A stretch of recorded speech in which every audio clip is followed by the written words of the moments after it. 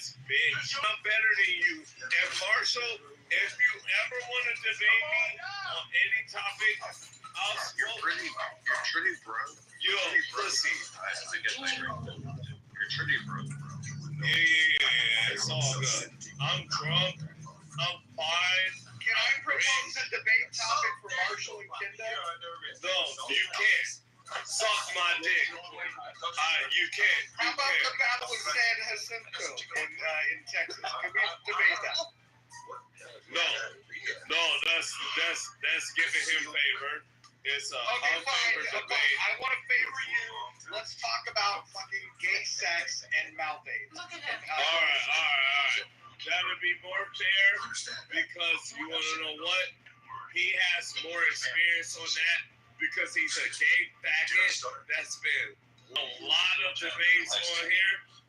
I'm with it. Pussy and Marshall, I swear to God.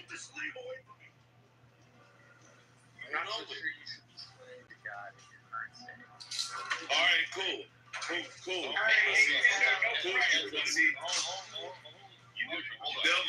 other black bitches in the room, especially Patty and the people that we kicked out of this club, that Callie chased out of. I don't get why they support you right now because Tally has chased them out of here, and I'll chase you out of here again. You weak bitch. Because you're a weak bitch on your own. You're not a standalone bitch. You're a weak bitch. You're an unpositive bitch. No, I really want to play with him. I'll kick his ass. I'll touch his ass in other ways. No Diddy. No Diddy. I said no Diddy. I said no Diddy. I can say no Diddy. You can't say no Diddy to I can say I can touch his ass in other ways. No, but I can say you guys can't fuck with me. I'm all Diddy. Oh God, this gets so worse. All right then. Well then. Let it get worse for you, and then you need to let it good for the economy. Like you need to do what's up with me. I really don't. Yeah, you do. No, yes you do. Why you representing this? Anyway, Tally, do you think this nigga addiction and since the ultimate queen with balls drop? And like everybody listening, shit. Due to circumstances, hey, are you there, Tally? You stupid whore. Anyway, what I'm about to tell you, Nick, you may find your girlfriend just break up with you. No, it ain't no girlfriend breaking up with me. She breaking up with herself. She ain't gonna be talking. So you said that Callie's my girlfriend is crazy. No. Man, you really hear what you want to hear. Hey, Kendo, just to get back to an old topic, how many kids do you raise? Hey, 19. Okay, so Jeff, do you know that I've owned a group home and several domestic shelters for like women that's been beaten? That sounds really dangerous for them. Okay, that sounds really dangerous for you. You want to know why? Because you would die. No, I mean, I've never been in a group. Of course, because you've never owned a domestic shelter to where there's men that's threatening you for women that they want to beat and that have guns I mean, not only and AK-47s and juggernauts. Shut up, bitch. Shut your weak ass up, bitch. Shut your weak ass up, bitch. Like an abusive You're not a street person. Hey, bro. Hey, okay. This what I'm gonna say. That's real street, bro. And I don't give a fuck. I agree. not a street person. Of course, you a pussy. Look, I mean, I've no, had resources for women. Shut up, bitch. I mean, I've had resources for women. It sounds like you want access to vulnerable women. Okay, cool.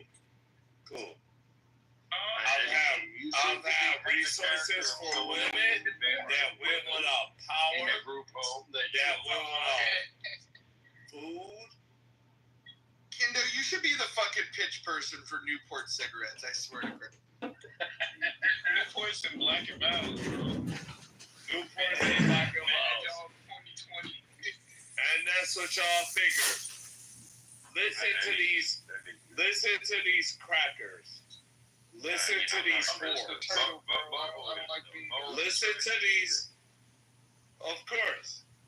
I mean, I'm African personally. You know I help white and black women, right? I Go don't ahead. care about.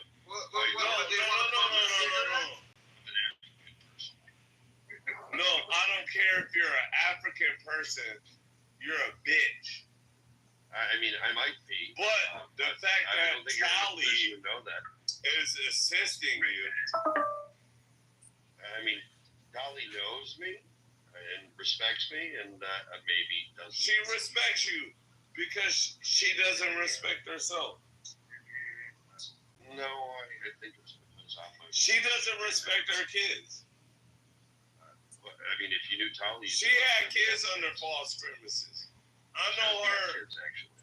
I know her whole life. Do you know your whole life?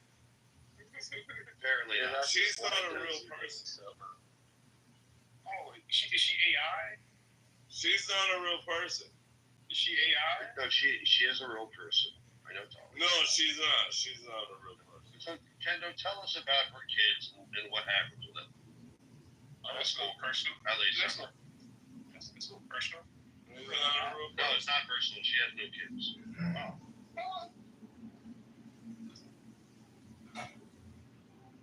How about you, What do Jeff? y'all find these youngies, man? What do y'all find? I don't know. It came out of nowhere, but it kind of made it tonight.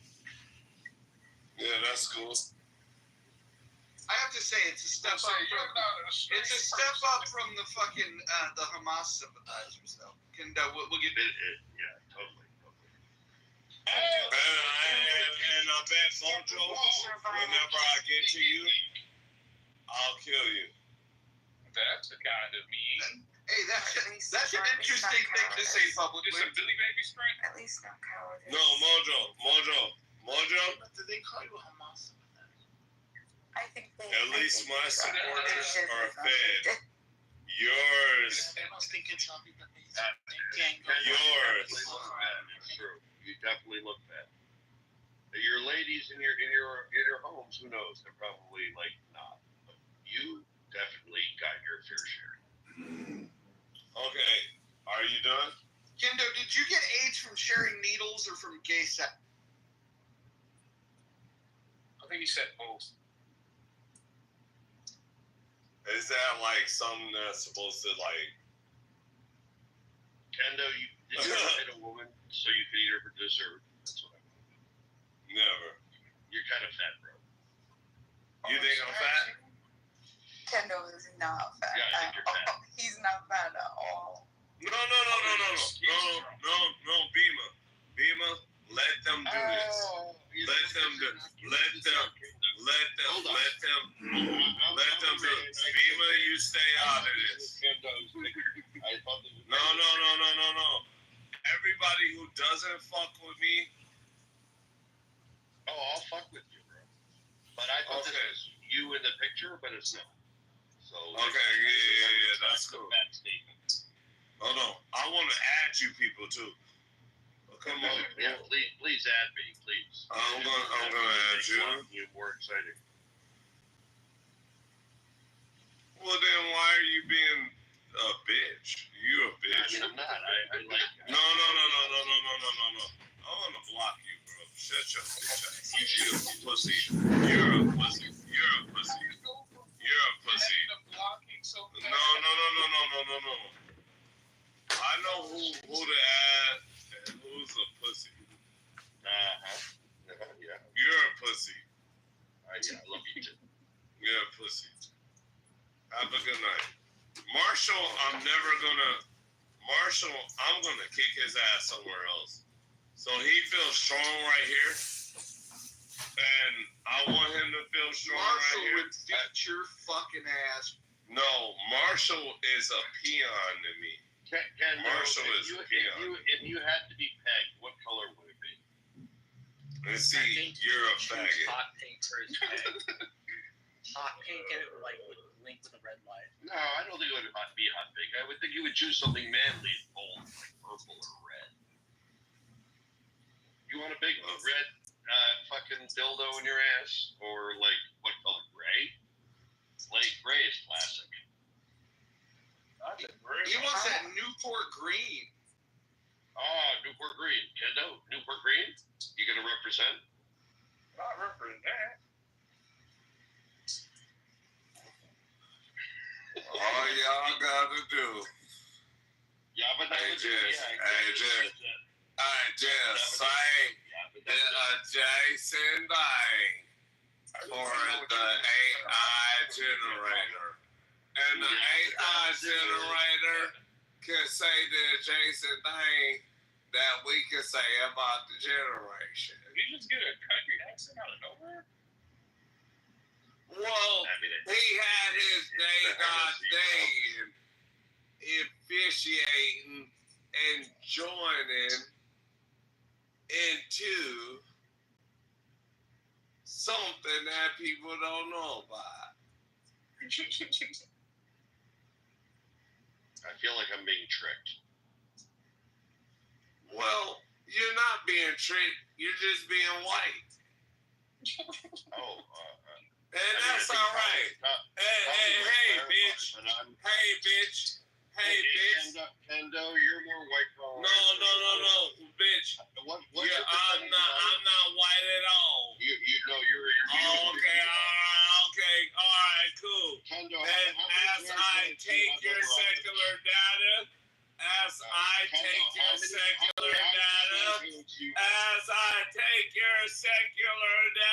Kendo, it was nice to meet you. No, it wasn't. You're a white man, a colonizer, and I despise you. Good day. You are far whiter than I am, sir. That was fun. Jesus Christ. D-Master and her friends, man. This has been one. You said y'all gotta spill out on her next time she call her boys back. I don't know why people gotta accuse me of being white when they're more Irish than I am.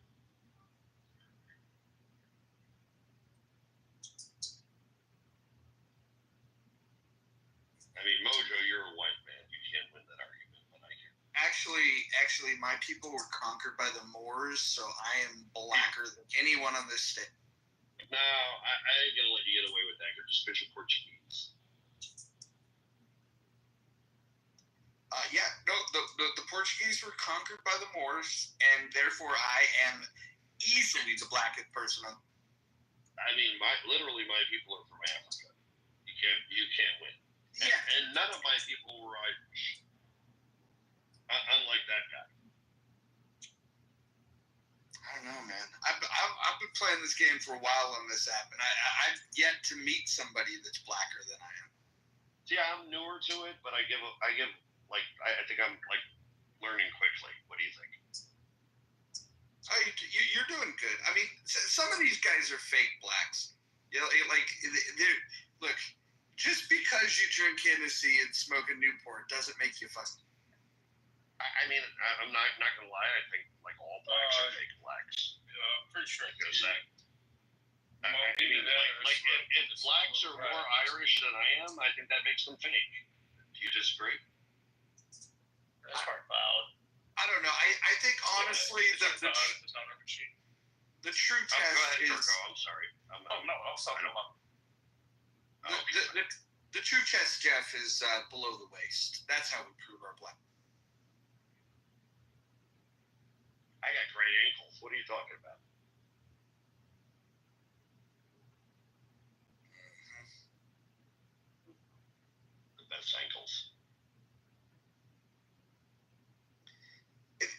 George Galloway lost an election, has nothing better to do than sit in Clubhouse. It's so pathetic.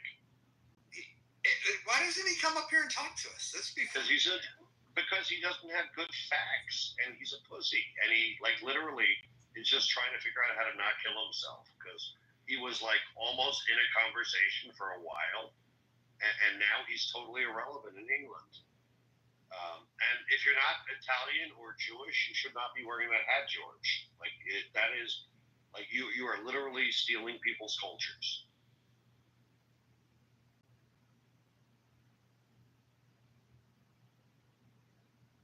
Oh, he is a fucking creepy bastard. Look at it. I didn't even click on his picture. Oof. I mean, he used to be important, so we couldn't call him a pedophile, but he does look like a pedophile. I'm not gonna lie. Can we all agree? Can we unite on the fact that white people on this app are fucking? Yeah, fucking whites. The fucking whites. So is there an actual topic? And shoot the toxic. Yeah, toxic. Yeah, exactly. Okay. And I include all the people that are 17% Irish, by the way, Mojo. They're all white. Happy to Sorry, report Tony. that I don't make Irish that. whiskey's No. pretty good though. So I was looking the other day, and the people with the least admixture are from Georgia and South Carolina, and of course I'm from Georgia. So I happen to fit that archetype. I have ways. You're saying the least Irish mixture? Yes. Why is it always the Irish? Why is it always the Irish? It literally is always this is funny. So this is kind of new. You know me a long time. But lately, when people come to the room and be like, white boy, fucking white boy, I'm like, I'm not white. What the fuck? I just started throwing out there. I'm like, you're fucking Irish. And I had 6 guys in a row be like, yeah, I'm 27% Irish. How do you know? I'm like, why are you even answering me? You're trying to fight with me. But they're all Irish. Every one of them are Irish. I think Irish make oh, this is gonna sound really racist. I think having Irish ancestry makes people dumber. If they're not all Irish, all black people. I think if black people have Irish ancestry, Yeah, you're right. That's pretty racist. I know, it's terrible. I'm picking Brad, Jeff. That's it's going down. What's Brad gonna do about it? Because he's Irish? Isn't he Irish? I don't know. He's a fucking idiot too, though. But that would actually just reinforce everything.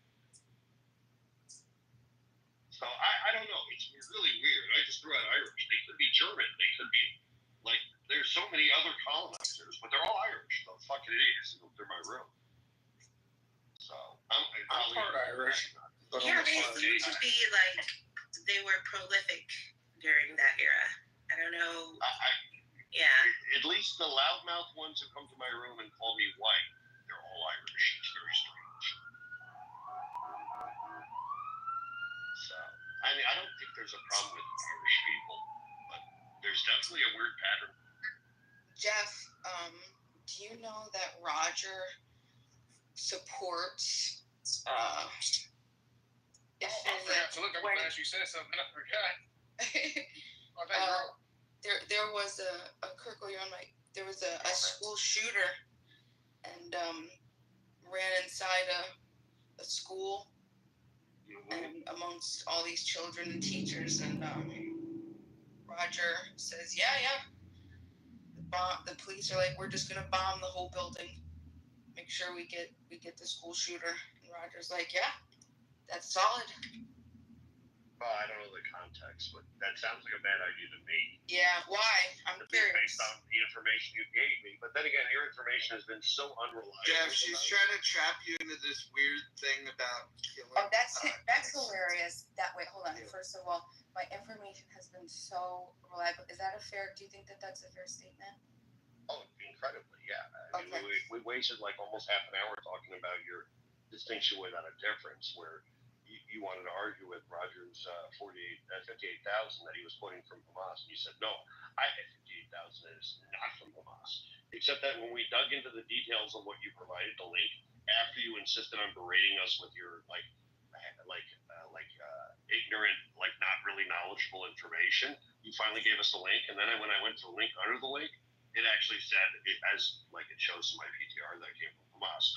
But anyhow, like what you said sounds really bad. You can't just go over that. So I would encourage everybody who is interested to know that that's incorrect information to click the link in the chat, and you'll see that my claim was that I can provide another source that was not from the Ministry of Health, that was not from you Hamas. Acknowledge that you didn't go to the link. And I opened it. I eventually was able to open it. I read the article. I obviously read it because I quoted things inside of the link. Jeff, I was able to get it open, but that was the best part of you, B-Master. You never know when you lost the debate. Oh, that's do you know what's interesting? Well, my claim. No, I'm not gonna. Open. That's crazy, you guys. That's not genuine at all. Guys, I said that I had a source that was outside of that was not Hamas, that was not Ministry of Health. You guys said I didn't. So then they didn't quote Hamas. Everyone go and look at Jeff's PTR to show the link, the information contained in the link that B-Master showed that shows that indeed they do quote Hamas. So B-Master, you're just wrong. And by the way, you admitted that you didn't even click on the fucking link. So what the fuck are you? Okay, so I'll give a quick explanation for the people that are not. Please don't. You guys just aren't genuine interlocutors. I think that's really disappointing. I'm just gonna ask for what because it also appears to be 2 versus 1. Even if both of you are correct, just let her. Yeah, even though they're basically both not correct. So the idea is that there was an MSF article, okay? So the Médecins Sans Frontières from out of Paris, France, okay? They are the ones who did the independent study. I read the article, and Jeff, hold on. So I'm not misleading anybody. I'm telling everybody exactly what happened in the order that it happened. I read the article and I got the information. I read the article to which I gave you guys the information. There was a specific breakdown of the actual report, which I had not opened at the time. I was giving you the information that was included in the link, right? Yes, which I provided. But then but the information, all that it was, so that's the difference. Like when you want to, it was an abridged version without giving the specifics of how they collected the information. So all that the link was the specific breakdown and the objective of the actual findings. It was not the actual. Okay, so that's the only difference. That's the only difference. So where it gave, so it's like it's the difference between reading an article that reads a study and gives the abridged version versus reading it, but it doesn't matter. Eventually, I did open it up and I did read it, and still it was an independent. MSF is independent. They are not from the Ministry of Health. They are not from Hamas. They were able to match. Right, the data collected, which your thing says, it says that the structured questionnaire collected which from them independently from MSF households, okay, from the composition, deaths, and injuries in recent illnesses, chronic diseases, etc. They were matched by, and it wasn't all of them. It was 88% were matched. How long have you been single? Okay, so. You guys said that it wasn't, and I did provide what I said. If you want to disagree with that information, that's fine. I don't care about that. But saying that I didn't do what I said I was going to do, well, okay. Well, you guys, I would encourage everybody to click the MSF link, and you'll clearly see that MSF is the Médecins Sans France, which has nothing to do with Hamas. Right? Go ahead, and I encourage you to definitely not listen to these disingenuine interlocutors. Médecins without France. That's who she claims this is. Right. If and I can get in the queue, I don't want to interrupt anybody, but if I can get. Go ahead, Brad. Okay, thank you. So real quick, I'll make this very quick. So, you said that you were going to get these numbers that were independent, and I predicted that the numbers that you would come up with came from the Ministry of Health. You actually said that you were going to get numbers from the UN. That was your original claim. And I said, well, the UN, and I indicated that, well, the UN gets their information from Hamas, which they do. They freely admit that from the Ministry of Health. And so when you look at those numbers that the UN reports, which again, that was your original claim, it's 58,000, which is the number that they got from the Ministry of Health in Gaza, which is Hamas. And then you said, no, they got it from another source. You then said it was Doctors Without Borders. That was your next claim, is where the UN got it from, which goes against the UN's claim that they get their numbers, and they say consistently that the most reliable numbers come from Ministry of Health of Gaza, which is Hamas. And so, and then we asked you for a source. And for 5 minutes straight, you said you would not produce a source. So then you went and you scoured the internet to try to find a source. And then instead of coming with Doctors Without Borders, you came out with this MCF thing, whatever the fuck it is. You didn't look at the fucking link. You admitted that you didn't look at the link.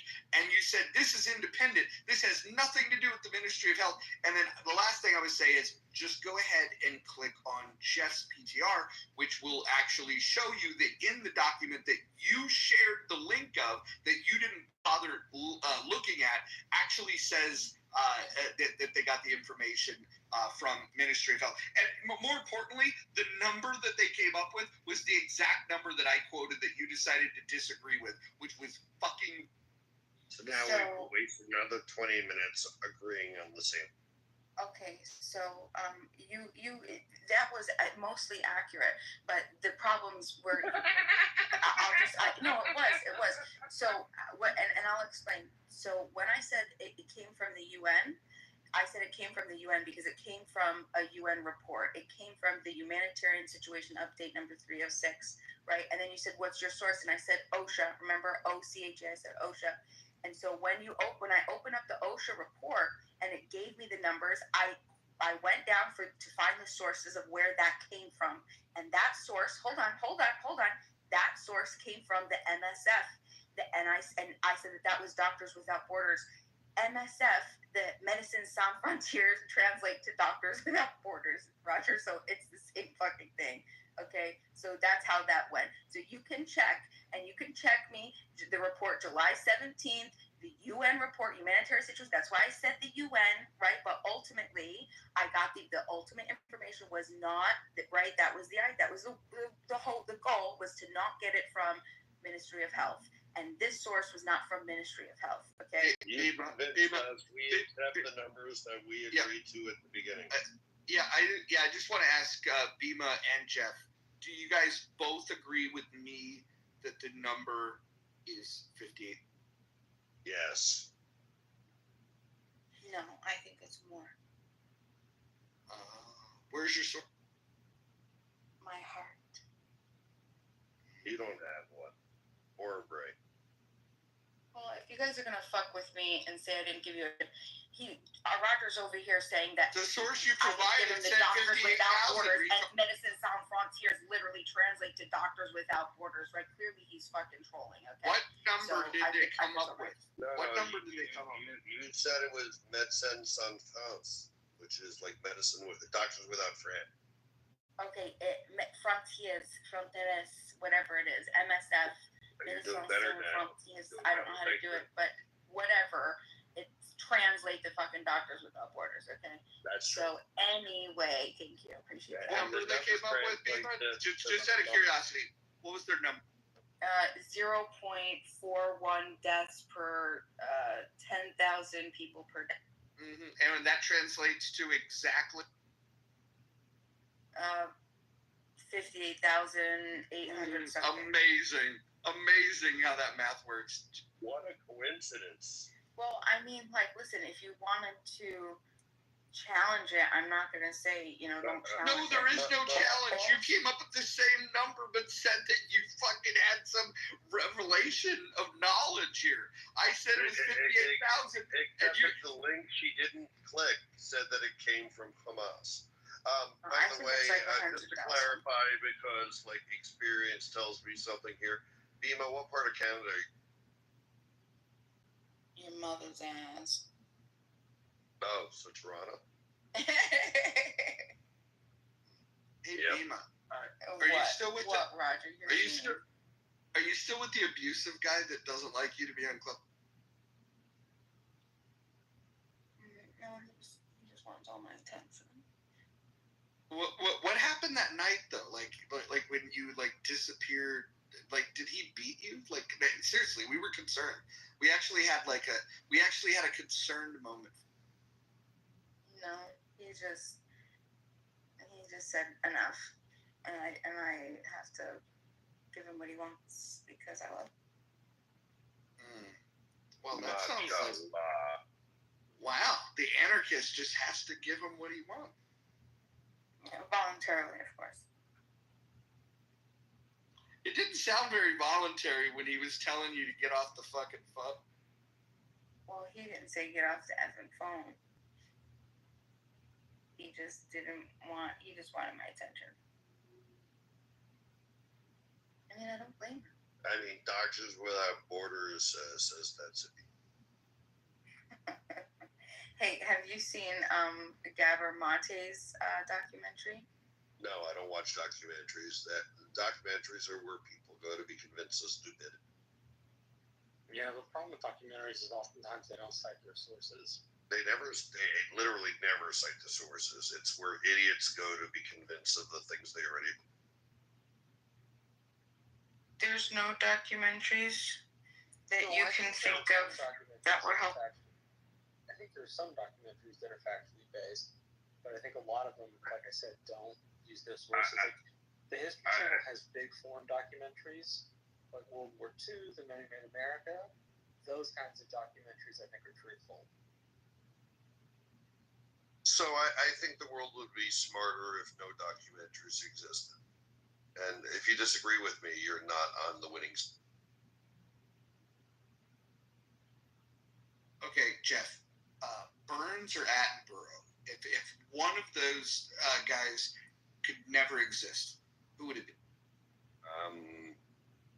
Are they documentarians? Yeah, Ken Burns and Richard Attenborough. Yeah, Ken Burns is a great documentarian. I don't value documentaries enough to know who either of them are, but I'm sure they're both terrible. Ken Burns did this classic documentary on the American Civil War, considered like the top notch of documentaries that talk about the Civil War. And then David Attenborough is a naturalist, and he was the voice on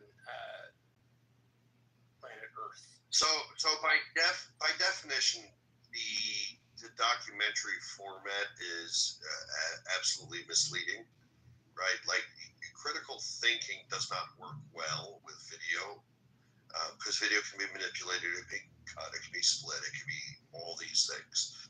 So like the documentary as a modern format is not something that actually promotes truth. It's something that promotes bias in every case. Whether I agree with the bias or I don't, in every case, it's a biased format. I much prefer looked at facts. Well, yeah, like the documentaries made about the Mayans are biased to talk about Mayans. Wait, hold on. No, I gotta disagree with this. So like, it would be when they did Beyond the Mat. Let me just apologize up front for bringing up pro wrestling in such a highbrow conversation that we're having here. But in Beyond the Mat, it's not a biased perspective. It's showing you, it's pulling back the curtain and letting people see it. And then, and people took a lot of different things away from that. And so you could actually approach a documentary in a way where you're just, exposing something and allowing the viewer to take with it. I mean, you can, but Beyond the Mat hid all sorts of things that you don't know about the pro wrestling world.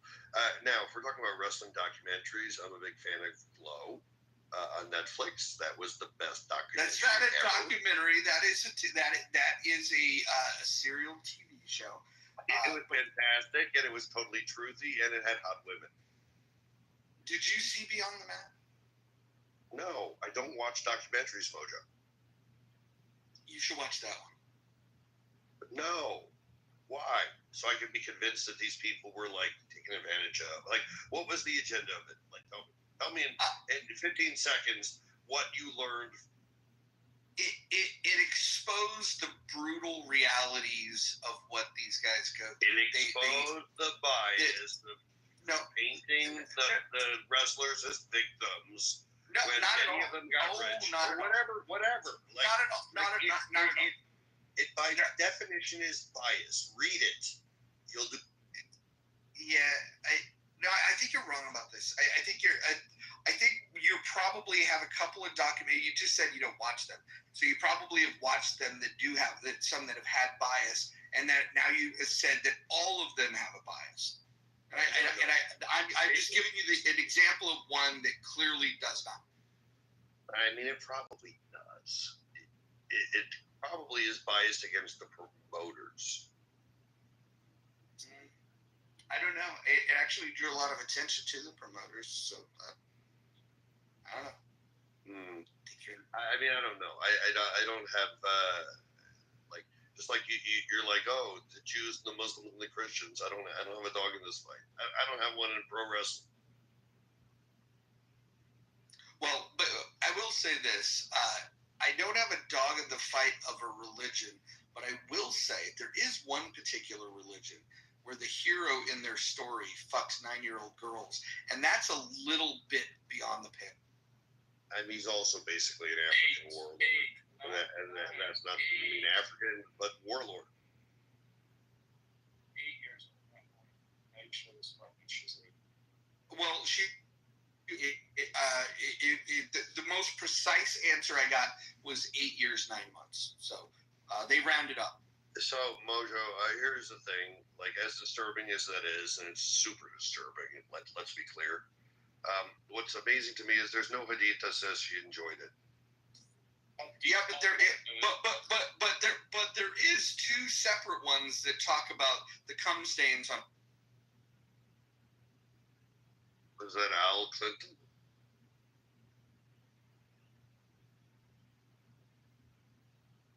The other one that I thought was weird was when they talked about Solomon talking to ants, or at least listening to the ants in the colony. And I understand they're trying to say, look, he's wise. He can understand even what the ants are saying. I get that. But fuck, dude. Who reads? Besides 2 million people. 2 billion.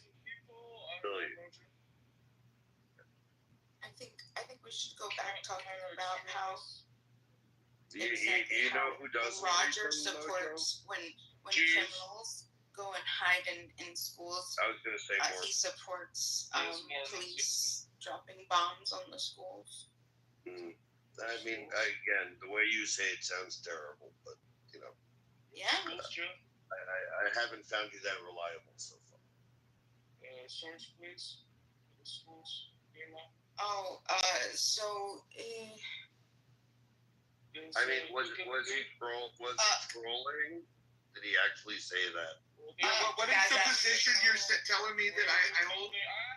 Were they building a tunnel underneath? That you want to bomb the school because of his... Gaza. Were they building a tunnel? Oh, was this a Gaza school? Like, I'm sorry, that wasn't clear.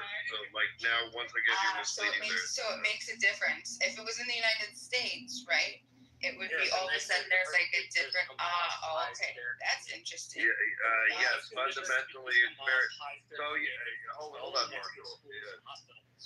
So, yes, fundamentally, it's very different when a terrorist group controls all the schools and all the hospitals. And yes, absolutely, fundamentally, it makes a complete difference.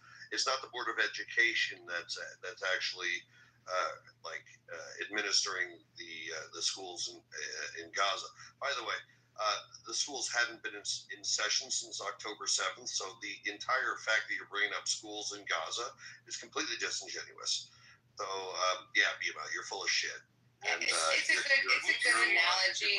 It's a good analogy. It's a false analogy. It's a perfect analogy. Stupid woman who sounds morbidly obese, and clearly, you're an awful person. Huge. Absolutely. You're not, like, there's no intellectual honesty with you. massive. No, the idea. No, if we're being serious though, it's still You the stop same. being serious. You stop being. Jeff, you're so funny. Right. Right. No, I'm not funny. You are because you're the only one that's disingenuous. You've been the only one that's disingenuous the whole night. Subject to this Dima, go back in the chat. It's insane. You refuse to accept the truth. You just Dima, say you've already bullshit. acknowledged that I was right several times because you're stupid. No, I'm intellectually honest. You pointed something out that I No, you're missed. not. You actually shared a source that you didn't even. So I said, yeah, no, I did read. Hold on, I read the article. No, I read the article. You didn't read the source. I didn't read the breakdown. Hold on. I did. It was from the MSF Your website claim itself. was dishonest. See, that's dishonest right there. No, your claim was that they didn't get their information from the Ministry of Health of Gaza, and Jeff they didn't. Jeff actually showed you in his screenshot exactly that the link that you didn't click on, the one that you shared with us, and you didn't click through. It actually shares. If you would have taken the time to read your own link, you wouldn't have made such a stupid. Wait, the MSF website being Doctors Without Borders, like, do you actually listen to anything those fucking propaganda spewing bullshit artists? Yeah, Ayatollah's website, yes. IRGC. Listen, if you want to make those claims, that's fine, right? But you can't say that it's still the Ministry of Health. My claim was that we're idea just saying is you not- didn't read your own fucking source. Hold on, and you can't keep saying that. It was an independent study. No matter how many times you repeat that, how many times you repeat that. I read the entire 2 pages, every single character on the link that I opened up. Okay. Yes, it is exactly the study. If you open it up, the link that you're talking about, it's exactly 2 pages. A study's not 2 pages. You don't understand what a Hold study on. is. You The don't breakdown understand of the statistics. findings. The You breakdown of acknowledge the you don't findings understand is what the we're specifically statistics. talking about. You acknowledge you The don't breakdown of the didn't findings. understand it. You can't just gish gallop your way. Listen, the idea was I presented a source. I presented a source. A source that you admitted you didn't read. I did. It was right off of the website. It was right off of the link which I provided in the chat. Right off of the link. Right off of the link. Hey, dummy. Right You off read a of the link. synopsis. The press You read a release synopsis, dummy. from the MSF.org site. Right. You read a synopsis. I You read are the dumb. article from You are July dumb. 9th of 2025. You It was are a nice, stupid. long, beautiful article. Mhm. And at the So- bottom, it was the explainer I wanna know on more how about this they, abusive the guy. retrospective mortality Dima, survey why among the does the man MSF get staff thrown and behind on family the in Gaza. Probably So 'cause when he you hears open being that link, you open that up and then it explains how they conducted their findings. Okay, so still Yes, but you're you wrong. didn't read, you dumb cunt. And it's not very long. It was not much to read. It was 2 You pages. didn't read it. You acknowledged The it in the entire chat. thing. Everybody, the entire look at the thing. chat. Go up to where That she was the shows link. she doesn't understand statistics. That was the link. Thanks me for explaining That it. was the And link. she didn't read the chat. No, that was something else. No, I didn't admit anything. I admitted that they were what he was talking She about. admitted it before she read it, so it doesn't count. No. The mortality rates, it said that the crude mortality rate was 0.41 deaths per 10,000 persons per day, which is 5 times higher than the pre-war estimates. Okay. So then they have the under 5 mortality rate was 0.70 per 10,000 day. Listen, everybody 10 is listening. times higher All than of pre-war this is levels. about. All of this And is then an the argument over neonatal numbers mortality we don't rate agree on. was We don't agree on- 42.3 we deaths per actually agree on the 1,000 numbers. live births. Six Hold on, times guys. higher. Hold on. Previous figures. B-Master, hold on. B-Master, hold on. Directly from Zoe. I just want to remind everyone of how we got here. I want to just remind everyone of how we got here. we talked about the numbers of death, and the number was 58,000 that comes from the Ministry of Health of Gaza, which is Hamas. And you indicated that you have a different number and that you got it. You said you got the number from the UN. And then when I told you, well, the UN gets their numbers from Hamas, you said, no, that's not true. They got them from another source. And then you said Doctors Without Borders. If anybody wants to fact check me, please do. Besides B Master, because she doesn't know what facts are. But hold on, Frederick, real quick. So B Master is challenging the number of 58,000. Then she goes and gets a source. She posts a link. Jeff goes through the link, indicates that the math that they come up with equates to 58,000, and then when you click in further through, it actually, if you look at his PTR, it shows that they got the information from the Ministry of Health of Gaza, and she argues this point. But here's the bigger problem: the whole conversation hinged on the fact that she was challenging the number, and yet we all come up with the same number, and whether it's high, whether it's low, we're all saying that the number is 58,000, right? And that number comes from the Ministry of Health of Gaza. So, B Master, tell me. Where you're wrong is I never said that the UN didn't get it from Ministry of Health. That's a lie. That's a lie. You exactly said that.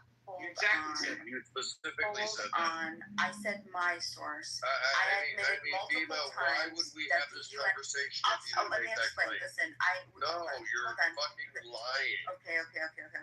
Listen. No, So how it went that was your truth was entire in point here. for I'll arguing just with talk us. over you. We Right. didn't disagree So about the truth- number. So truth The was only fine. thing we Okay, disagreed Jeff, about was may I the finish? source. Right, you can finish. No, when you you- can't, because all you're a right, fucking go ahead. liar.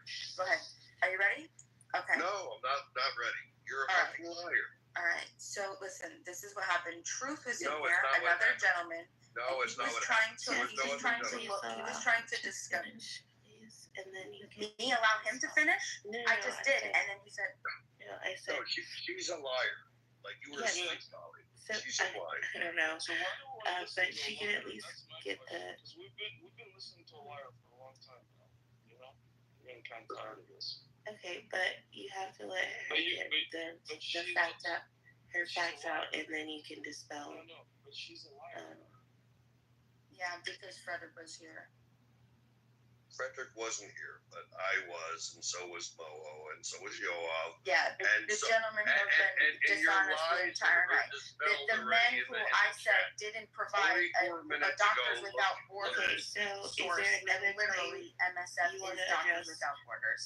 Do you want to move on Yeah. from the numbers? We don't actually disagree on any claims, Tali. She's Okay. just being argumentative. Oh, Like we're Okay. we're agreeing on the same number. She's now lying and saying that No, she didn't. Oh my Okay, God. so What her lie actually removes her entire claim. So that's, She has that's something. not what happened at all. so all right. So you agree on the number. Now what? Even if you got there by different means. Now where does it go? We've always agreed on So I just wanted to clarify this. So how it went down was Truth was in here talking to Death, and he was trying to find a source that was not Ministry of Health, not God, not Hamas, right? So while they were talking, I was trying to find, I was looking, I was Googling, I was researching, trying to figure out a source, a recent source. An article popped up, a link that when I asked not a third party source outside of Ministry of Health, it gave me a UN report, okay? So I looked at the UN report.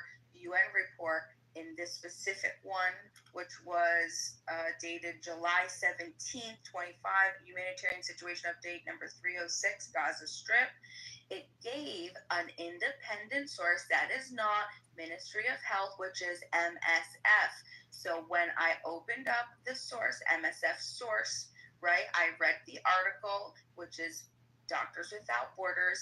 It showed that they did an independent study, which is not, right, an independent data collection through their own staff, from their own household surveys of their own staff, MSF staff, right? And then all that Jeff's profile picture is a cross-reference. It's for verification purpose, a cross-reference with the MOH, okay? Because the entire study or the entire reporting was by MSF independently. If you want to challenge them directly, that's fine. That's fine. If you want to challenge MSF, if you want to challenge MSF, I don't care about that. But I still came up with an independent source. Okay, that was not Ministry of Health. Which you guys claim that I kicked on the bot, that I can kick them. Liar. Esther, aren't you into extra? You won't be able to kick them because it's the anonymous folks. Oh, the Anon? Yeah. Listen to this streaming. I feel like this is probably important to read to you. This is not exactly what you guys were talking about, but you mentioned the bombing of the hospital. I stuck this in your back channel. Comes from Strategic Command in NATO. It was written in about 2014, but it chronicles Hamas's use of human shields and hiding their command and control and their weapons under things like schools and hospitals. Bear with me while I read it. Hamas, an Islamist group and the de facto governing authority of Gaza Strip, has been using human shields in conflicts with Israel since 2007. According to the statute of the International Criminal Court, the war crime of using human shields encompasses, quote, utilizing the presence of a civilian or other protected person to render certain points, areas, or military forces immune from military operations, close quote. Hamas has launched rockets, positioned military-related infrastructure hubs, and routes and engaged the IDF from or in proximity to residential commercial areas. The strategic logic of human shields has two components. It's based on the awareness of Israel's desire to minimize collateral damage and the Western public opinion's sensitivity towards civilian casualties. If the IDF uses lethal force and causes an increase in civilian casualties, Hamas can utilize that as a lawfare tool. It can accuse Israel of committing war crimes, which could result in the imposition of a wider range of sanctions. Alternately, the IDF limits its use of military force in Gaza to avoid collateral damage. Hamas will be less susceptible to Israeli attacks and thereby able to protect its assets while continuing to fight. Moreover, despite the Israeli public's high level of support for the Israeli political and military leadership during operations, civilian casualties are one of the friction points between Israeli left and Israeli right-wing supporters, with the question that outlines the operation key points. The use of human shields can be considered an example of lawfare, i.e., the use of the legal system against an enemy by damaging or delegitimizing them, tying up their time, or winning a public relations victory. 2. Even if a target strike may be justifiable from a legal perspective, first impressions frame the narrative. Public opinion tends to be influenced more by images depicting the suffering of innocent civilians than by well-thought-out legal arguments. 3. National governments should be able to publicly justify their position and reveal their adversaries' use of civilians in combat. This can only be accomplished by thoroughly documenting the incidents, preparing supportive messages, and working across multiple channels to convey the narratives. 4.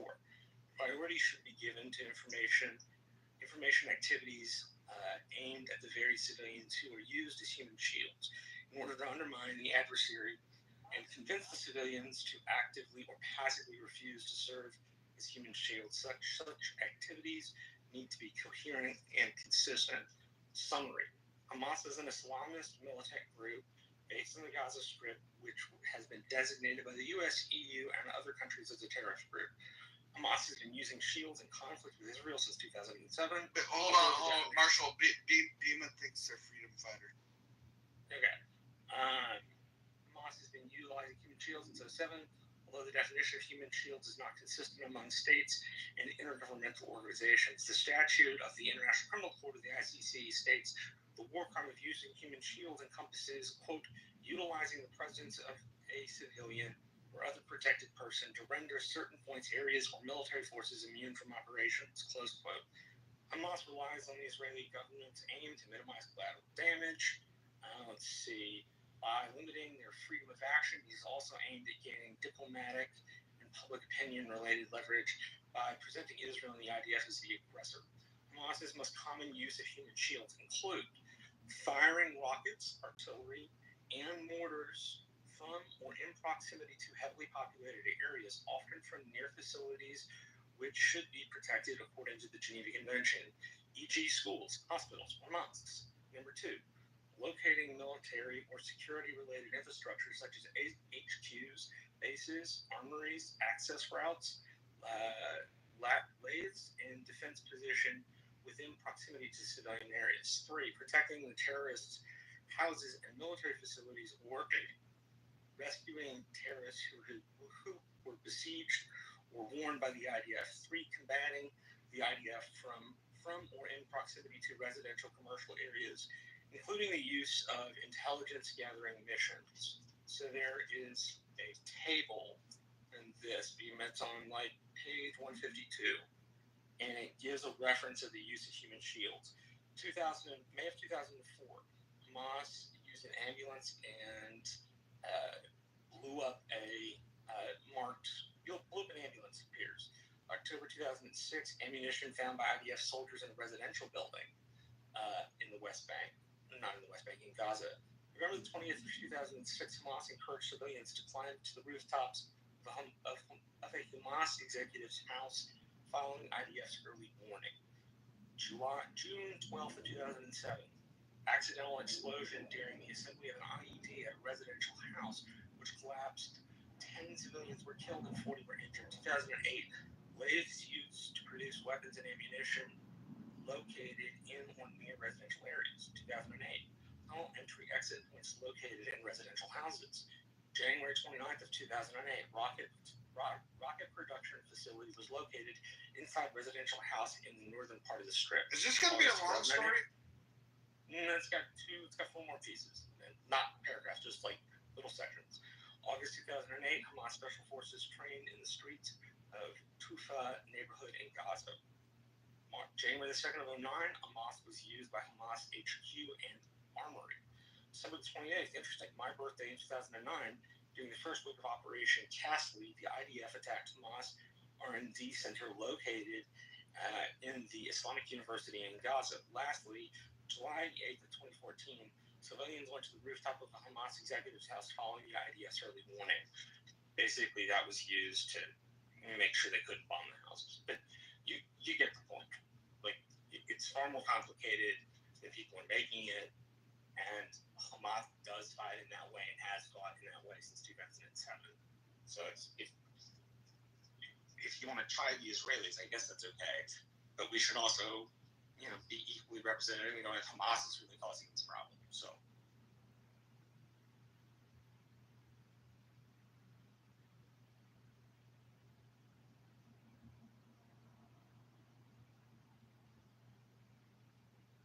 This is definitely an interesting report, Marshall. I'm looking through this.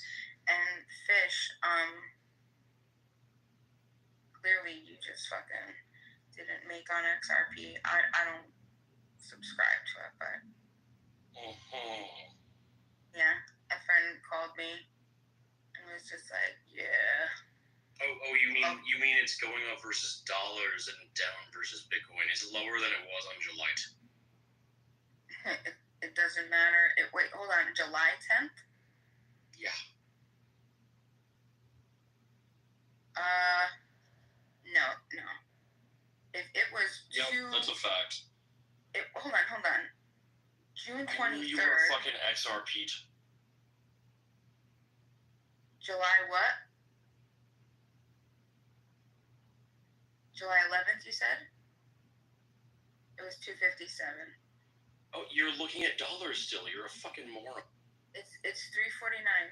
Yeah, because Bitcoin went up. But look at it and look at an XRP Bitcoin chart. It's fucking down for. Yeah, but why would you hold fucking Cripple when you can hold Bitcoin instead and make more money? It makes no sense. Why not look at the charts? Why not look at the charts? Do you know what it looks like if you just look at XRP in the past 30 days? Okay, make in money dollars, you dumb and then buy. Yeah, exactly. Jesus Jesus, you you are buy fucking Bitcoin, you stupid. dumb fuck. You can just trade it directly You're against mad. Bitcoin. You're mad Why would you because- buy because Ripple yes, if you could just buy Bitcoin instead? For the exact you are so- reason, where else can you get a 62% increase? Can you get that with Bitcoin? Yes. Can you get a 60? Oh, really? You could get a 62 recently with how much money? With how much money? Wait, Right, because you're gonna have to, You think that the amount of money you put in changes the percentage gain? Well, does You it are matter how many definitely- Bitcoins that you have? Does it matter how many Bitcoins you have? Bitcoins are what? They're dollar denominated, right? So if I tell you I got a hell of a lot more Bitcoins than you, Yeah, that changes the percentage gain, right? It's gonna Okay, cry you're really. now. Yeah, exactly. Stacks, bitch. Don't be stupid. Don't be stupid, and you're cutting off your nose to spite your face. I don't think they know what Bitcoin terms actually mean. They don't know money. I don't have any. She doesn't understand math. He's just mad. He's just mad. I'm just so mad for. Yeah, because I don't think people Bima are has gonna ever wanted to cash debate on out this their app. XRP, get mad stats in your face, all those stats. Yeah. Bima, have you ever wanted to debate on this app? Utilize it when you can. What? I'll take that as a I no. don't own any Bitcoin and won't anytime soon. She doesn't either. She's a broke ass. Well, no, I just mean like I wouldn't invest my dollars in a Bitcoin. I think it's a snake oil sales scam. Yeah, lots of people do it. That's fine, but it's like, being like, but XRP's got mad more gains, bro. Like you're so dumb. You can just I can give you a chart if you want. It's fucking down. Calling somebody dumb is gonna get you what you want. It's like Just saying. it's just amazing. I don't Nobody get people's wants- apprehension on Bitcoin. Like, even if it is a scam, you can Nobody still make money off wants- the volatility. Who Isn't says that all you that's what care we about? want? Like, price change, like, make money when a price change? Same shit as stocks. Most companies are probably scams, bro. Who wants- You know what I mean? Who heard Marshall? That was you who said that get him what he wants. Saying somebody's done won't get him what he wants. I want to understand. Yeah, just to be clear, nobody. Bitcoin goes up whether Bima buys or not. Nobody cares. That's why Bitcoiners are standoffish, because it's the opposite. We're assholes. We talk shit to people. Like we're not multi-level marketers, right? We don't sell Bitcoin and then Bitcoin goes up because Bima bought or Marshall. That's not how Bitcoin works. We just like being right. That's it. I'm confused.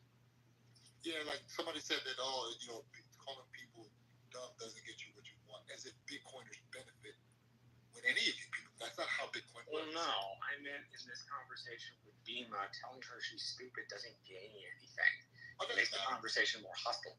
No, No, it doesn't. Fish It's is just a Bitcoin maximalist, and he gets mad because there are people that are smarter than him. I remember now. Smarter You than were him. into BSV, which is It was probably not even BSV. dumber than I'm not fucking into. Ripple. I'm not into BSV either. Yeah, okay? that is what you were Keep into. guessing. BSV, I remember. No, it wasn't. It's fucking.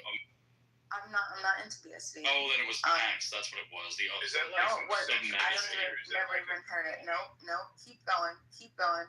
No, it was You'll hex. figure out. You used No, to it fucking wasn't. hang out with Alchemist. Yeah, it was heck. Keep going. All right. Oh, Alchemist, that little fucking retard. Yeah. She used to come in when he would be in the room and fucking talk about how great heck. That was hex. It was Richard Hard's scam. Yeah. Shitcoin. Okay. Said no person who has that. So Yes, anyway. said no person the that has reason- hex. Yes, because you're Right, dumb right. enough to get scammed like that. Right. Okay, That's what we would- understand that you're. Hold on. What would a scam be? I guess I was the lucky one who didn't get scammed, right? Bro, Right. Richard Hart rugged fucking hex, and everybody got left with fucking no money. You And have he no fled. He idea. literally fled the fucking country, bro. Are you out of your? Yeah. Sure. The bullshit, right? I guess the SEC would take it up with him, right? Oh wait, they did. Oh, what happened? He won. Oh, why? Dismissed with prejudice. Come the fuck on. Next. Come on. Come on, keep I'm coming. confused. Yeah, your IQ is clear. Right. Yeah, you're sad because you're a loser. Actually, So anyway, XRP. So it just he wants to bag on XRP. That's fine because he doesn't. You literally don't understand bullshit math about at all. shitcoins. What are you talking about? XRP. Listen, let's understand the math. Okay, let's talk about the math. XRP is up. I'm looking at the chart in dollars USD. Okay, what 63% in 30 days. If I had $10,000, okay, in XRP a month ago today, June's fucking 20th, okay, that's what 60% of 10, that's 16,000. That's a $6,000 profit. What is the ARP on that? Just for the sake of just thinking, where else are you going to get? What is that? A 29,000% ARP? You're not going to fucking find that. Why would you annualize? Is the argument that Bitcoin produces better returns than Why would you annualize? Is that the No, argument? you wouldn't. You would have to look at the charts, right? But I'm saying, right, because they're usually people that are getting into the shitcoin say hodl, right? And that's absolutely true. You're not, but it's true. They do usually hold it for long term and they wait. But my point is where else could you make that much profit? You know what I'm saying? With $10,000, come on, $6,000. I know you still think that how much money you invest changes your percent gain. Well, of course it does. Of course it does. Because Bro, I can't even. Like, she's mentally retarded. Hold on. Let me ask this question. Be massive. Can you explain to us how investing more money changes the percentage gain? Because that's based on the asset, right? Not the investment amount. So ridiculous. She's so dumb. No. What I'm saying is listen. What I'm saying is if you had not the percentage gain, right? Like the ROI. No. If you were to put, what I'm talking about is if I were to put $10,000, what I was referring to is if I would put $10,000 in Bitcoin, for example, in the past year, would I have been able to make, right, because of the volume, right? You need that. You need more capital to change the price. Right, exactly. Like more money going to Bitcoin and XRP, yeah. Exactly. What? Are you're telling you think that you're swinging the price of XRP or Bitcoin? No. What she's saying is like, how much money would you have to invest to make $6,000 in the same amount of time that you would have made that $6,000 in XRP? You know what I'm saying? Like, you would be able to invest less money in XRP because the percentage change of the price of the asset is more extreme with altcoins. Like, Bitcoin doesn't move. I mean, it moves like explosively, for example. Occasionally, some of them are, but good luck trying to catch that. I don't even know if you have to try too hard. Like, you just go like get a lottery. No, that's not how that. No, I don't think that's playing the lottery. Yes, that is. That's paying the lottery. Like, there's a difference between like shit coins and like legitimate project altcoins. Like, Chainlink is not a shit coin, bro. Kirko. Yeah, Chainlink is the shit. Chainlink is definitely a shit coin. Chainlink is retarded. Hold up, bro. So how do you get things like that? Let me finish this question and then answer, because maybe I'm missing something, right?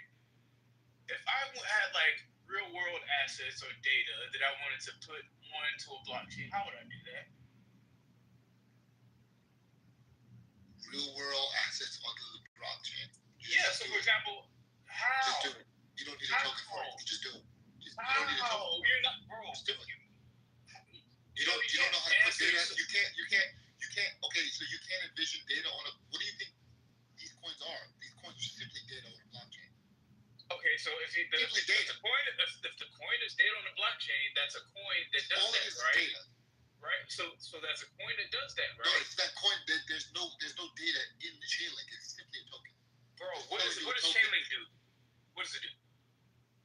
I would encourage anyone to look at the chart I know this shit I put in the coin. chat. I know this shit coin very well. Chainlink is supposed to provide Oracle services. Supposed to. It doesn't, Mhm. but it's supposed to. But that's what it's supposed to do, right? Yeah, it doesn't though. Does it have the capacity to do it? No. So in all of these years and all this development, all the updates they had, because you've been paying attention, obviously, it has no capacity to do that. So if I'm driving right now, so when I get home and I Google like what Chainlink's actually doing, nothing should come up, right? Yeah, a bunch of marketing propaganda from their marketing. It'll be a long list of announcements and partnerships with no one actually using it. No corporation using it. No corporation holding the token. None of it. Nothing. It's just a bunch of people celebrating announcements of corporations using it with no wallet showing this is Amazon's wallet. This is IBM's wallet using Chainlink here. None of it. That doesn't exist, Kirko. Okay.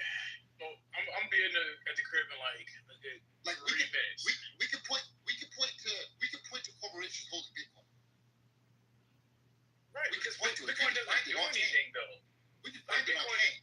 But Bitcoin doesn't actually do anything. Its purpose is just to be there. Oh my God! Then why does it keep going? Okay, Kirko. I know Marshall. Because everybody wants it. Because everybody wants it. If you buy it, the asset price goes up. Like why would everybody want something supply and that does demand. nothing? Kirko, why would everybody want something that does nothing? Oh yeah, how do I put this? If I had, I'm not an investment guy, I'm a scientist, but this is how my brain understands it, right? I'm not trying to say I'm the know-it-all, right? This is just my understanding. So don't get hurt about it. But if I see anything that has this potential for being a store of value and the price keeps going up and it's a limited resource, I probably want some of it. Because if shit hits the fan, guess what? Also, Bitcoin does something. Bitcoin does something. No, it doesn't. That's not something that's actually doing outside of storing value. So something that and that's not even. nothing. Was that what it was? Hold up. Was that what it was designed to do initially? Bro, tell me something that a fucking blockchain can do that wouldn't be better done by a database. Like it's everybody trying to use blockchains for shit is so fucking rich. For sure, but if it works, it works. If you can make money off of the volatility, I don't see why you don't. Slow down. I know you're driving. Slow it down. So something that does nothing grows to $2 trillion market cap. Something that does nothing. It's not that it. I don't know. It itself, to me, doesn't really have a purpose. It's the purpose that we assign to it. I don't think those two are the same. So we assign it the purpose of holding value because it's a scarce resource and people keep buying the shit. As time goes on, less and less will be made. So the price at any given point is dependent upon who the fuck wants to sell it. If nobody wants to sell it, but people want to buy it, the price is going to go up. So there's the demand. That's the only purpose I can think of. So is that the only purpose? So it's just store value. I just want to make sure I'm not tweaking. Is that the only store of value? Is that the only purpose of it? The only one? Absolutely. Okay. All right. Why people buy shiny rocks? Because they like them. They're cool. So that's why. We give them value. It's not a monetary value. Well, no, gold is different. Gold is different. Gold is different. Gold can also be. It is. Shiny Gold rock. can be used. Why gold? But I'm telling you, bro, gold can be used for like scientific equipment, all types of shit, like engineering, like all types of shit. So gold is that where the price? Is that where the monetary premium? Diamond too. No, it's because people like shiny things. Oh, only because people like shiny things. Yeah. Like, I mean, this. Bro, I can't wait till we have lab gold like we've got lab. Like my own. Jerry, are you butthurt about my like personal I guess perspective on it? Because I'm not saying that I know everything about it. I even preface my submission with saying that. So why are you butthurt about it? It's weird. You know, I've seen Jimmy go through such a range of emotions in the 5 years I've known him, but I don't know that I've ever actually seen Jimmy butthurt about it. You know what? Fair enough. Maybe that was my misunderstanding. Oh man, I can admit that. I think we just get annoyed when people don't understand what blockchains are and what they're actually useful for. I would fucking love to see a blockchain that can do something other than keep a ledger that's incentivized by the thing it's keeping track of, but no one has come up with anything. It's been years and years. It's crazy.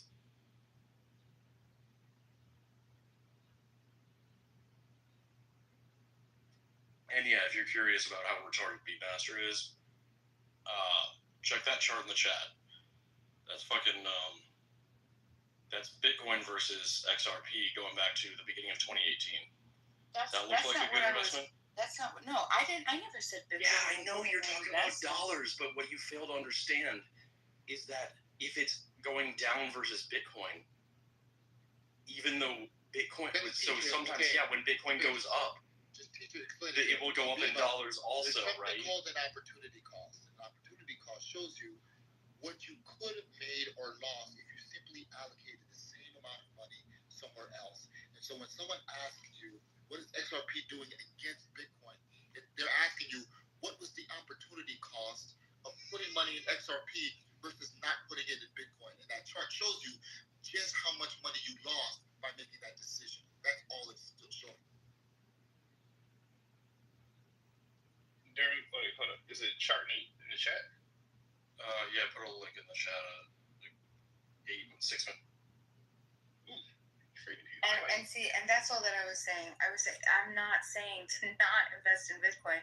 What I'm saying is to invest in Bitcoin, but while shitcoins are going up, to utilize that leverage, because you can't get that much return in Bitcoin. The last time, so for example, you could just buy a leverage ETF. Like, hold on. So much fucking safer.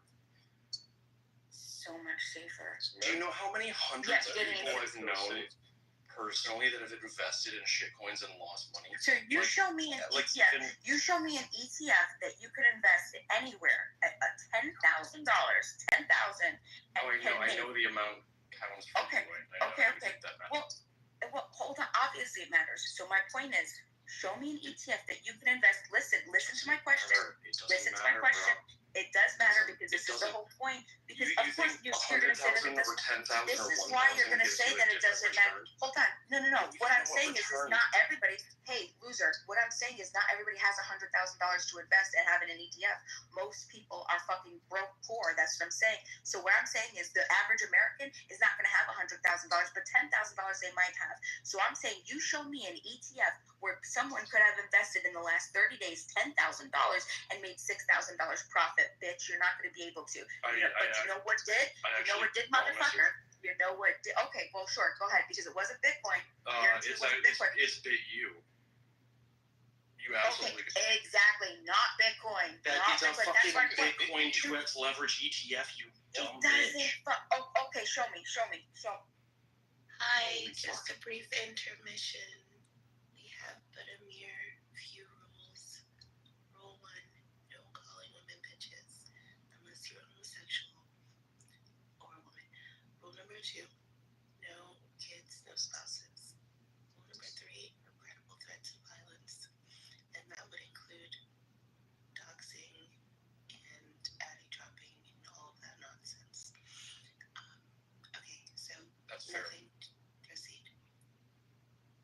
Beatmaster, you're a dumb faggot, and I'm gonna go and beat my dog, but I don't have a dog. That's weird. I'm so mad, bro. Alright, let's see. Hey, kitty.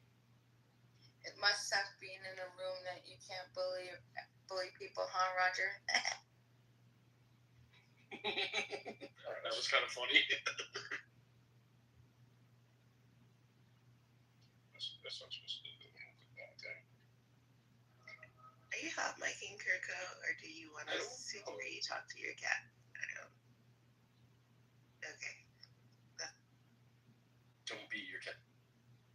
Yeah, no beating cat. Be kind to your kitties. Thank you.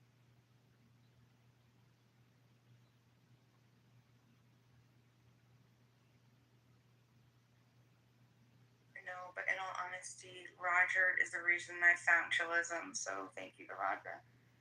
My home of absolute free speech space where people don't get shut down for their positions. Everybody's allowed to be heard. I love it Can't because be bullied.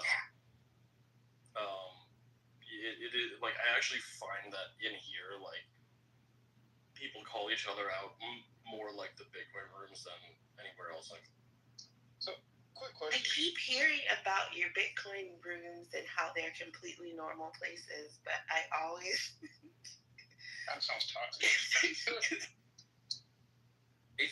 Look, I mean, if you come in at the wrong moment, out of context, it could sound pretty ridiculous. So real quick, so let's say like Chainlink wasn't a thing. Like, how would you use like normal databases to like get this transference of like data to blockchains and back like efficiently? How would you do that? I think that's what Tron's How would doing. you replace? But that's another blockchain. It's not. I think Tron moved to an entirely database-driven system a few years. So why does it have a coin? Because they're scammers. So it doesn't do what it's supposed to do. Bro, none of these things do what they claim to do. None of the shitcoins do what they claim to do. It's all bullshit.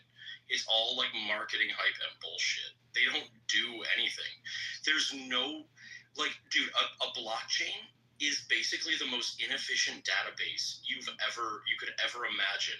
Like, no one would ever think up such an inefficient database. The only reason that blockchain and the only blockchain, which is Bitcoin, is a thing is because the thing that secures the blockchain from attack is the actual thing that's on the ledger that makes up the blockchain. That was the innovation of Bitcoin. These were ideas before, but that combination is what made it an innovation. Like the immutability of it, like you can't just lie on it. Right. Yeah. Okay, so like, any of these companies, like Chainlink, any of them, they're all companies. They could just change their fucking blockchain. So, like, real quick, wouldn't it be beneficial to have more data sets become immutable? Yes.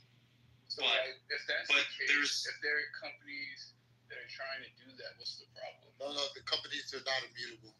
So because they're right, it's a company. It's not a chain. It's not immutable. No, the chain is not immutable. No, their chains are not immutable at all. Not immutable. It's controlled by the company. They already edited XRPs.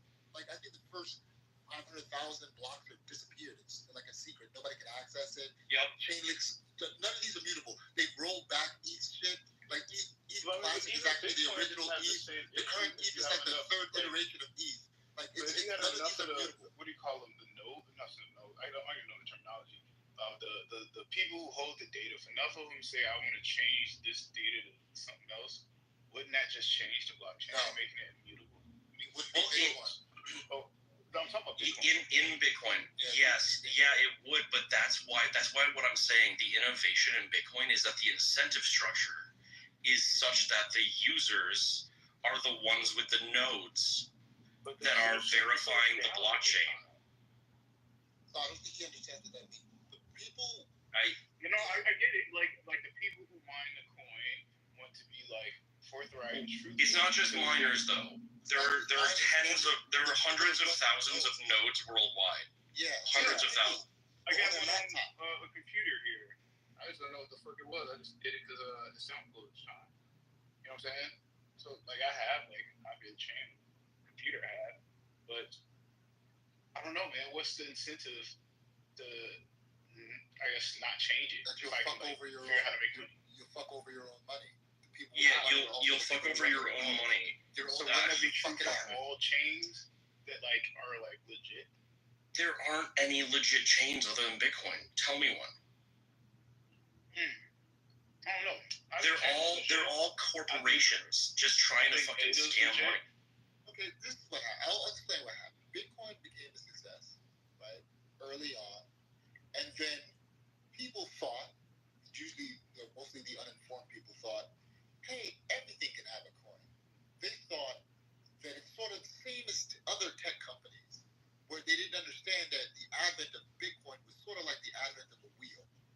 It's 0 to 1. When you invent the wheel, there's no other version that you can make that would make it better than the wheel.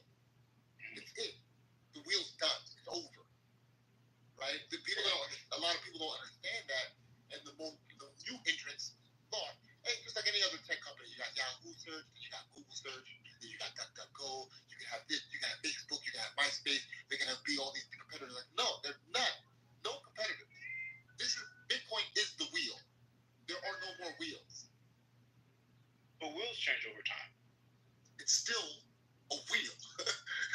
not the same wheel. Like No. back in the day when wheels were just like concrete. Now you got wheels made out of fucking. No matter what the wheel is made out of, it's still a wheel. But by that logic, all coins are Bitcoin. Yes, all That's not coins. true. All coins. Look, you see, perfect. All coins are very inferior versions of Bitcoin. They're all trying to be Bitcoin. All of them. You know, They're all to that point, I trying to can concede. I think like a lot of coins do have this desire to overtake Bitcoin because they realize like I don't think Bitcoin is perfect. You know what I mean? Like if it was perfect, there wouldn't be all the goddamn what do you call them, hard forks? Like the Bitcoin Cash and Bitcoin Gold, Bitcoin, like that wouldn't happen if it was perfect. Well, so there could be. So the reason why these things were made, again, the incentive to make a shit ton of money, and the irony of all of these other coins, Kirko, is to buy them, you had to use Bitcoin. So the people that created these things would only accept Bitcoin in exchange for their shitcoin. If that isn't telling to you, I don't know what is. The person that's created Bitcoin Cash said, please, this is a superior coin, Bitcoin Cash. Give me your Bitcoin in exchange for this Bitcoin Cash. Why would you do that? So, hold on, just real quick. Was it that he created or was it a hard Yes, created. These are so it wasn't just like they just split. So what about... I thought like it was a hard fork, and it's like, no, it's not a hard fork. These set of people are going to go to the left, and everybody else go to the right. It's all people that believe that Bitcoin was inferior, that Bitcoin had a problem, they had a better idea, and ironically they said, Bitcoin is inferior, this is better, please give me your Bitcoin in exchange for this superior token. And they got to hold a lot of Bitcoin and made a lot of money because of it. Ethereum did the same thing. For you to participate in the Ethereum ICO, they needed Bitcoin. Please send me your Bitcoin for this better token. And of course, Ethereum. Here we go. When you look at the charts, how Bitcoin was there, you lost a lot of money. A Bitcoin hard fork represents a significant change to the Bitcoin protocol that results in a permanent, incompatible divergence from the original blockchain. Reasons for a hard fork. Hard forks often arise from disagreements within the Bitcoin community about the future direction or technical improvements of the network. These disagreements can relate to issues like transaction fees, block size limits, or even security vulnerabilities. Another reason could be the need to implement new features or functions incompatible with existing blockchain, according to owners for the IO. You and I could go hard fork right now and create Bitcoin Kirko. Like anyone can hard fork it, bro. We could do it right now. But no. At least by definition, it's got to be something significant amongst the people who are essentially like in that community. We chose. We could not choose Bitcoin Cash. Yeah. We chose Bitcoin.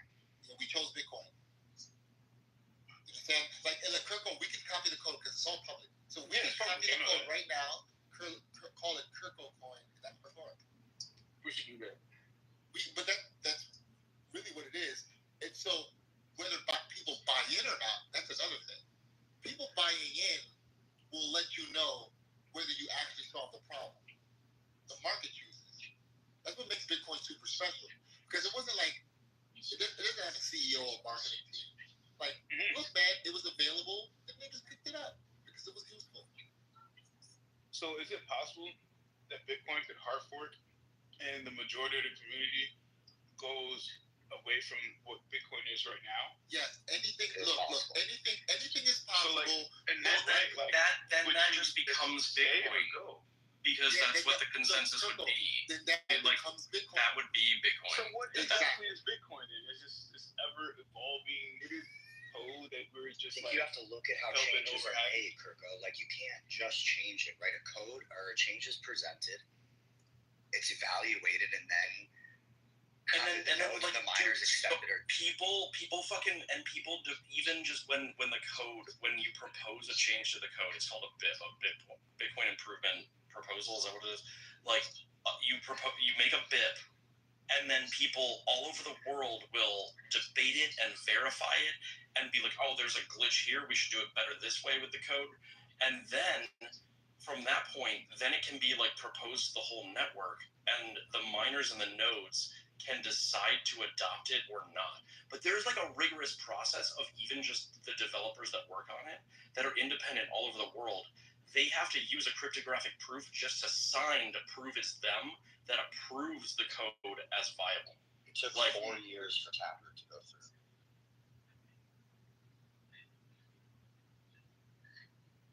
All the rest of these things are just some company making, or group of people like making a coin, claiming it does a thing, creating press releases, and then making bank off of it. And it's unbelievable. Yeah, 2017 was amazing for these people because people were uninformed. It's a lot harder. Now people have realized. Now we're honest about a scam. We say, hey, it's a meme coin. Yeah, now they're called meme coins. That, which is pure honesty, and I like that. The meme coins are better than Chainlink. Chainlink is a lie.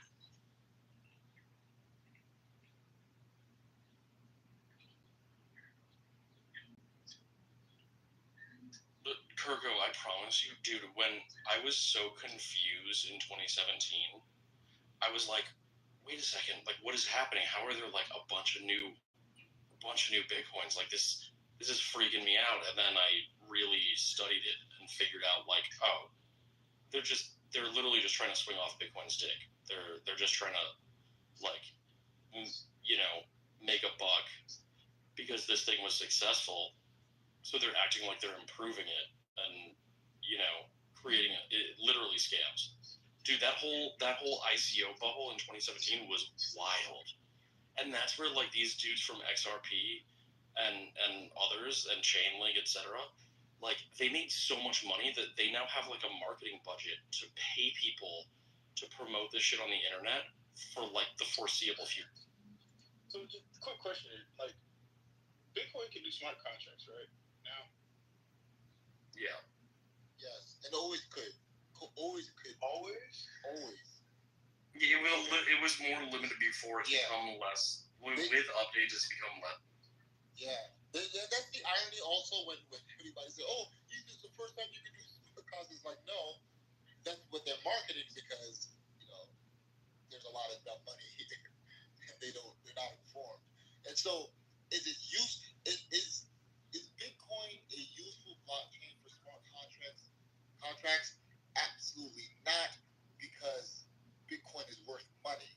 And so you can't just do a whole lot of bullshit on Bitcoin without it costing you a lot of money. Right? Do you think it's a drawback? It's not a drawback because Bitcoin wasn't made for you to fucking run a goddamn blockchain-based video game on it. Bitcoin was made which is fair, to be money. Like, wasn't it? I thought the whole part, like maybe I'm mistaken. Bitcoin was made to be money. And so, like, look, the drawbacks are on purpose. It's like, all right, it's you have to make it so that the primary use of Bitcoin is money. But you have to make it that. But that doesn't mean that's why it started. Like, I don't understand why you would make. Yes. Hold on. I can get it. Like, hey, give a monetary incentive so that like the integrity of this immutable data stays consistent. Like that to me makes more sense than just making money that can also be a ledger for like information and other than transactions. Yeah, you could. It's going to cost you. Look, we did it with ordinals. We had NFTs. It was booming. I made a ton of money on that, and it cost me. Those are on Ethereum. I mean, that's shitcoins. No. All the first NFTs were big. A lot of people, the shitcoins don't even know the history of their own shitcoin. It was all on their own. Literally, you don't even know the history of shitcoin. It's crazy because I had shitcoins before like any of the shitcoiners had shitcoins. It's crazy. Yo, look up the Rare Pepe project. Rare Pepe project. I would have never bought that. Yeah, but I'm not a fan of like meme coins. It's not a meme coin. Rare Pepe project. You don't even know it. So yeah. It was on Bitcoin in what, 2014? Yeah, 2014, my guy. These are among the first NFT collections. I mean, it's the Homer Pepe. I think sold for like I don't know $30,000 in like an auction. It was like the first NFT that sold for that much. Way before Ethereum didn't even exist yet, my guy. This was back when Vitalik was sleeping on couches with fucking mohawks. Wait, what year? I think 2013 or or 14. The rare paper project. Look at the history. There's color coins. Yeah. Fucking Max Kaiser was a color coin. Everything started on Bitcoin. All of it. All of it started on Bitcoin. And everybody's still trying to swing off Bitcoin. You know, I'm blessed to have, you know, a bunch of OGs in my circle. Fish is an OG, and you got fucking Juice Evans, who's literally talking to Satoshi on the fucking, you know, on the goddamn forums, you know. They can pass this information on to, like, actually Juice is the idea behind it. So didn't Juice create the idea of NFTs, Fish? On, like, his show? I think he talked about putting images on Bitcoin. But that would be expensive. No, So it's like It depends on the fee. Yeah. And it like, wasn't at the this is year the that thing he that I'm not proposed it. getting. Like Bitcoin can do a lot, right? It can do a lot from like what I'm learning shit. But like in order to do a lot, it's going to be like expensive as shit. So you wouldn't want to do all that shit, right? Well, I mean, kind of. Let me see. The Bro, chain seems like a down. Not a down. Right now, you can get on the next block for 1 sat per V-byte. So, like, What does that mean, bro? that means that it can't get any cheaper to inscribe something on the blockchain, right? It's literally at like the minimum possible level. So, like, now if everybody keeps inscribing shit and they want it to be on like the next block, then the fee market goes up. So like it's basically like you basically get paid to you can pay to cut in line to get on like a sooner block or like the next block. Like So if you need your shit sent within like 10 minutes, then you need to fucking get on the next block. I've seen it up as high as like 500 sats per V-byte. So like 500 exponents. Oh, I stand corrected. So the next block just went up to 2 sats per V-byte. I just watched it happen. Oh, that block was just found. Now it's back to 1. Literally in real time, I'm watching it. You're gonna have to translate this for me. Remember? Yeah, so it's like you can just like you can like it's almost like the fast pass at Disney World or something, right? Like you can pay to like cut the line, but it's like there are like a whole bunch of lines and you can pay to like get into the most elite line if you want to be on the next block. You know, you can pay a little bit less and be on the block after that. But right now, they're like the next 4 blocks are all at 1 sat per V-byte. It can't get any lower. That's it. I see 2 inscriptions on the next block also. The incoming block. Just a quick question, because I can't follow all of it like well enough. So like, let's say like I wanted to create my own little like NFT collection of Bitcoin. How much would it cost and how long would it cost to like mint one? So a little bit of it, it depends on, not that much, man. Like, so it depends on like the size of the data, like the actual size of the files that you're trying to put. Oh, a big girthy one just came in. Damn, they paid 26,000 sats for this, for the transaction fee. So that means it's probably like 26 kilobytes, basically. Because it's still at 1 sat per V-byte. So, I don't know if we can see the rate here. Oh yeah, they paid 1.02 sats per V-byte, and they paid 26,846 sats, which is $31 for this. And this is definitely. Here, I can put it in the chat if you want. You can look at the transaction. Actually, this is something else. This is like an exchange, like aggregating small wallets or something. Because it's a bunch of tiny transactions going into one, so it's like more data. But that's what you're looking at. It's like maybe 10, 20, $30 worth of Bitcoin. So is data like a limiting factor here? Like data size? It's all like it's like a. What? How do I explain this? It's almost like there's like an assembly line or like a conveyor belt, right? and it's like the next bus. It's like shipping something, right? It's like there's a truck leaving every 10 minutes, and like depending on how much your package weighs, if you want it to be on the next truck, you're gonna pay more for it, right? Like, and you're gonna it's basically, so it's like you're gonna pay like 1 sat per pound for your package to be on right now on any of the next upcoming trucks. It's all right now. There's not enough like competition for space. But if that truck starts filling up, that one that's leaving in 10 minutes or 5 minutes, then if that one is filling up, that first truck that's leaving, then you're going to start paying like $2 a pound, $3 a pound, $5 a pound, $10 a pound, right? So what happens if there's millions of people that want to do this? How much would those pounds cost? Like just theoretically, give me a real number. You know what I mean? I mean, it gets a lot more. Jimmy, do you know what like one of the most expensive like mints has ever been? I mean, I've seen them paying like $1,000 to put some data on the blockchain for sure. But that's when they were pumping like all these like dog coin and like shit like that, where they're putting these like coins or it's like dog is something that's like on, they're like inscribing it on Bitcoin blocks. I know, like, is it getting harder to get stuff on Bitcoin because people are putting things on Bitcoin actively? No, that's what I'm saying. Like right now, it's fucking completely empty. So all you have to do, it's almost like literally it can be by time of day. So like right now, it's 7 o'clock in the morning on the East Coast, right? And like nobody's transacting. Like you can just slip one in for $1 per pound right now because the truck stop is always full and there's a line of trucks waiting to go, right? So like you just show up at like 5 a.m. and you slip that bitch on the fucking truck for $1 per pound, and you're good to go. Okay, but that's now. But like, let's say Bitcoin, like 20 years later, Bitcoin's gonna be way bigger than it is now. I think we all agree with that.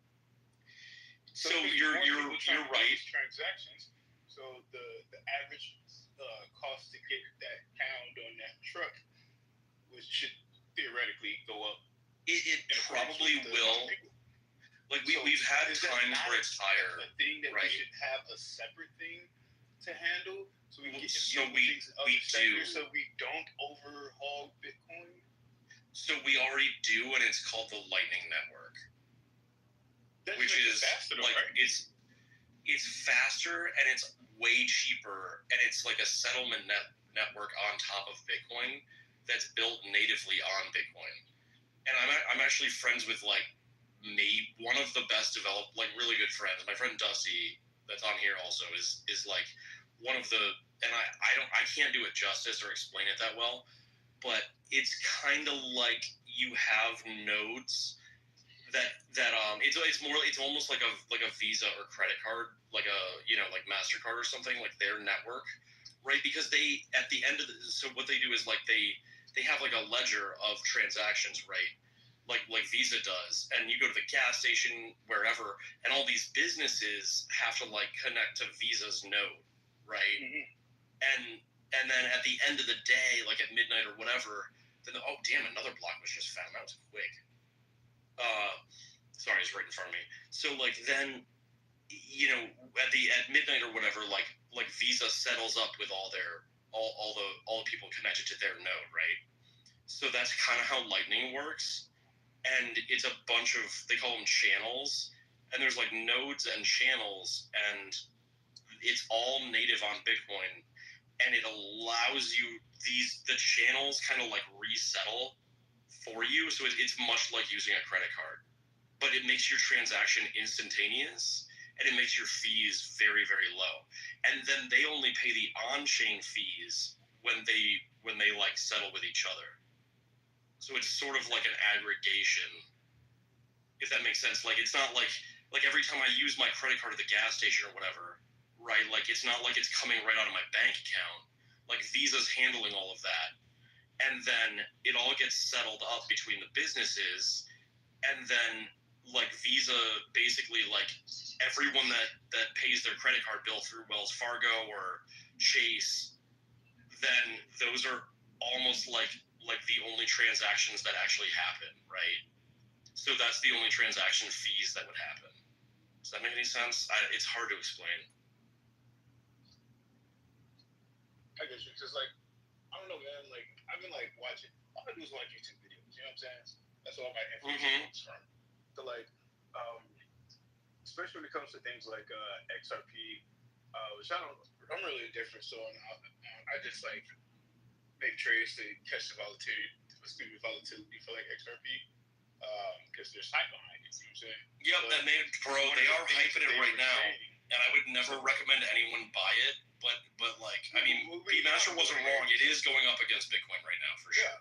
So like the thing that like people always like talk about when it comes to that is like that ability to like have these immutable transactions. Like I don't know if that means like, for example, if I wanted to go swipe my card at a gas station, that like some scammer from goddamn Yugoslavia get a hold of my credit card information and just take my money. You know what I'm saying? Like that when it comes to like the average person, I mean, that's what we kind of start thinking about shit like that. Like, oh shit, like having these things be immutable to what I actually do seems like a good idea. And then like when you hear people talk about, not necessarily you guys, of course, you hear people talk about shit like, hey, Bitcoin is slow. It's immutable as fuck. It's slow on purpose for the reasons that you stated. And you can like do things to make it faster. I don't know if that has to do with like hard forks, people having to change like how the shit works because they don't be fast already, right? You know what I'm saying?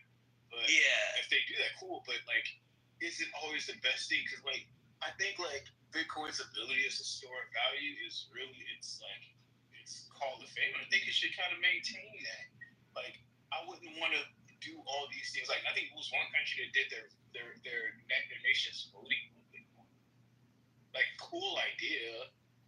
They're the first to do it, but I don't know if that's a good idea. Like, do you want everybody trying to use Bitcoin as like means to like do things, or just like as the store of value? I mean, well, so I think you're right, and you're on the right track there. And of course, we don't know exactly how this is going to play out, right? But so I think that in 10 or 20 years, probably like Visa, MasterCard, and other companies are going to be using the Lightning Network for settlement even. Banks will probably, like similar to you know how there's like a fee for a wire transfer and shit? Like they will probably be settling on chain. At some, even further out, at some point, it will just be like the banks only settle between each other on chain. And something like Lightning will be like you know, when you do like an EFT, you know, if you want to like, or like Zelle or something, like that will be like Lightning transfers, and then it will settle on chain, literally like what the banks do overnight, which is called like the repo markets. Like they kind of like, you know, they transfer money around overnight every night. That became a big thing. Like 2016, I remember like shit got real weird because like like 2020 is when, and then even in like 22, you remember like what was it? Rippling went down. That's like a payment service. People were talking about like that with XRP, and XRP had the legal issues, but Ripple just kind of did it change into something else? Or is Ripple so rippling is one thing. That's like I actually used it for my last job, like you know, that's just for like direct payments, but that's totally unrelated to Ripple. Now Ripple and XRP are basically the same thing. They somehow have like dissociated from one another because XRP is pretending to be independent, but it was the Ripple Corporation initially. So it's real weird. It's kind of sketchy. But yeah, so but like the overnight payments thing, that got, or the overnight like settling that banks do, that got weird a couple of years ago. You remember like Silvergate Bank went under and like everybody was freaking out about it. There were a few things that happened, but that's when like these banks like reposition themselves overnight, and they basically move funds between each other and like pay a small fee to each other to do it. At some point, that is probably only going to happen on Bitcoin. And then like Visa, MasterCard, American Express, all of that kind of shit will be like resettled on the Lightning Network. or something similar to it, like because there could be a competitor to Lightning that operates on Bitcoin. So it's a potentially stupid question. Is it not potentially give more areas for some shit to fuck up if you have to have things settle on all these different layers before it finally settles to its actual location? Well, I mean, kind of. There's always a problem with that, but that's already like what's going on. What we do now. Like, yeah, I know. Yeah. That's what I was thinking. Like, is it not better to just have something that's completely like delegated to just that one thing?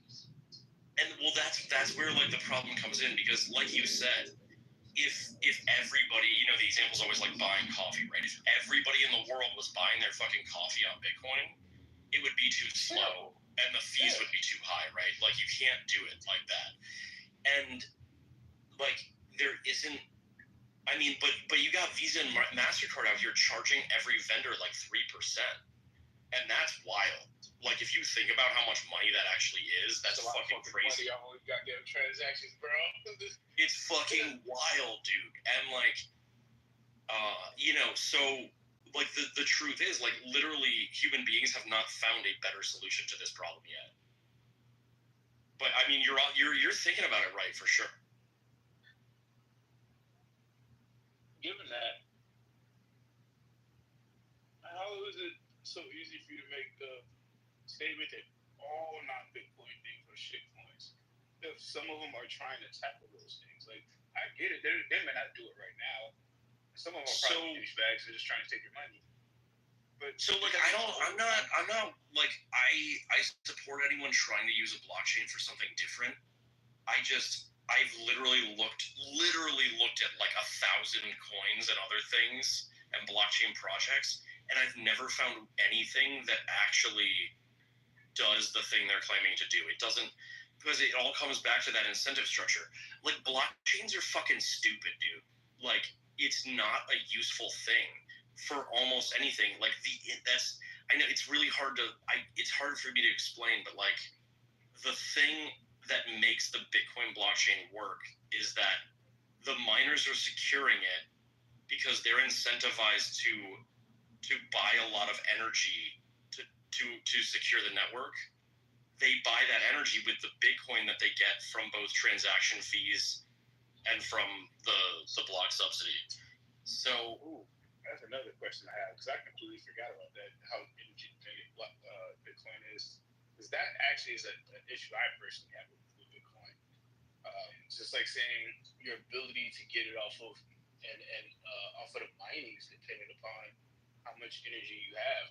I don't think that's very decentralized. You know what I mean? Like if China wants or America wants to just like have complete Bitcoin mining like buildings just full of fucking graphics cards. So that's what I'm a mechanical engineer, right? And I spent the last 4 years working for a large Bitcoin miner in the US. And dude, it is so cutthroat. And like so what kind of happens is like all the big miners are using essentially like wasted energy, and they shut off when the grid needs more energy, because you can't just like spool up and down these like industrial gas turbines that are the generators that make the power.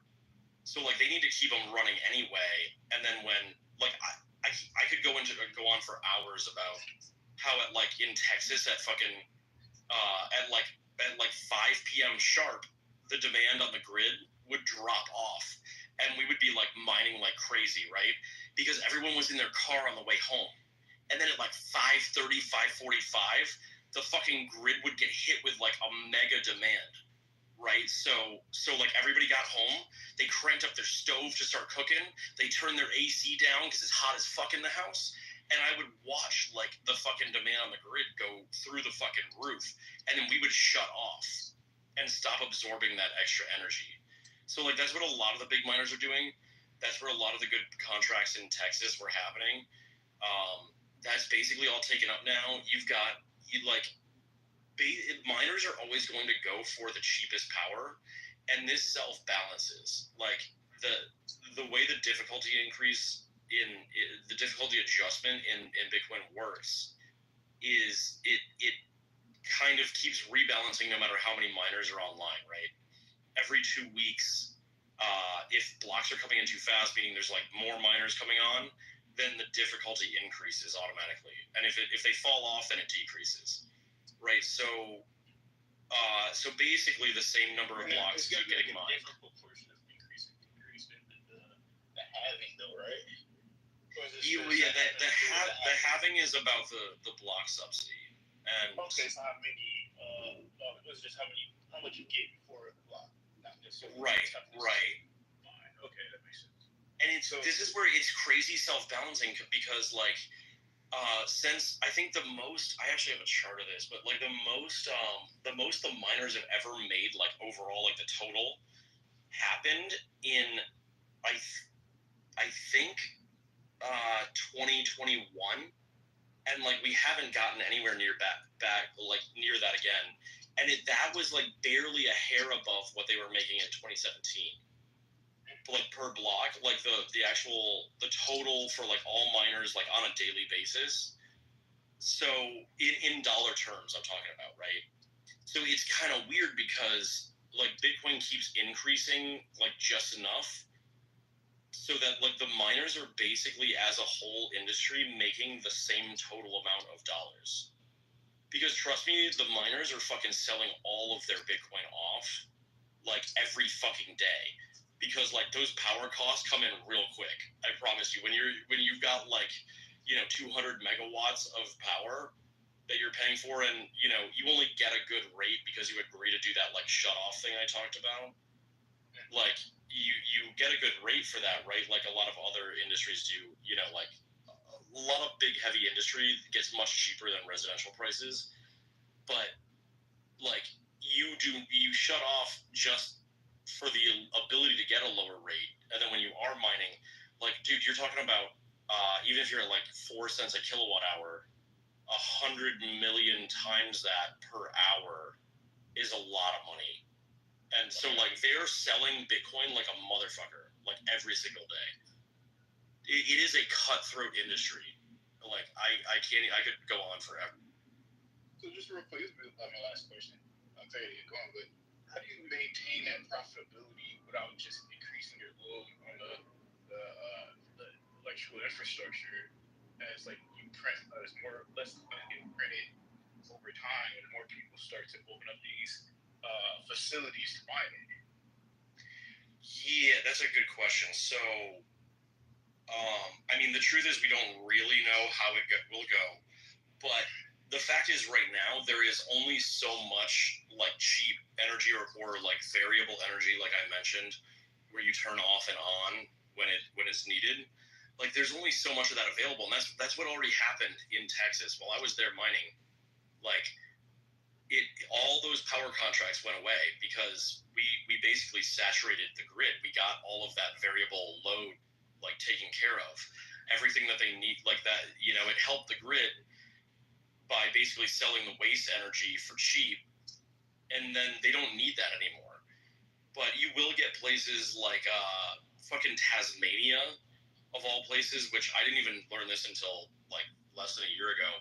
They've got a ton of hydropower, so they've got the same issue with dams, because like if you picture a dam and they're spinning turbines by like letting water run through the dam, right? That's spinning whether they're selling the energy or not, and like as grids grow and you need energy in certain areas, like even so like some that's come online is in like West Texas. They put in these huge solar farms, right? And a lot of it, there aren't even cities nearby.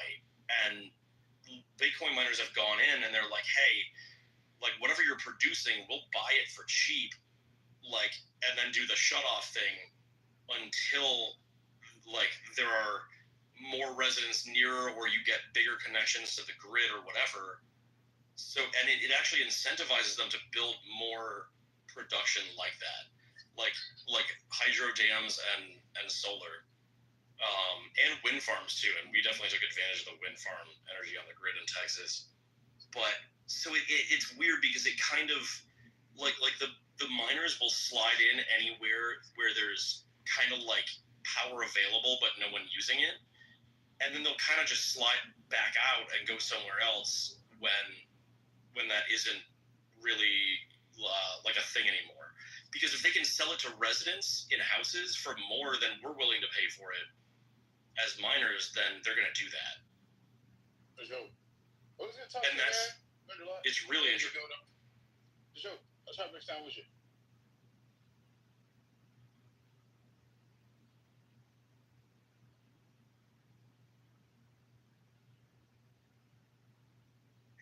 God, what a night it's been.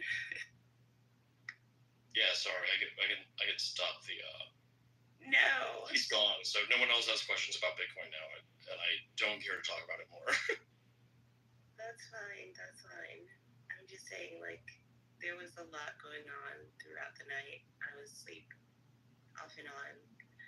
I woke up to Israel-Palestine several times, and I woke up to Bitcoin, and now we're here. It's a good night. Yeah. Everyone wakes up to Israel-Palestine once in a while. Every once in a while.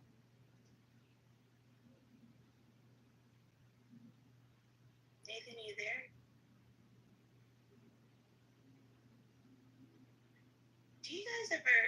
Okay, so I know some of you are from the Bitcoin side, and I keep being told that they're completely normal, not culty rooms, and you talk about, like, normal stuff. Oh no, we're culty as fuck.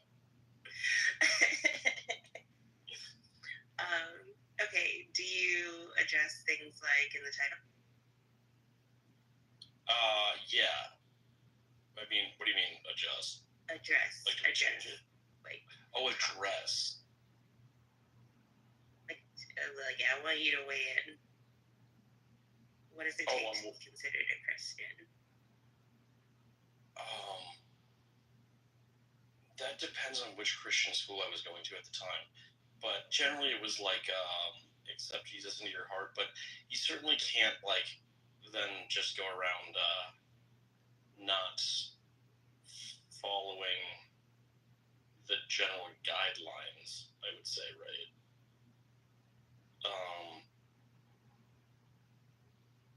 I don't know. It's kind of an intriguing topic because, like, every denomination, I think, maybe has different definitions of this. And I still can't figure out why some of the Baptists think dancing is evil, or which Baptist that is, because it's not all the Baptists. My grandmother goes to a primitive Baptist church in Florida, and they certainly have no problem with dancing. But like a lot of the big Baptist churches in Texas don't allow dancing. And I had some friends that went to a Christian school in Broward County, and it was technically a Baptist church, and like they didn't have a prom or a homecoming because they didn't allow dancing, and I thought that was bizarre. Okay, I get it, but like Footloose was pivotal to my understanding of the world, so I will sacrifice however many generations of teens who were not allowed to dance in order for us to get Kevin Bacon in Footloose. Okay, that's one. Two, the different denominations of Christianity is more about, like, I think, doctrine, interpretation, that sort of thing, but just definitionally for the purpose of like a big tent sort of Christianity, who is included and excluded. And I think that among those different denominations, they recognize each other as Christians, but disagree with the way that each has interpreted their script. So I guess it's more, what is the one basic qualifier to be recognized as a Christian? And my answer, based on my understanding of the prose, was Jesus is pivotal to your entry to, I don't even know if all of them believe in heaven, so getting into that. Jesus is central to salvation. I think that was my answer. That makes sense. I agree. That seems to be the central requirement. Because some of the Christians, and I won't name which sects, won't even call themselves Christian. And it's not even entirely common that you believe in the Trinity, or that Jesus is God or the Son of God. It just seems that the one linchpin is that this guy is involved. You know what I mean? You can't get that, like, you can't get the heaven or the afterlife without accepting him as your savior. Yeah, so I think the mix-up that was happening over the course of the last few days was the acceptance of the Trinity, the God is Jesus, and they're like the same person, but then you would be excluding some of the fringe groups who don't believe those, and what we were trying to do is sort of put some sort of the loosest guideline so that it's as encompassing of all Christians, even the ones who won't call themselves that, as possible. Do you have something that would fit that guideline, Marshall? I have a book that talks about that stuff. It's called A History of Christianity. And where did I put it?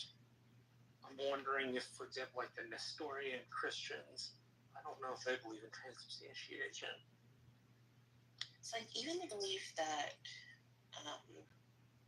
Mary was a virgin isn't entirely necessary, because there were, I think, the earliest Christians who didn't, like, that wasn't part of their belief set.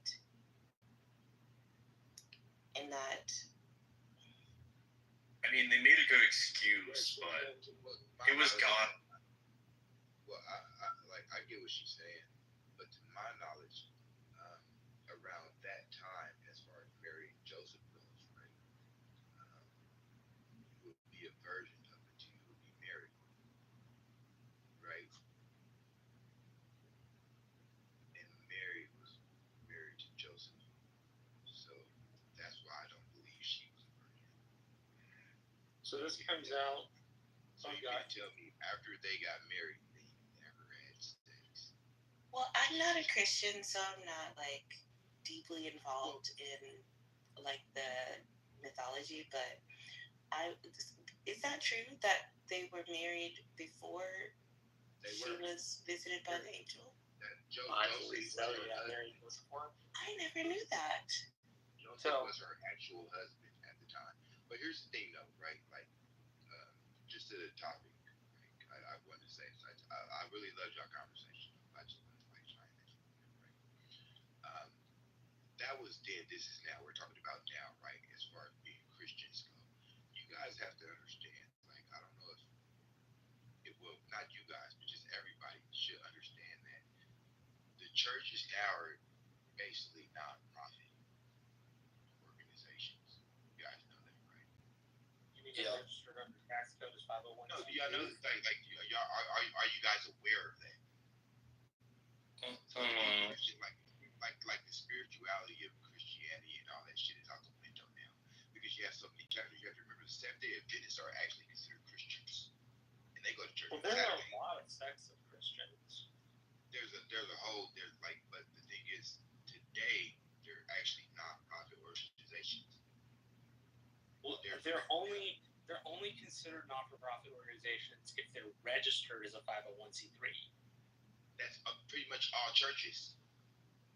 Well, yeah, but that's because we don't force churches to pay taxes. That's why they're able to pass a donation plate around. And that's been like forever. Yeah, but that's like tithing's a strict part of the Christian movement. Like, you're expected to tithe some of your money. Right. Now here's the thing. When I say the spirituality is being lost, you have to remember Jesus went mad. Remember the time Jesus went mad in the Bible? Why did he go mad? You guys heard? Something about table flipping. I think Yeah. there were tax collectors in the church. He saw they were selling Bibles, when they were selling Bibles and crucifix and pretty much profiting off of No, they weren't selling Bibles or crucifixes while he was still alive. The sign of a crucifix was a Roman punishment. And the first example of a New Testament partially written down is in the old dead language of Syriac, which was written in 150 AD. So when Christ was around, there wasn't any of that. Right. So why did Jesus go mad again? I think, well, I would just guess based on, like, the estimated time that the Romans were in the synagogue trying to, like, just historical, like, context. I think part of the colonization process for the Romans is that they had to, like you could keep your religion, but you would have to include, like... You would have to add the Roman gods, in particular, the cult of the emperor you had to add. So I think that there was some of that going on, and then there was something involving tax collectors, I think. Yes. So the point of the money changers at the temple was that they were making money on sacred ground and were trading, and he thought they should not be making money on sacred ground. So I like to look this up for my Christian history textbook. It's called History of the World Christian Movement, Volume 1, Earliest Christianity to 1453 by Newman, Dale T. Irvin, and Scott W. Sundquist. And I'll read you just part of it. For most Christians in the West, debates among scholastic theologians were at most a matter of marginal concern, if they were aware of them at all. For most, being Christian meant participating in sacramental life of the church, where they were promised eternal life. Most people in the West attended worship services in a church or chapel on a regular basis, and almost always there were services where a priest celebrated the Eucharist, but most people did not regularly take part in communion portion of the service. One of the decrees passed by the Fourth Lateran Council in 1215 made it mandatory that every Christian was to take communion at least once a year, suggesting that many were not even participating with frequency at the time. The same council made the confession mandatory at least once a year as well. This suggests that the practice of penance was also widely being practiced in the 12th century. So there's another piece of this which goes, where to go? The elements of bread and wine on the communion table. Some had argued that Christians partake of bread, they are actually eating the flesh of Christ with their teeth, while others shied away from the graphic description. Scholastic theologians suggested that one ought make the distinction between the substance and appearance of the elements in the Eucharist. In material appearances, which includes their properties or accidents, the bread and wine remain the same, but in the deeper substance, what one might call their subject, they change the words of the priest to become the body and blood of Christ. The Fourth Lateran Council followed this distinction as a way to transubstantiate. So it's just an interesting piece. I haven't found the piece about the Trinity yet, but the Fourth Lateran Council, and that's pretty important to the development of Christianity. Okay, and what does it address the other points, like whether or not Mary, like one, I genuinely did not know that Mary was already married at the time of her conception, and two, the incident of Jesus being mad outside of the temple. Like, does your book address either of those items. Talking about Christ throwing out the temple. Can I say something to that real fast? Yeah, Yeah, dude. Cool. Jesus was angry at the temple because it had become a marketplace filled with money changers and merchants. It was no longer a place of prayer for all people. He saw this as a discretion of the sacred space and a betrayal of its purpose. Pretty much meaning he saw them profiting off of spirituality, which if we look at it today, you even broke down the whole process you have to go in order to be a nonprofit, right? What was it called again? What I was talking about was called transubstantiation, but I confused Right. Trinity and I hear you. But check it out. If Jesus was here today, he would go mad again because of that. That's why I say it's a nonprofit. It's no longer a spiritual place, as I just spoke of it. That's why Jesus was mad, because they were profiting of spirituality, of Christianity. On the point of if he was here again, was the he's coming back part of the original doctrine? We wouldn't even know if he came back. No, I'm just asking, like, his early followers, was he, when he was alive, telling them, hey guys, this is cool, I'm gonna die for you, I'm gonna come back a second time to save you again? No. So where does that come from? That comes from preachers and people pretty much putting their spin on it. You know you ever heard of the game like Pass It On, to where it's like somebody will tell you a story. Yeah, playing telephone. Then you'll add like your rendition of it, and then you'll tell somebody else in there, add your rendition to it. Yeah, we call it telephone. Because here's the thing, even in the Bible, and somebody correct me if I'm wrong, but even in the Bible, it does not say Jesus died for our sins. There's a whole story of why Jesus died. Why Jesus didn't get captured. Jesus turned himself in. Y'all know that, right? And there was Jesus got snitched on. No. Jesus did get snitched on. That's why he went into captivity. When he got snitched on, they didn't catch Jesus. Jesus turned himself in. It's in the Bible. Jesus told when he foretold it, right? He said that Judas was going to sell him. Check it out. When Jesus went into hiding, he actually went into hiding. He gave everybody an assignment. He said, man, you be on the lookout for this. You do this, X, Y, and Z. When he said, I just want to take a nap. When he woke up and realized nobody was doing it, he said, man, these niggas, I'm going to get these motherfuckers killed. And he turned himself in. When they woke up, Jesus was no longer there. He was already with the Romans. Jesus turned himself in. So Jesus did not die for our sins. He died to save his friends. But because of this story, it's been, yes, he did. Look into it. Like, don't take my word for it. I tell you this. I always tell people this. Don't take my word for it. Look into it. Like, find your own information to it. Jesus didn't get captured. Jesus turned himself in. That's a real story in the Bible. But the thing is, because the preachers and the pastors and the X, Y, and Z, these guys spin the narrative on it. Jesus didn't die for our sins. Here's my thing.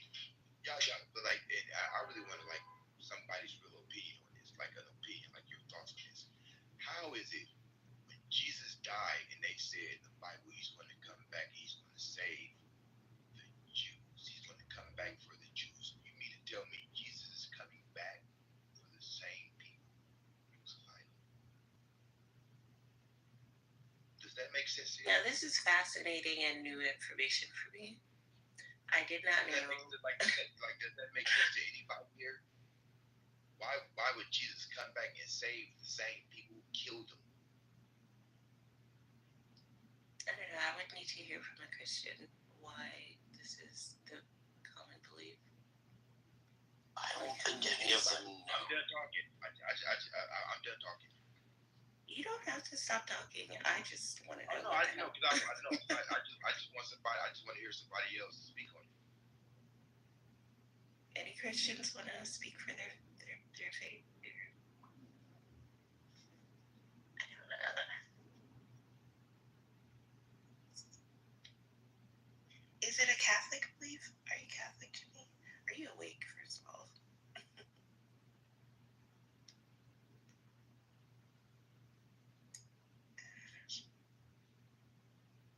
Nathan, you're a Christian. Answer for you. I said Nathan. Speak for your people, bro. Yeah. Speak for your people, Huey.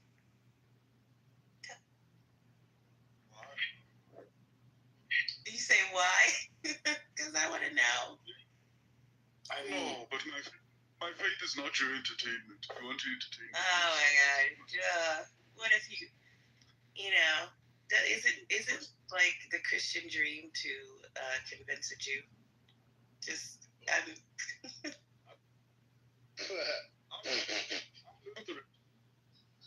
what does that mean? What is a Lutheran? It means proselytization. Proselytization is done through modeling as opposed to necessarily needing to evangelize. And quite frankly, me personally, on a personal note, I'd actually just rather not have somebody all involved in my church at all. Oh. So I'm very happy if you're on the outside. I think that's where some people belong in general, right? Not everybody can come to the cookout, right? But it's not my place to say who can and who can't, but I know what I can do. I can just not put the invite out. But if niggas come and I have to do the Christian thing and have to welcome them, I have to do all of that. But I'm not just, you know what I'm saying? I'm just not gonna put out the invite. So that's the way I see it. Do you follow the word of Jesus?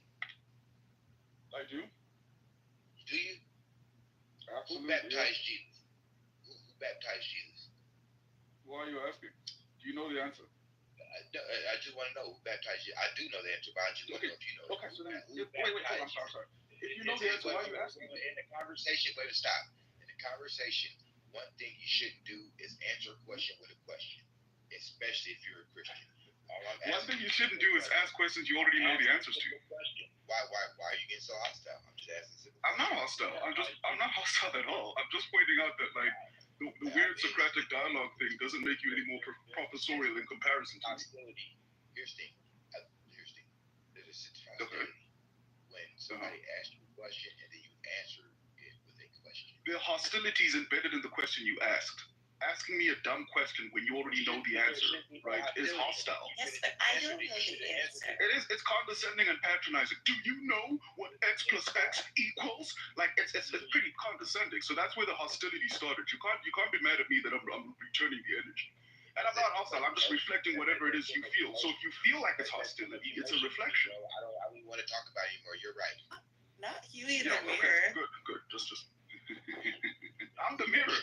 I'm the man in the mirror. If you feel hostility, it's because you put it out. I didn't put out any hostility. I just asked a question. You took it as hostility. No. You asked a question you knew the answer to. That's bad faith. I actually moved calm and collective about it. I didn't even yell at you. I didn't even say what he. Oh, I'm sorry. Are you under the impression I'm yelling? This is my happy voice. I was just trying to build with you. Calm. This is pretty calm right now. This is actually me very, very calm. A little jovial. Like I was trying to build with you, and you went somewhere. What are you trying to build? I can tell you that the Lutherans were really into crossing themselves. They did the cross thing. Anybody else want to answer the question? Back in the day, that's old Lutheran stuff. That was when I went to a Lutheran school, and they did it all the time. Oh, you mean when you say crossing themselves, you mean from the Father, Son? Yeah, that. Yeah. Like the Catholics. Yeah, that part was real similar to the Catholics, and there were a lot of elements that were like the Catholics, but compared to other churches I've been to. But I think they don't use like the Catholic Bible in Lutheran churches, right? Like they use like the standard. But we're not opposed to it, but it's just not really. Yeah. Efficiency's sake. The Lutheran Church is like a stripped down version of Catholicism in some fundamental ways. Remember, Martin Luther never intended to um, cause upheaval in that sense. He tended to sort of like reform the church, and he, in his, I guess, heart, died Catholic to some degree. His point wasn't to cause like the kind of revolution that would turn people away from faith. It was to essentially get like the church hold itself accountable. So it's not that Lutherans are anti-Catholic. Yeah, and it definitely. I mean, I'm glad you said it. I didn't want to say it. You know, I don't want to like, but that was my take. Was it was like a stripped down version of the Catholic Church? Was what I. There is something to be said about that because it is in part influenced by like a lot of German culture, which is very sort of like efficiency based and minimalist to some degrees. It's like some of the pageantry of church needed to be taken away, and that like if you compare Lutheran churches to, let's say, Catholic churches, like Catholic churches almost make this deliberate attempt to be cathedral-like versus Lutheran churches. Yeah. A little bit more, simple whitewashed walls, a few nice, pretty inspiring pictures if they are inspiring to the congregation, and that's pretty much it. You don't get the full mosaics and. Yeah, and there wasn't. I mean, if I remember, there wasn't like the repetition and the a lot of like the Hail Marys and things that didn't seem to be a thing. Like all the like. What I would refer to as like chanting and stuff that goes on in the Catholic churches, that wasn't a part of the Lutheran. No, not really. No.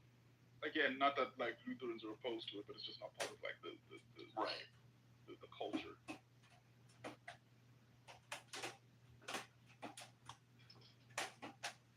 Of all, because I'm a former atheist, so of all the denominations I listen to, so I grew up in a Methodist sort of like background or whatever, and then when there weren't Methodist churches around, we moved to the Presbyterian church.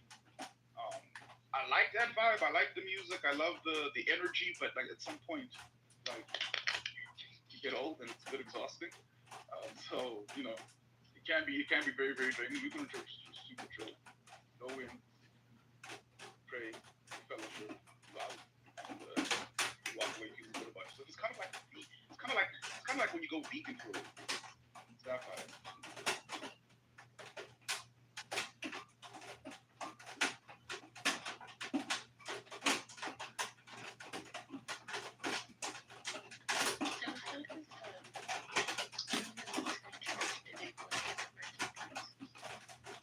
I just found out today that Mary was married at the time of her conception. You only found that out? Yeah, no, I know. Okay, so I have a question. I have a question to the young lady. So this whole time, like that you found out today, what do you think about it now? The fact that she was actually that she was actually not married when she had the baby. Do you believe that God came down and impregnated her when she was having sex? I don't believe in any of that. I'm not a Christian. She was still a virgin after she got married? Hey, Aisha was a virgin until she was like 8 and 9 months. I have no idea. I would say that the odds are not in her favor. But also, I sincerely didn't know that she was married. I thought that she was just really, as the story goes, she's like this really good person, and God's like, yeah, you're the one. And then the angel visits, touches her belly. Thank God that I'm gonna hit that shit before he do. No. And then wait, an angel came and touched her belly? Yeah, isn't that what happened? I don't think that was part of it. It's not part of it? It's not my Lord. I don't know. Break it down for her. But either way, I assumed that, Joseph was... Bro, they used a one-time excuse, I'm just saying. Joseph was some really good guy, and he was like, you know what? I'll marry her anyway. And then they went off on their donkey. Like, that's like the... Yeah, were they betrothed to be married but weren't married? I think that's what possible. That But that would more closely fit the narrative of my like understanding, but again, it's not my story, so I didn't even know. Like, I don't know, honestly.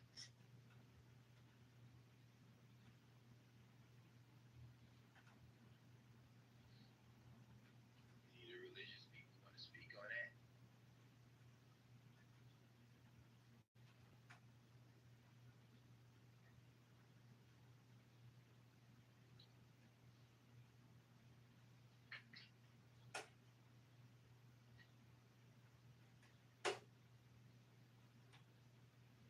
Derek, this is why I took the stance I did about light-skinned blacks. I see, bro. Proud of you, bro. Proud of you. What about light-skinned blacks? She's brown. You're brown. I'm just a darker brown. What's that? You guys, none of us are who I was talking about, just so you know. Good morning. Praise Jesus. May God be in your. No, thank Why you, is but it, good morning. I love how saying your picture is like 18 plus, bro. Like, what is Yeah, that's what is weird. inappropriate about that? Nothing. They don't want black love. They don't want black love. It's outlawed. What is that? Oh, you can see it if you go to it, though. If you go all the way in, you can see it. Yeah, it is weird though. They like censor it. I don't like what it is. Dude, bro, they censor all kinds of shit. It's like their AI for like censoring shit is really trash. Like it routinely censors like chicks in bathing suits for us.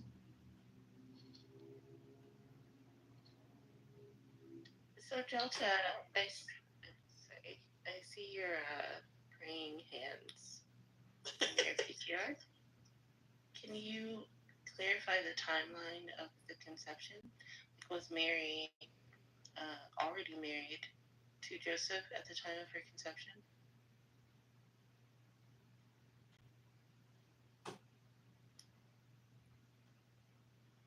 I need a genuine Jolta answer here. Come on. The only conception of any true worth and value was October 31st of 2008. And what conception was that? Your own? Oh fuck! We could be talking to people that were like born after Bitcoin, couldn't we? Oh, that's.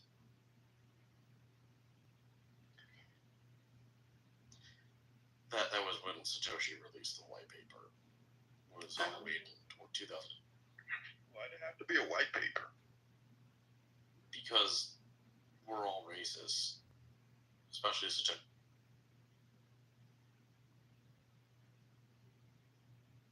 I've actually pages. Dude, I've gotten into this debate. I swear the term white paper like only appeared after that. But like because I went to school for engineering, right? Prior to that. And I read a lot of like research papers. They were always called fucking research papers. I swear I only heard the term white paper after Bitcoin. It's so White paper. Well, I'm a copywriter, so I come from the industry that used to like write white papers. But I hear what you're saying. Yeah, it definitely got like more popular as a term, and like people. That's interesting. I don't know. Yeah, so I guess it was around, but I never really heard it. I always just heard like, reading like a research paper or scientific paper, not a white. Yeah, I mean, for a lot of like B2B copy, right?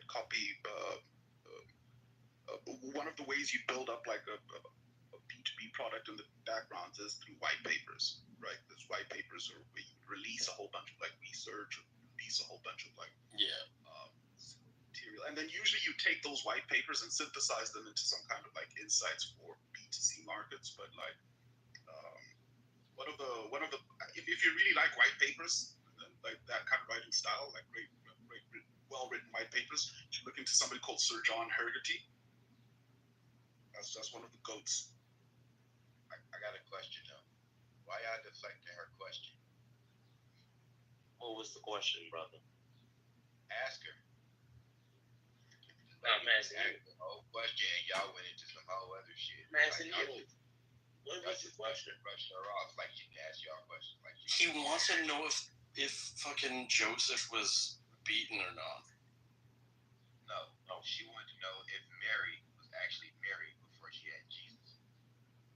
And nobody actually gave her an answer. Y'all start talking about this shit. No, that's all this, bro. No. Was it true? What's true? Was Mary married to Joseph before she had Jesus? Bro, obviously not. Yes. Before she had Jesus, yes. All right, check it out.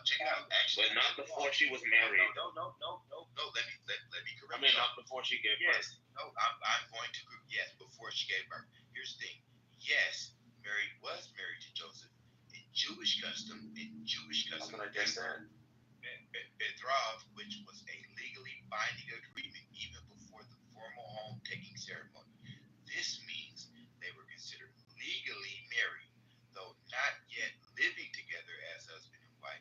The angel Gabriel appeared to Mary and informed her of her divine conception, and then appeared to Joseph to assure him that Mary's pregnancy was a result of the Holy Spirit. Joseph accepted Mary as his wife and took her into his home. Thank you, Dave. Dave, are you a Christian? No, I'm a spiritual man, though. I'm beyond the Bible. What does that mean? You're a spiritual man. I'm a spiritual man, pretty much meaning like I don't just confine it to the Bible. I confine it to spirituality. Okay, let me ask you this: Do you accept the Muslims' version of like their God? I do. I understand them. So here's the thing: the Muslims are not a religion. Yeah, I love those baby fuck. They're not a religion. Islam is a way of life. It's not a religion. Yeah, Christianity is the way of life. A way of life as well. No. Yes. I mean, Yes. I would personally, I would.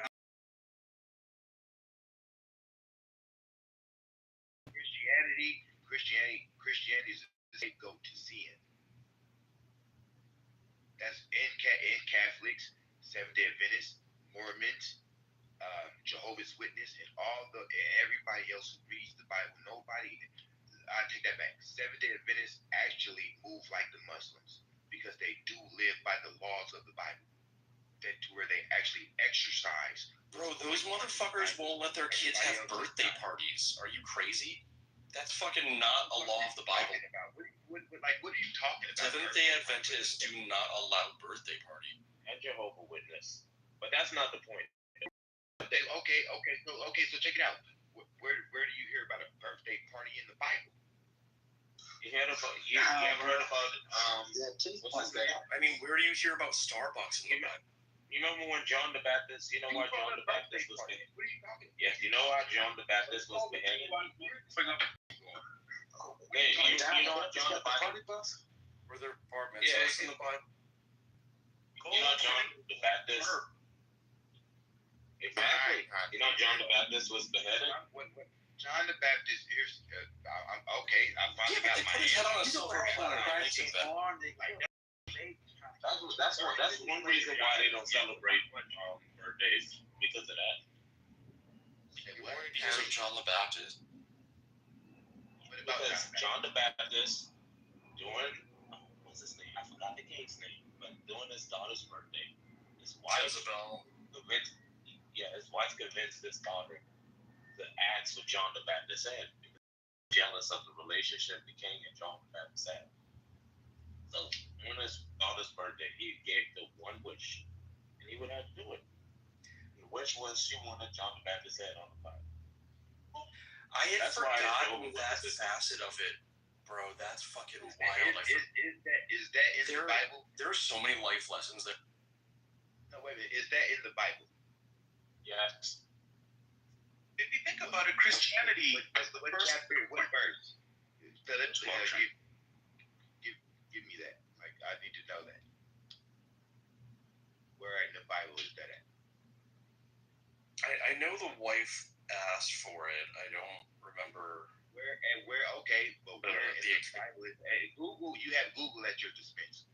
Where in the Bible? Bro, Google ruins all Google. What the fuck? I did it. I Google everything. Yeah, why don't you Google that, Fish? Why Is that Googleable information, sir? Yes, it is. What ChatGPT just told me that it was actually her bar mitzvah. Is that Googleable information? John the Baptist's head on the planet.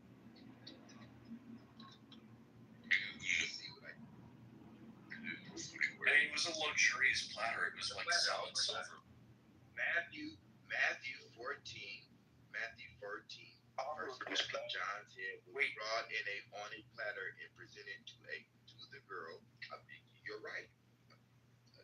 I stand corrected. I'm gonna read this. For her birthday, bro, I've always wanted a head on a silver platter for my birthday. When Solomon asked her mother what she requested, she was told to ask for the head of John the Baptist on the platter. Although Herod was appalled by the request, he reluctantly agreed and had John executed by beheading in the prison. In art, the episode is known as the Herod. Wasn't necessarily a birthday party, it was just a feast. But Wait, they ate his head? No, they just put it on a platter at the celebration. Was it like next to the other food? What celebration? What celebration? No, it was like eccentric. Why did they put it on a What were they celebrating? Okay, I'll take birthday. Who was the head on a platter in the Bible? I believe y'all are. Her mother. Did they have the head on a platter and like a spread on the other platter? Right. They had a spread on one platter and the head on another. This is what crazy. Listen, I'm giving y'all some news. Give me here on a platter the head of John the Baptist, and had John beheaded in the prison. His head was brought in on a platter and given to the girl who carried it to her mother. John's disciples came and took his body and buried it. So there was why? Okay, now let's find out why she did that. Solomon did not primarily want John the Baptist.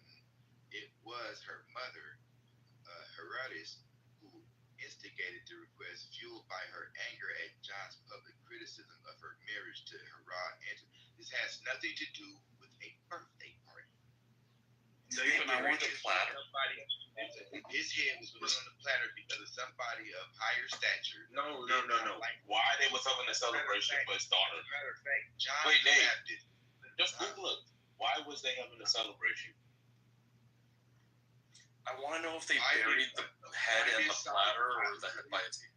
Here's the question: why did Solomon want John's head? No, why was there a celebration? It's Nathan. I just want to let you know that tomorrow I'm going to be studying geology in your room, and I'm going to read very slowly and painfully in front of you. That's The birthday This matter, man. You had it, the birthday banquet. So if you guys follow, Nathan, if you follow the Jehovah's Witness story and the Jehovah's Witness ideology and the Jehovah's Witness form of Christianity, one of the reasons they don't celebrate birthdays is particularly one of the stories.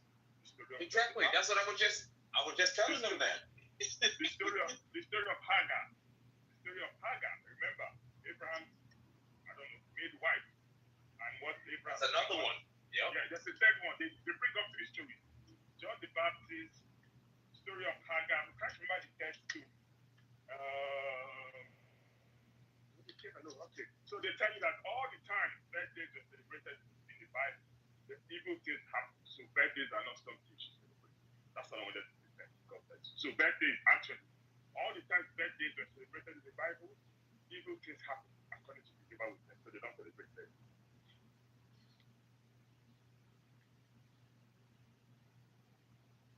Jolta, I really hope that you bring me a head on a silver platter for my birthday.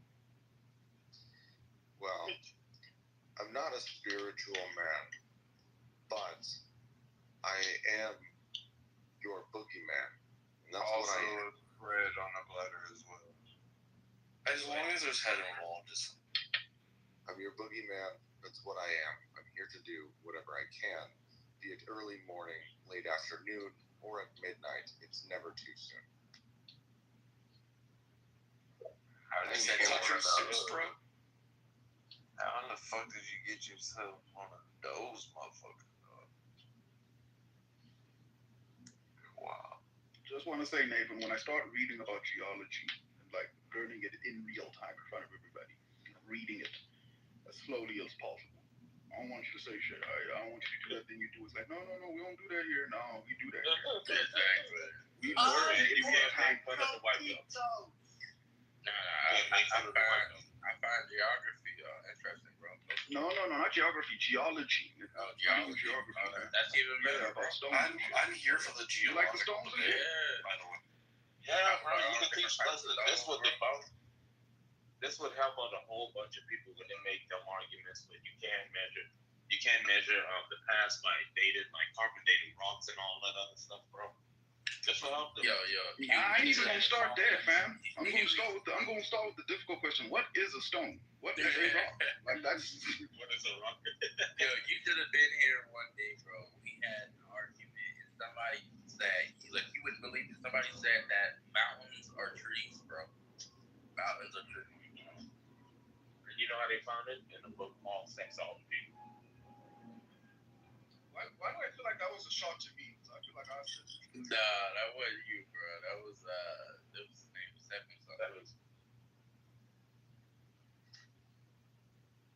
It's like I'm just saying. Sometimes they can be considered trees.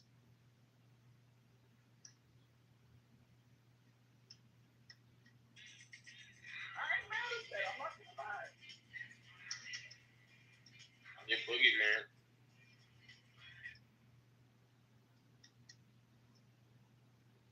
Y'all need to start respecting Seven Sun because he was touching on some deep shit right there, some deep epistemological questions. Nah, bro. That shit. You could do that. I'm good. Yeah. Man, a lot of people like Seven Sun. Riddle me this. Come in. Wait.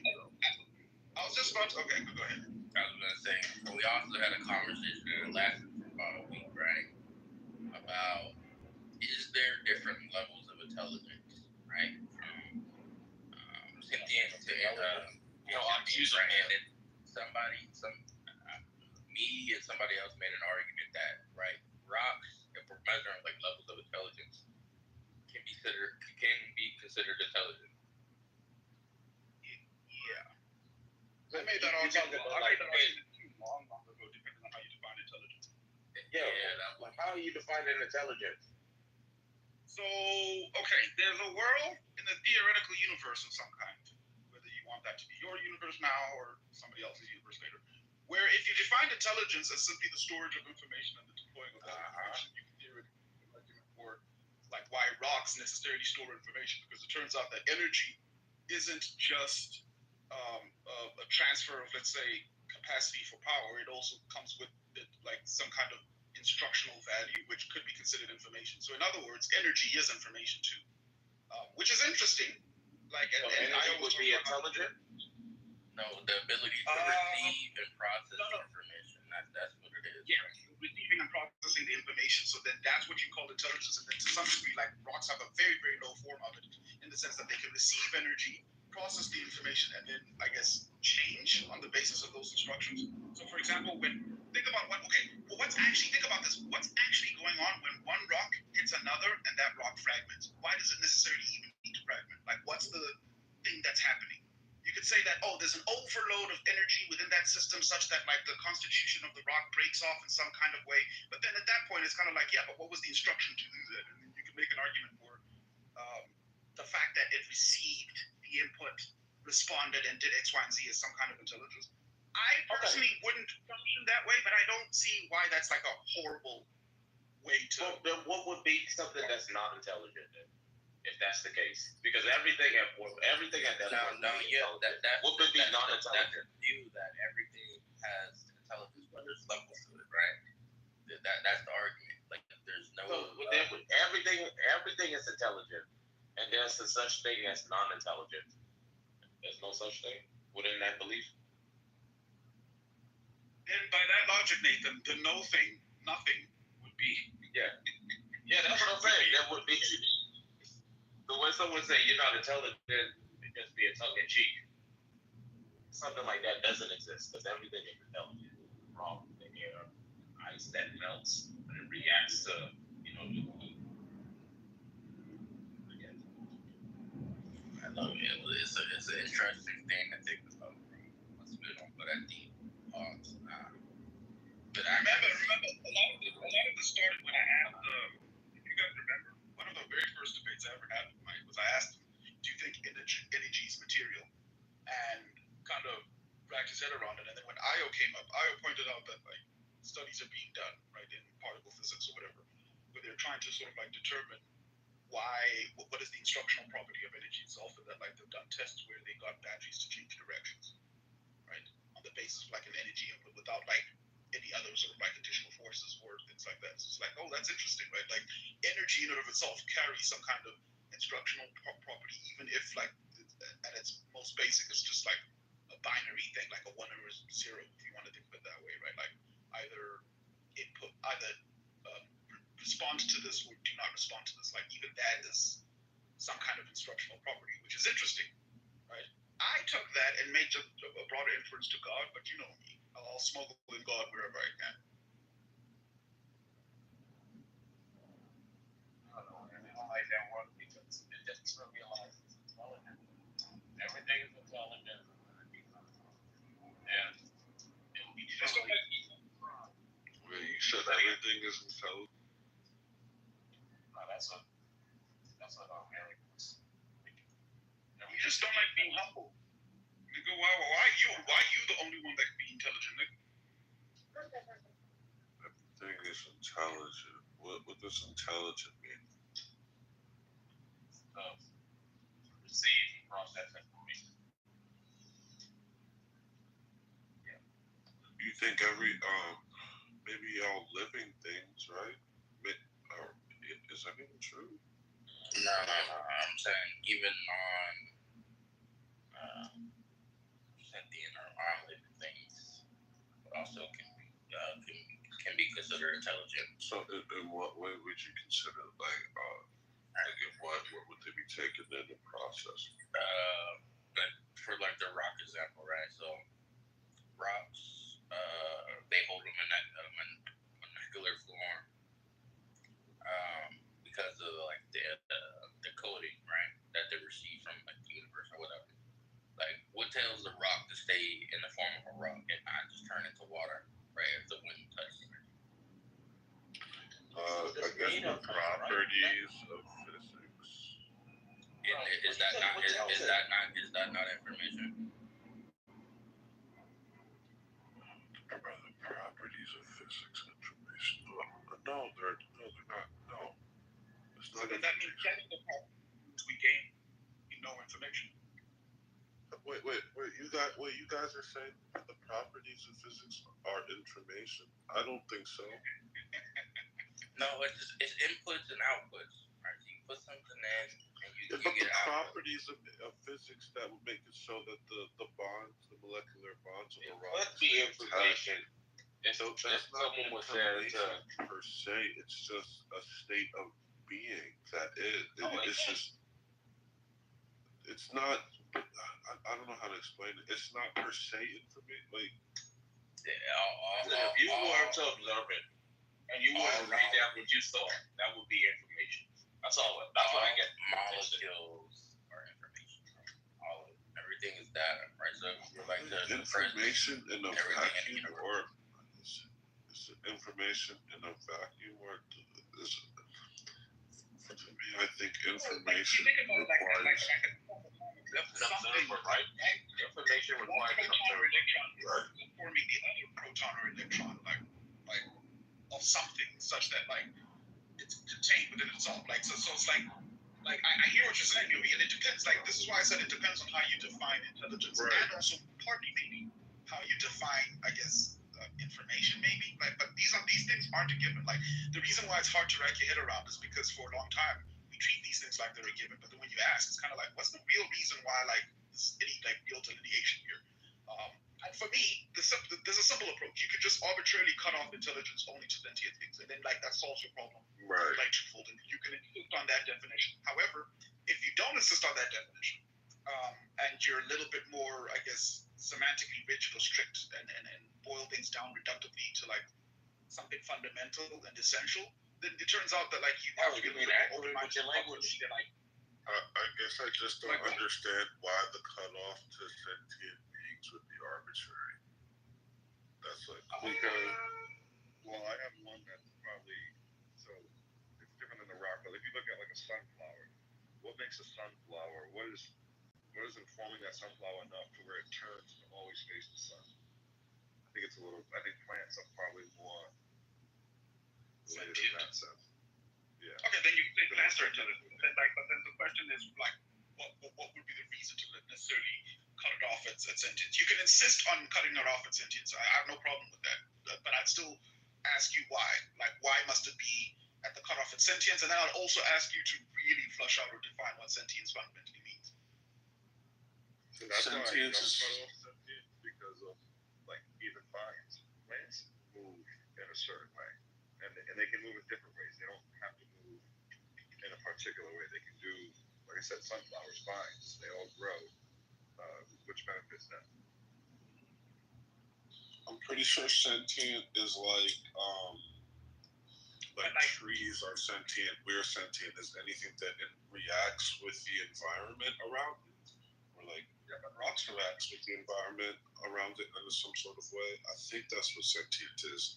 Sentient is ugly.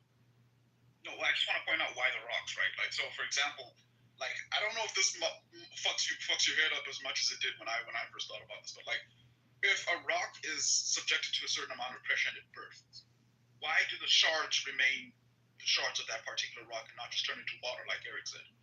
Like once let's say it's become overwhelmed with pressure in this particular system, why even preserve itself in any meaningful sense, right? By bursting into shards as opposed to just turning into water or just fucking evaporating, right? It's been overcome with energy. I can understand that, like when something is overcome, the system's overcome, it collapses or it explodes or implodes. It responds in a particular way, but then the remnants of that, why do they remain? Such that, like, if you were to recompose the rock, theoretically, you'd have something that would approximate the former rock in form, but not necessarily in constitution. So, like, that kind of question, I think, is metaphysically interesting to the degree that, like, there's some interesting inferences being made about, like, the nature of, like, the energy that's keeping the rock together, that it has some kind of instructional property for that rock. Yeah. And if it has an instructional property for that rock, it means that it's also responding to some kind of instructional property of the energy that overwhelmed the system in the first place. But that's your built-in presupposition, right? You're assuming that there's some type of intention into your why question. Why does the rock do this? Why does the rock do this? Like it has some intention to do what it does. But it doesn't know. The rock is what a rock is, bro. But rocks do what rocks do because rocks are rocks. So why rock? Now that's a metaphysical question. I'm gonna go and say God because that's what I believe. I believe in God. But listen, but the question, why is it like that? It's a built-in presupposition of intention. That's why he's asking the why question, because you think that there's some intention behind why the rock is. Why the rock is. I feel like I'm saying the question is loaded. I feel like intelligence implies some sort of intentionality. You said what? Don't you think intelligence implies intentionality or intention? Or no? Yeah, but then because I could say that the rock intends to remain a rock even when overwhelmed by a system such that the shards like remain sort of like constitutionally similar to what it formerly was before it exploded or imploded. No, it wouldn't be the rock. And the question is like, why? It wouldn't be the rock, right? It would be the properties that hold the rock together, or the properties, the physical properties by which the rock like exists. No, I'm with you. I'm just saying that you can theoretically argue, and I do, that there's some kind of divine intention to keep that rock a rock. Okay, do you think rocks have intent? That's kind of where I was like, okay, that makes sense. When you were on, like, you said your last submission, I was like, okay, yeah. I I see where I think Nathan, did we have a conversation with him before? This seems odd. This seems familiar. I forget. See that feeling you got right now? Yeah. I bring that feeling, but apparently I lost the debate against fucking him and me because he had better insults. That's what I fucking do in this space. Huey, let me ask you this question though. Do you think rocks up intent? Intent. That was the conversation. That was the rocks. Yeah, but you don't guys need. have the You rocks. don't need. That's for Huey though. That's for Huey. No, but you don't need intent though, to be considered intelligence, right? I think. You need intentions, right? No. Because you guys are assuming the rock. Why doesn't the rock do this? Why doesn't the rock do that? Not under my framework. No, not all things need intentionality to be considered intelligent, right? You can have things that aren't intentional and that could be considered intelligence, right? That's why I said there's levels of intelligence, right? Where the things where things have higher forms of intelligence, that those will be the ones that have intentionality, right? But things that don't, those will be lower or basic forms of intelligence. What would make them intelligent? Oh wait, real The quick, man. ability to receive and process information. They're not processing it. They're not receiving. They're reacting to the environment. That's receiving.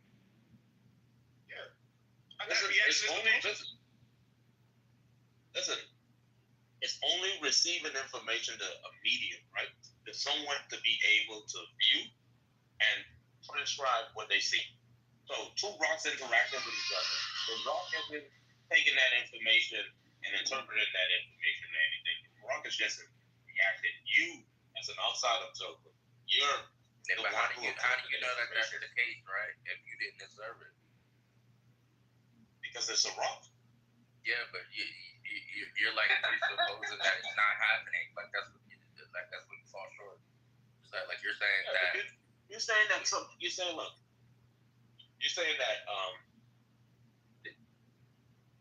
a rock is intelligent simply because it can react to its environment. Absolutely. Oh.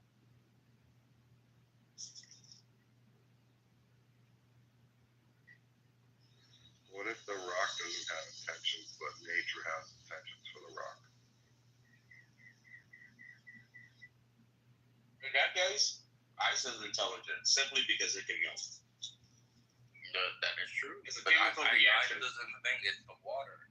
The ice is just water, right? But they receive information to turn itself and rearrange its atoms to form these crystal structures that make it ice. What do you mean turn itself? It can't just do it alone.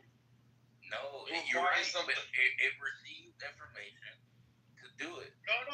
Wait, but Eric, do you hear the inference that Nathan is making? The fact that he said that means that, like, you're presupposing, Nathan, that there needs to be some degree of autonomy before you could ever consider something intelligent, right? Yeah. I'm sorry. Yes. Okay. So are computers intelligent? Yeah. Okay. But I don't think that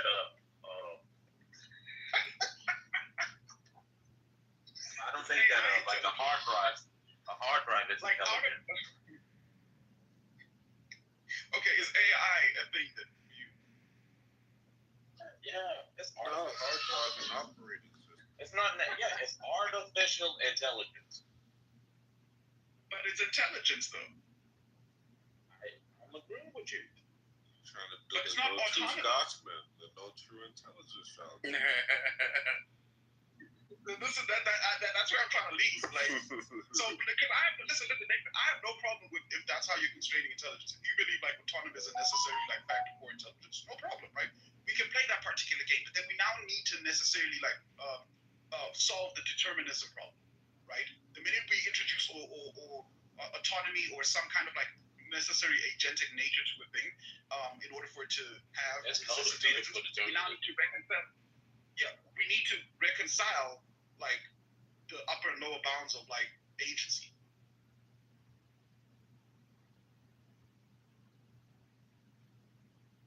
Listen, a rock has information, right? You can decode the information from a rock. But just because a rock has information doesn't mean that it's intelligent. And it responds to its own information. No. Is it not? Is the fact of it not continuing to be a rock not response to the information that it is a rock? I don't know what that means. Can you use like different words to describe that? A rock is a rock, right? Yes. Can a rock stop being a rock? Yes. That's what you're saying? Yeah. Yeah, you can ground up rocks into like small particles that wouldn't be a rock anymore. Sure, but you can also melt it, right? You could melt it, and then at that point it becomes a liquid, or it becomes something else altogether. You can melt it so much that like it even starts to evaporate to some degree, starts to release the molecules or atoms that composite it as a rock or whatever. But then the question is, what's telling it not to do all of those things on its own? And you could say it's the energy in the system. It's atomic structure. Sure. Okay, but what's holding it from just exploding on its own or just turning into something totally different? It's atomic structure. Yeah, but like we understand that, but what's keeping it in that form? The atoms that it consists of. Yeah, but the atoms rearrange themselves in a certain They're held pattern. together That's what I'm saying. by So what's keeping it that way? Well, let me ask you another question, Louis. Okay, Louis and Eric, think about this for a second, right? We're saying that like with enough energy, a rock would melt and turn into something else. Or let's say, for example, a rock can even turn into glass, theoretically, right? Like if you grind it up and remelt it and do all of these other things with enough energy. Yes. If you took a rock and gave it 6 billion years, theoretically, it would have absorbed enough energy to do all of that on its own. But why didn't it? What do you mean? It would have absorbed enough energy.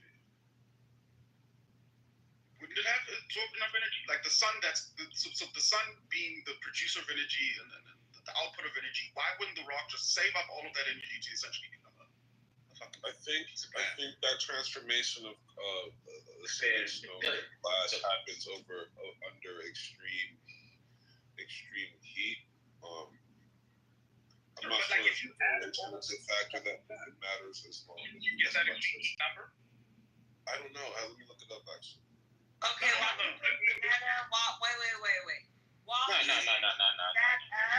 While he's looking that up, I got something to say real quick. You can save it. You can save it. But look. Please stop. Yes. Like what? Now you stop. One minute. All right, look.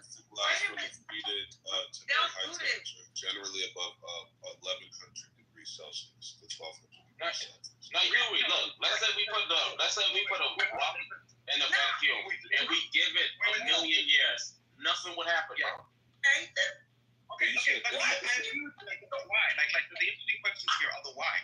Real quick, Louis. If you're saying that, okay, just give me a second, Ace. I promise I'm a kid on floor for you. Real quick, Louis. What I'm saying is, 6 billion years ago, you had a rock, right? Yes. And in theory, that rock was receiving, let's say, 10 units of energy from the sun every single day. Why not just save up each of those 10? I got 10 from the sun yesterday. I got 10 from the sun the next day. I got 10 from the sun, and I just keep doing all of that, right? And then ultimately turn into fucking glass, promote myself into glass. Rocks don't behave that way, right? Rock doesn't have a brain. It doesn't have the ability to think. Okay, what is it? If it isn't on topic, ASB, you're gonna push me off. So bad. Don't be mean, Nathan. Nathan, don't be mean.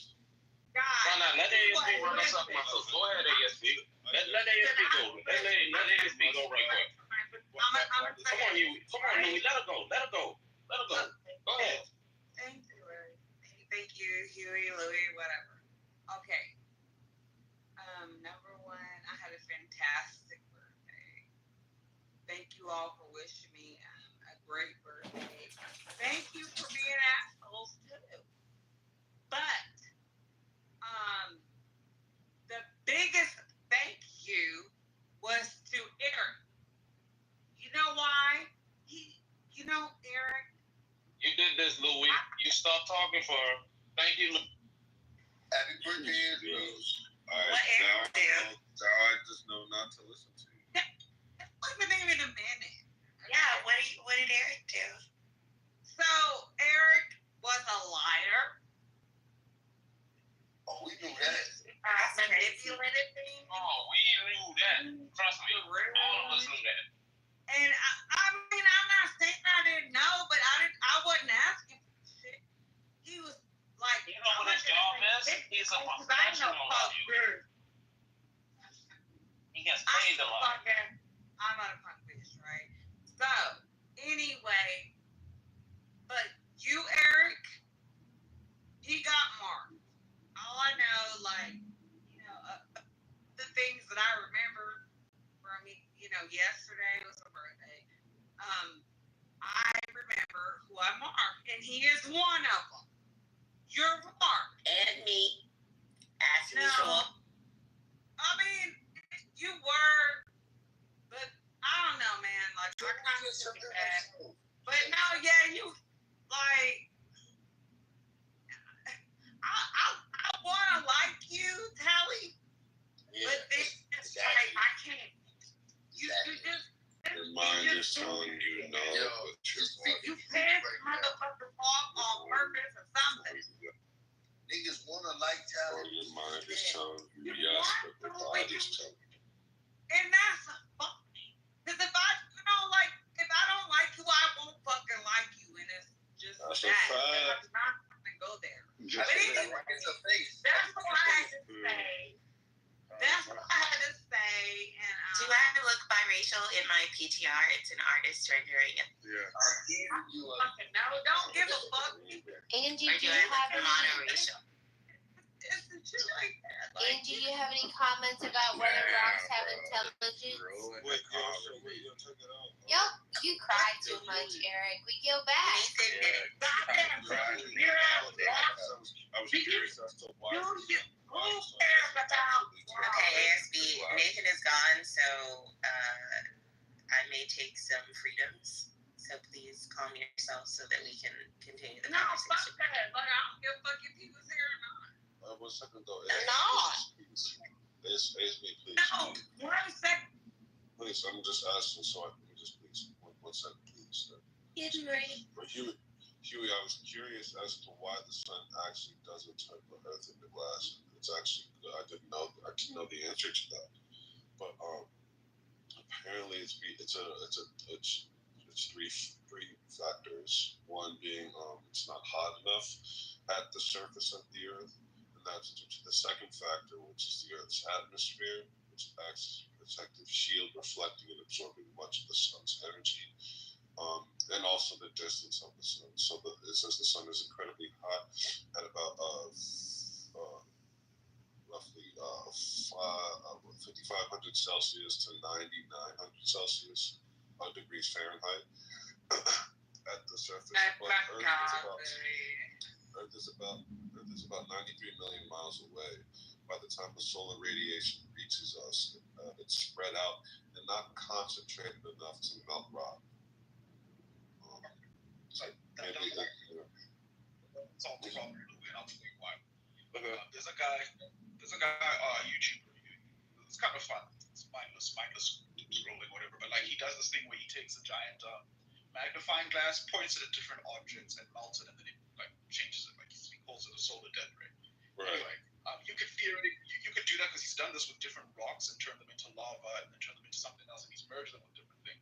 The point that I was making though is this: there is a system in which the rock receives a certain amount of energy, but if it's not enough energy, it's not going to change its constitution. In fact, like a lot of energy is going to get lost bouncing off the rock, X, Y, and Z, right? That's another factor that's I guess not factored in. That like the rock is also losing energy to some degree, right?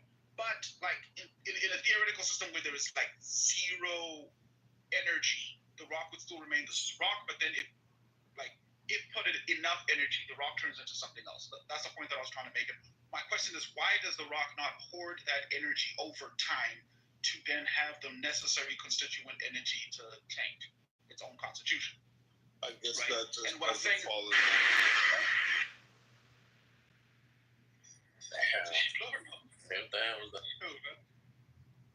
that was aggressive. Okay, no. The point that I was making, Louis, is that like I agree with you. The rock might need, let's say, 100 Celsius, whatever the unit is, right, to change from one state to another. But what I'm also saying is that if you give it enough time, it would have. Sure, whatever. No, Kelvin is more scientific. That's like the science unit. But like what I'm saying is, over time, it would have received that in aggregate if you take the temporal sort of like element out of it, if you think about it for a second. Over a rock's lifetime, over billions of years, it's fair to say it's received way more than that, right? Right. Right. So then why did Huey sound like he about to pass the fuck out. That's fine. Whatever y'all got going about rocks and shit, that's cool. I like it. I think Huey. But what I'm saying is that when when I explain my framework, they're not operating within my framework. They keep switching back to their already like supposed definition of what intelligence is. Right, instead of like understanding where I'm coming from when I define intelligence. I'm trying to I guess go through the process of like trying to figure out precisely why it is you can say so confidently that rock isn't intelligent. And ultimately what I think the conclusion is going to be is that like intelligence is like a subjective projection thing. So we can project onto objects into the universe and decide that these are what these things are. But like in the final analysis, if we didn't exist, right? If there was no observer, these things are indeterminate, right? And who's to say that like there's any real distinction or difference between, let's say, a rock and the water? Because when something is zoomed out far enough, even the universe is one thing, right? Which is interesting. I find that interesting. So what it looks like you're doing, Eric, is like you're looking at it. You're the observer looking at it, and you're putting intentions on it. You're saying because the makeup of this, the makeup of that, therefore it appears intelligent. I'm going to claim that it's intelligent. Yeah, that's what you're doing. You're doing the same thing. Oh no! Yes, you are. You're observing it and saying, right? We see this, so therefore it's not intelligent. Wait, Huey, you were saying the Earth has. You're saying there's something that makes the Earth. I think you got cut off. I was listening. You said there's something that makes it so that even though the Earth has been absorbing all this energy for billions and billions of years, it still its form has remained intact for the most part. Like, right? No, yes, yeah, to some degree, it hasn't transformed into something else. Yeah, sure. I wasn't looking at the Earth as a whole because I don't want to do that because then like it's gonna get into the weeds. But I'm using the rock.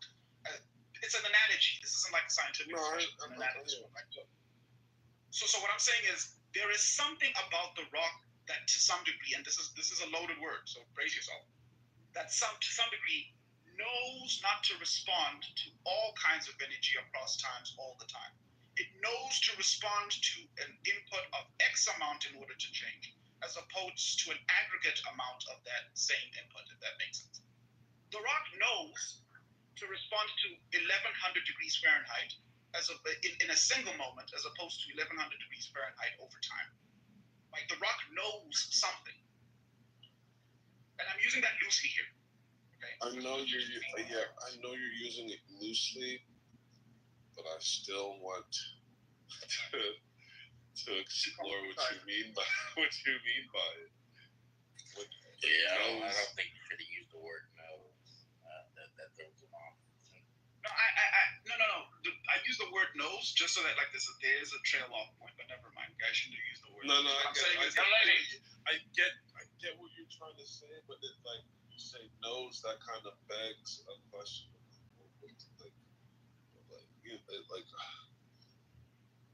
how much? What's up, old man? Like, let me ask you a question. Wait. If rocks have zero intelligence, why do we even bother saying like somebody's dumb as a rock? Because the implication there is that like they're so dumb that their intelligence is comparable to a rock. No, The question is why the fuck are we? What I take that expression to mean is that he has no intelligence. Like he's as dumb as a rock. A rock. A rock can only react to its environment, right? But we as humans, the reason why we. But hold on, people could have said dumb as nothing, because nothing has no intelligence too. Right. The point of the phrase "dumb as a rock" is to make a comparison. I think the statement's meant to add to, it's a little humorous, right? Like the void is like, oh no, it's not funny as saying a rock because it's just like, oh shit, it says like that rock over there. I don't know. It's just like I think that's more for like color, like to color it. It's like just like a funny phrase. He's just dumb as a rock. It's not. I don't know. So somebody who's dumb as a rock is really dumb, but what about somebody who's dumb as a carbon? A carbon? A carbon.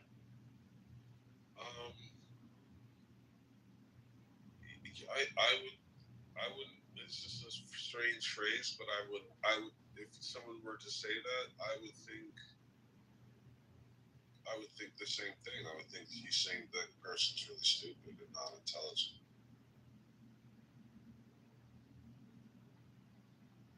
That's a given because dumb is all we've been used. But then I would always say, like, if you say someone say he's dumb as like a fucking fish, and it's like, okay, I also would think, oh, he's saying that person's stupid, and we would agree fish have some sort of intelligence. Dumb as Einstein, that tells you that, like, I think Einstein is stupid as well, but like just maybe that we live in a higher standard, like, right?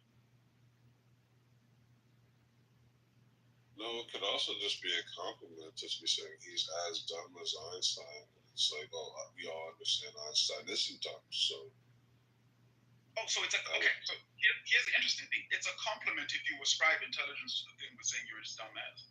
But it's an insult if we don't ascribe intelligence to the thing we're saying you're as dumb as. Right. And then the question then becomes, on the basis of what do we ascribe the intelligence? That's what we're talking about. Louis, do you think that there's levels of intelligence though? Of intelligence, like, yeah, I think like a fish has a different level of intelligence than maybe does amoeba, or do they have brains? Are they intelligent? No, yeah, don't fall into the Nathan trap. Brains aren't indicative of intelligence. I'm just saying, do you believe that like there's certain levels of intelligence from the highest form to the most basic form? Yeah, I probably would lean towards that. Yeah. All right. So look, under my form of like reasoning that I'm using, right? You have humans, or like on the upper end of the scale when we're measuring intelligence. Then you have rocks, right? You're like near the lowest form of intelligence, like the most basic form, right? Can you because like to me, there's no such thing as absolutely no intelligence. Like at any given time, there's always like even like the most minimum form of intelligence.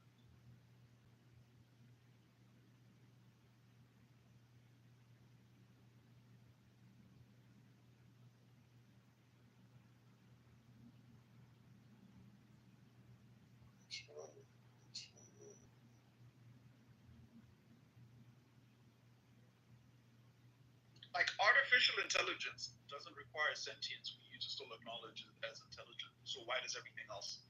I guess is my question. Wait, well, I'm sorry. One more time. Artificial intelligence doesn't require sentience for you to consider it a form of intelligence. So why does everything else? Not Huey having yelling on choke. No, I don't think. I think. Wait, you're saying artificial doesn't require sentience in order for us to consider it intelligence? Okay.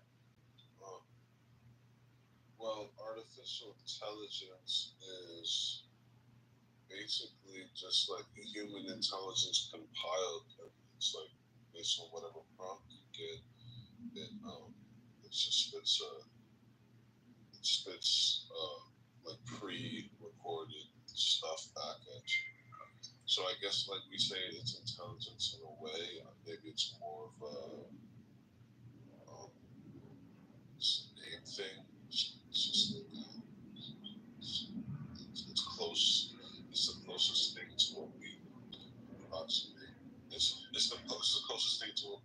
consider intelligence outside of the human forms. Maybe that's why we just call it that. I don't know if Like the only humans are intelligent.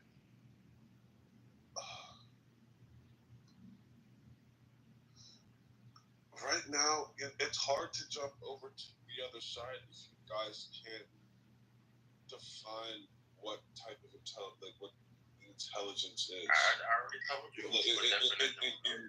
In your framework. Look, in my framework, all it is I feel like you're describing what it feels like, or like. No, it has nothing to do with feels. Look, it's just the ability to receive and process information. Like, it doesn't matter how large or like how complex. It can be like the what most does basic. Process mean? You're using these words that. Right. That means to like say like you put your hand in the sun, right? And your arm feels the heat. That's your arm responding to the heat, correct? Those are your neurons responding it's receiving energy and it's responding to it, correct? And sending synapses back to your brain. Yes. Is that not responding to the energy? Yes. Okay, so let's use something happening, and it's like actually something physically happening. Like neurons, like those heat energy transferred neurons are firing. Synapses are firing through your neurons to your brain to send you the sensation of pain. Exactly. Right. So your neurons are responding, right, based on the input from energy, which energy is the information, the medium of information. Right. So let's just switch out the arm. Let's say you put a piece of glass, right, in the sun. The glass receives the sunlight, which is energy, and the glass then decides to melt. Right? It's processing that information it's receiving. The glass doesn't decide to melt. It's not a decision. I'm not saying it's deciding to melt. That's not what I'm Just saying. like the rock doesn't think. I didn't say think either. You're presupposed to know, like I'm saying. Huey said something earlier. It's stupid. I'm not using the word think. I didn't say decide. We all know the rock. Let me just demonstrate how. If the rock could not think, Monica, then it wouldn't have gone from a base level career in the WWE to ultimately becoming champion. Wow. I'm just saying it doesn't have to think or it doesn't have to decide. All it is responding to the input. This is how when Louis said that with AI when you put something AI, you get something out. That is the AI responding to the input of information. They receive the information and then they processed it to give you something out. And then he said, yes, it's a form of intelligence. With AI, we've modeled it to do that. I'm saying, like, how do you say, how for instance, does a shard of glass process the sun, like what when you say, I feel like you're using, like, new terms need to be invented to coin the ideas you guys are saying, because when you say process, I'm thinking of an action. It's like, okay, it's taking in information and processing that. It's sorting through this information. It's decoding the information, right? So, like in a rock sample. So you're saying atomic, whatever the atomic reaction that goes on in let's say a spot of sand to make it go from sand to glass when met with extreme heat, you're saying the qualities that make it such that sand turns to glass under extreme heat, that's sand processing? Absolutely, yeah. But I would just say those, it's just bound to like the physical laws, and bound by what though? bound by what? It's like water at 212 degrees. It doesn't decide to boil. I'm not saying boils size. Why do you I don't know by size? what. I don't know by what. If I knew that, if I could answer Exactly. That you don't know. That's my question. You But don't I'm know. just saying. But you're making definitive statements. I'm not. No, I'm saying no. This is just a theory. I'm not saying it's subjective, bro. You're saying that things. You're saying everything has intelligence. I'm just questioning that claim. I'm not making any claim, strong claim. No, I'm saying. Go ahead. Am I off here? Like, set me, because I feel like I'm asking the right questions. There's important semantic distinctions that I feel like we're not taking seriously. So, for example, I know it sounds silly to say that water decides to do X, Y, and Z, or that the process. So Louis, if I took I'm not getting sand hung up with the word. I understand. Go, please. No, I just want to demonstrate it. I'm not accusing you of anything. I'm just trying to demonstrate something or illustrate something. If I took sand and melted it myself, right, and turned it into glass, we could all agree that I processed the sand and turned it into glass, right? Like, it wouldn't be incorrect like use of semantics there, right? Sure. Okay. And if that process of that same thing happened independent of me, that's still a process. When I use the word process, because you need us to define process for a second, I'm constraining it this way, right? Or I'm defining process this way. A set of, let's say, events that lead to the original state of a given thing being different in the final analysis. That's all a process really is, fundamentally.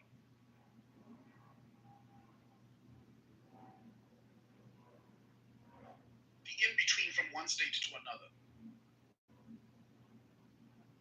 That's a process, right?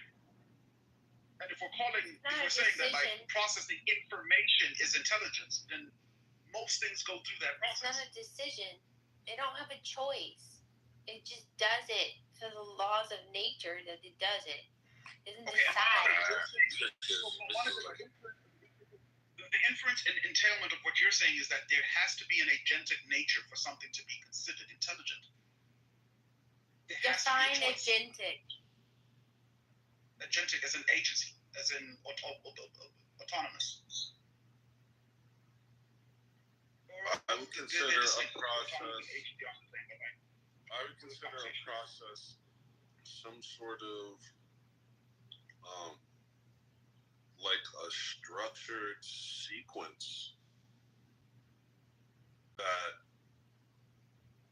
that transforms any given input into a certain output. Is photosynthesis a process? It's a structured sequence.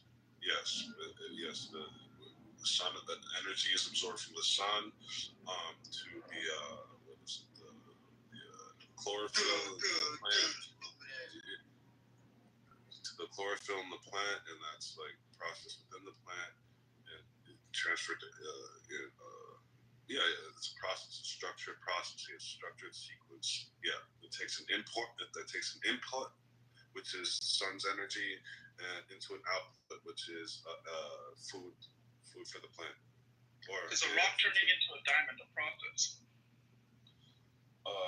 Inputting, takes an input of heat, that sequence, I don't know, I guess molecular bonds transform in some way. So yeah, sure.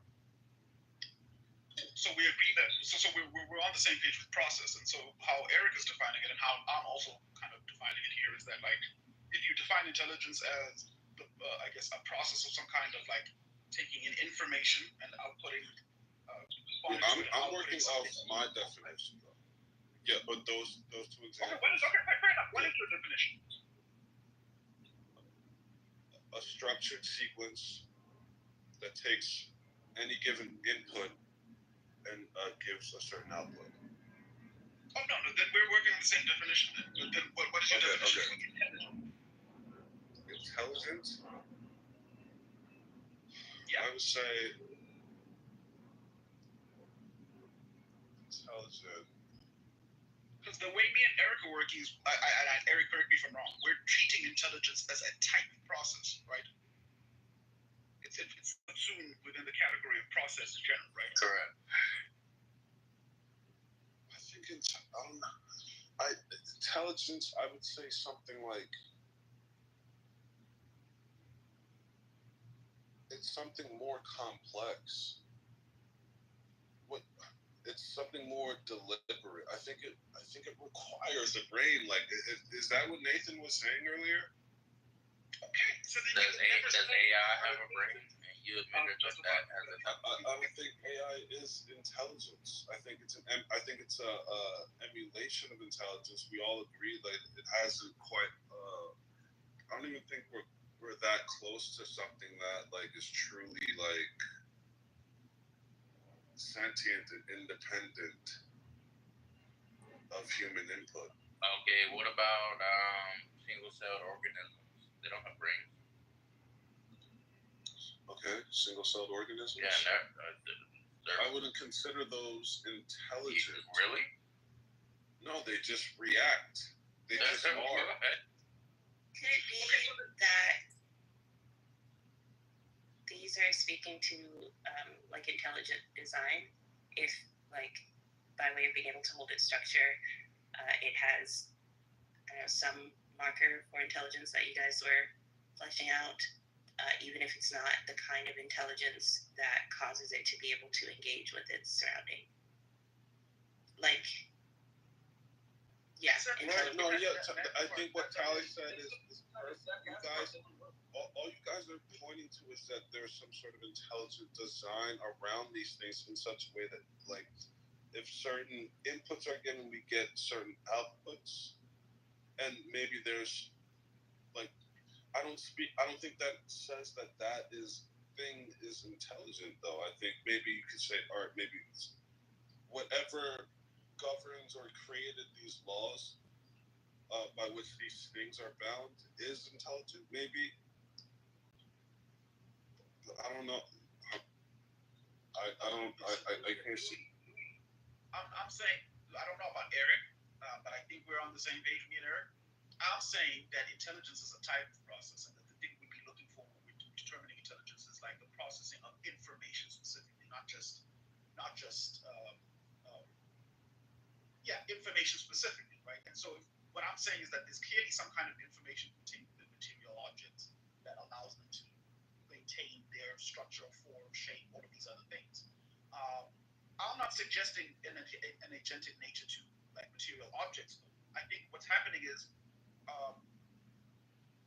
y'all are sort of like presupposing that there necessarily has to be some kind of agentic nature in order for me to consider it intelligence, which is fine by me, but then I'm testing that. I'm testing like the upper and lower bounds of that. Like, to what degree does something have to be agentic for it to even contain any kind of intelligence, and how are you sort of like constraining like something's agentic nature? Because then I can point out that like a rock has agency to the degree to the degree to which when it explodes under pressure, for example, it still maintains shards of itself as opposed to like, completely devolving into something else, like completely just disappearing or evaporating, or like there's still constituent sort of like information contained within the shards of the rock to maintain that like form as much as possible, right? There's an information exchange that's happened even within the energy exchange.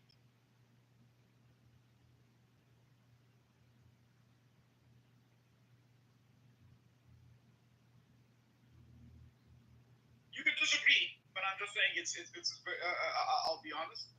I like these discussions because it's very, very difficult to disagree with, and that's what's really the best of chillism. Nathan, I just want to say, when you invite your prison philosophers and your dirty trailer park trash people, just know that you. Oh my bad, no, like that. No, I was fucking around. Prison philosophers, really good. When you invite the prison philosopher. No, I'm just saying. I'm just saying that Nathan must never forget that like these conversations don't necessarily kill the room. They don't, not if the right people are having them. But I would only say that the reason that the rock maintains its quote unquote rockness when it's exploded or something is because it's just governed by the laws of physics. And according to physics, for some reason, like the rock maintains that structure. Now you could say physics. I think you could say like the existence of physics. That physics is constant and doesn't change as far as we know. That's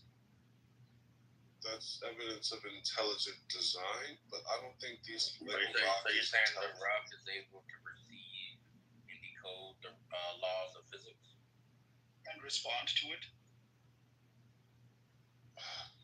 Wait. Perceive. You're using these words. Perceive. Perceive in what? Perceive in that. No. No. I think you have to use these words that are already loaded to fit the concept you guys are trying to paint. But I don't think you can use those words.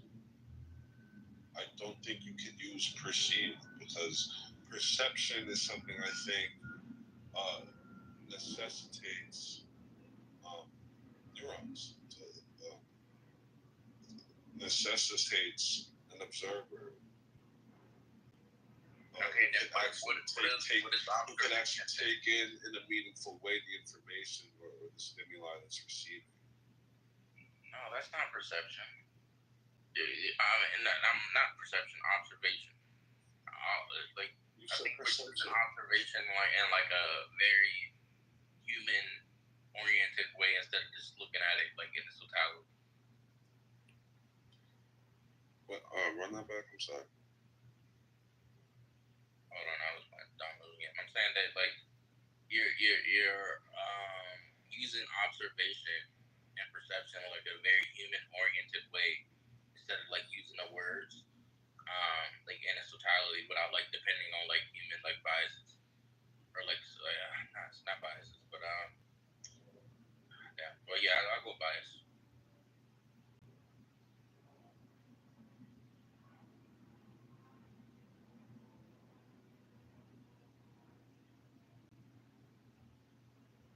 What the fuck y'all talking about? You remember the rock conversation where it has a level of intelligence? Yeah, I brought it up. We were discussing that, yeah. And Louis and Nathan and Monica don't believe that it has a level of intelligence. It doesn't. I mean, they're right. It's a mindless intelligence. It doesn't compute anything. I guess if you don't believe that, you would argue, at the quantum level, rocks and other things are made up of substances that do whatever, blah blah blah. But again, that doesn't translate to mass objects on the general relativity level. So you can't use what happens in the micro to talk about what happens in the macro. At the macro level, with mass objects, rocks do not compute anything. They don't process anything. There's no sort of substance about it that has any level of thinking, right? And that's okay because there are objects like animals and others that do compute things, that are able to process at least some level of information and then act accordingly. We see that in cells. Again, we see that in animals. We see that in our information systems with computers, and other things. Solomon, I think you're wrong. I think sand, when heated to the temperature, decides to turn into glass. Yeah, now we're just saying that's something. So I get why you would think that that's so. When I say a level of processing information, I mean the ability not to transform into something. That's not what I'm referring to, Monica. I'm referring to your ability to ingest or input some distinction and then act in accordance with that thing. I'm not talking about your ability to transform into something else. That's not what I'm referring to. Do you see the difference? Like transforming, for instance, a sun transforming into a black hole is not a. It's not a. That's not processing information. That's just an inherent ability that it has. I'm talking about when an animal sees a tree or an enemy and the instinct to run. Right. That's an input. Enemy, process, compute, run. So that's what I'm referring to when I say a rock doesn't have a level of intelligence or an ability to compute. I don't know why you're hating on the rock so much. It's noticeable. He's a multi-talented actor, athlete, wrestler. Not too much hate on. Wait, let me say one more thing. If you think a rock has intelligence, you are a rock. No, bro. Let me say one more thing. You're not understanding it, man. Right? And this is like where like the human biases come in. Where I'm not saying that it has intelligence on the same level as humans, right? I'm saying if you break it down like the intelligence was like the most basic form. Right? I'm saying that it has, right? Because in my framework, I'm defining intelligence or the ability to be considered intelligent is to receive and process information. That's it, right? And under that framework, that is literally my definition. And under that framework, rocks receive and process information. That is not right. Eric, this is literally. This is my frame. I've been working on this for 10 years. You are wrong. Rocks are not processing. Can you define information? Yes, I just did distinction. No, Eric. Oh, Eric. Okay, I was gonna say, don't tell me. This is what that's I a do. good question. Then. Information to me is just like a set of code or instructions. That's a type. A set of code or instructions. Yeah. Yes, he's right, but it's too. But he's not getting at the core of it. So information is a set of code of instructions. Or instructions. Say it again. Or instructions. He's right. Okay. So what are the instructions the rock receive? What are the code the rock receives? It could be in the form of like heat, gravity, temperature, or like It's not a code though. No, it is. Universal. How's it a code? The universe is sending the end. Universe is sending. Yeah, this is a philosophical conversation. What you saying? Heat. They're trying to have. He doesn't know Yes, code. it is. Energy is code. What are you talking about? No, it's not. So again, you're conflating. I get Eric. I do understand why you're saying what you're saying, but you're making it's a category error. You're simply making a category error. It is the case that there's a transforming of the format that is certain elements, but you're conflating that with algorithms or instructions that something can input. When you heat up a rock and it turns into lava or a molten substance, that's not it receiving information and saying, okay, now I'm going to turn into lava. No, it's an automatic transform or something that happens. You're assuming you're conflating that I meant that. You're conflating that. No, I'm not. You're saying that I'm conflating. I didn't say that it decides to turn into something. I never said that. I'm saying that once it receives information, it follows the information. Eric, when you say a set of instructions, which I agree with, when you say that though, that is different from a transforming process that does not need an instruction. What you're conflating is God pre-programming parameters for how things are going to change with the different set of instructions, which is, hey, this thing can take or input its environment or ingest a set of values and then make a decision based off of that. You're implying that I'm saying that I'm not saying that. Eric, can I answer the question to clarify? Do you think decision equal intelligence? Oh, I'm not saying The Rock is making a decision, bro. You guys are like, No. So how do you define intelligence then? Bro, you are, bro. You said, why doesn't it choose to change? Why doesn't it do this?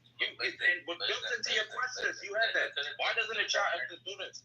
Listen to the definition. It's more. He's speaking to All more I'm saying metaphysical idea of is intelligence is the ability to receive and process information. That's it.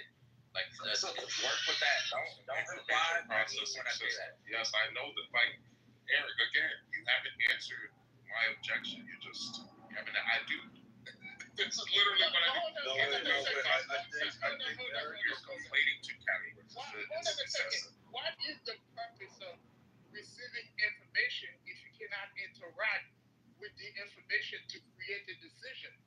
You don't need to make a decision. It's still following a set code that it already has. Hold on, Eric, I got you. You think the rock receiving heat is following information to molten? Yes. Or is it a byproduct of the heat itself? No, the heat is the information that is being transmitted, right? Right. And then once the rock interacts with the heat, right, i.e. receiving, then it goes on from there. Then it follows the process of what's supposed to happen. Well, I don't see the intelligence here because Because you're not operating within my framework. You're operating within your own established framework. So you made up a framework. No, I didn't. This is from a framework perspective. It's more from metaphysical. No, like look up. It's not even metaphysical, bro. This is just because I'm trying to understand. Okay, so interacting with something is intelligence. I'm trying to simplify this so I can understand where Eric is coming from. Is the mere interaction between two subject intelligence? Yes, it's a level of intelligence. Oh yeah, I very much. Yeah, it's the lowest level. It's zero intelligence. And this is like what they're doing, man, is they trivializing the word intelligent. Yeah, everything is intelligent at this point. Exactly. No. Everything has an intelligence level. Yeah, everything is intelligent. No, I didn't say that. I said no. You did say that. You just said that. The word is level. The problem is Eric is making the mistake of thinking there's not a zero intelligence level. What he's trying to say is a rock turning into is at least 0.1 or above zero, and we're all arguing no that it's zero. There's zero intelligence when it comes to a rock. So you're putting intelligence on the spectrum. Oh, Yes, man. There's zero all the way up to God. There's zero intelligence all the way up to infinity intelligence, which God sits at the top, and then a rock sits at the bottom. Does that make sense? Okay. Now, I mean, so you're talking on a scale. On a scale or a spectrum. I told you, this is literally my. I think at that point, you and Eric have reconciled the differences because now Eric would be right to say that a rock has intelligence if you put it on a scale. No, it's zero, man. Just to make sure. It's effectively saying a rock. If it's zero, then it doesn't have any intelligence. Correct. Nathan, I agree. We're on the same page. That's what we do. So everyone's disagreeing with Eric then. Yes, exactly. That's fine, right? Just look up. We left Eric out to get jumped. That's kind of fucked up. No, but look, listen. I didn't need help. Huey wasn't in it. Huey was just helping on Eric. No, I didn't need help. I didn't need You give him a little friendly talk. Nathan, when I first met Huey, I had this conversation with him. I had this with him. When I first met him, I had this conversation with him. No, but hear me out though, Matt, because Matt, you guys are understanding. You think this is my framework. No, this is already an established framework, right? Just look up, panpsychism, right, by Alfred Northrup, Whitehead. Oh, no, listen, Eric. So, like, if you read up on that, you'll understand the framework that I'm and he's wrong. Eric, I've read him. What's the gentleman's name? And I'm gonna be honest though, but that's the thing that we do, right? We tend to just repeat what don't think repeating terrible information doesn't make you right. It's just that you're repeating bad information. I'm not saying no. Nothing is right, listen, bro. I hear you, but I think the theory can be wrong. I know that's why the theory. Intelligence is I have a theory too. And we should Okay, but like, why are you implying that I said that it and we should. though? I No, didn't say I'm not saying that, but I think we should be able to dismiss somebody's crazy fucking ideas that people have. You know, people thought that about Einstein as well. That's retarded, bro. So really quickly, That's like a dumb argument because you think that it's not. Trust me, bro. People thought that about Isaac. Hey guys. I got some crazy shit in my head. I must have They thought that all about it when they said the Earth wasn't flat. They thought he was crazy. When they said the universe, the Earth isn't in the middle, people thought he was crazy. You're right. It's retarded to say that we just fit things that aren't like common sense. I'm not saying all that. I'm talking to Matt. It says panpsychism is the view that consciousness or mind-like qualities are fundamental and ubiquitous in the universe.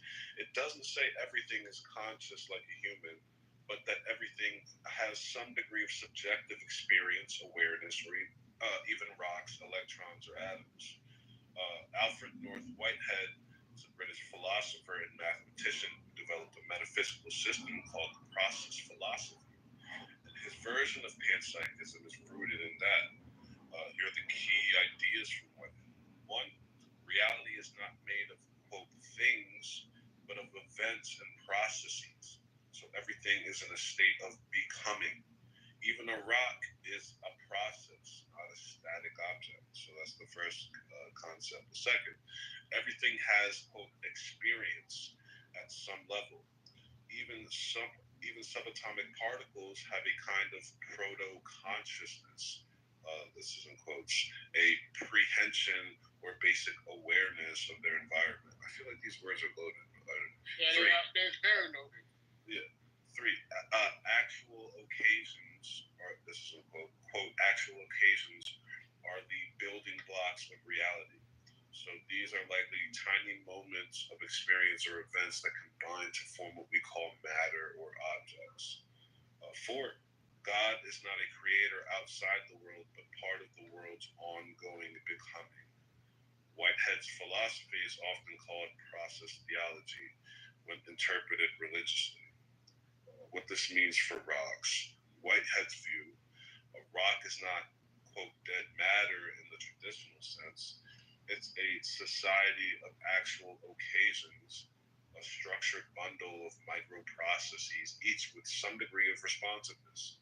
The rock doesn't, quote, think, but the micro level events within it might have flickers of experience, not thought, but feeling, reaction, becoming. This is radically different from scientific materialism, which sees the rock as inert and mindless, therefore not intelligent. Summary, panpsychism says all of reality is made up of experimental events. Rocks aren't intelligent like brains, but they're deep structure particles in experience. This is a metaphysical claim, not a scientific one. It can't be tested or falsified, but it offers a different way to interpret the universe. And that's the difference between our view and that view. So our view is scientific, that view is not. That view is more philosophical. So. Oh, Matt gotta make better arguments, bro. It's like dumb argument. It was like because your theory is so controversial and like far-fetched that we just disagree with it and write it off. Like imagine if that was like the status quo. Imagine if that was just the status quo we went with all through history. The world would still be flat. The Earth would still be in the center of the universe. We wouldn't have the theory of relativity. Like we would just be retarded. Like if we want a Matt's idea of like just writing off theories that are like far-fetched. Yeah, but Eric, you can try to focus on that. There's a definition of I far-fetched. answered all your objections, and that is that. Yeah, exactly. And No, I'm not saying we can't argue about the like I literally laid it all out. That's not what I'm saying. Matt said where you're making a mistake. Eric, I showed everyone where you're making a mistake. I laid it out clearly so they understood. So you can try to focus on that all you want, but at the end of the day, you got a clear objection. Yeah, That's fine. did you know, knowledge, did you know that when a rock is under enough pressure to break it, it just decides to break into smaller rocks? I didn't say decide. Like, now you're being this. You can't even troll Papa. Like, come on, man. Now, Eric, I think once we interact, that was the argument, bro. That wasn't once the we argument. interact with a proposition, I think once we interact with a proposition, and we can clearly demonstrate that it is a, for lack of a better term, a dumb idea or a far-fetched idea, I think we should dismiss it. Yeah, and that's a retarded You know what I idea, mean? bro. Like, Now, the thing that's is, a it's retarded like, idea. yeah, I think sometimes people come up with a lot of, ideas that, hey, if we act with it, if we interact with it, it shows some plausible, but, a rock being intelligent requires a change of definition for the word intelligent. And this is why I'm having an issue with it. If we say on the definition of it already established, listen, I'm okay creating a new word to describe the experience of the rock.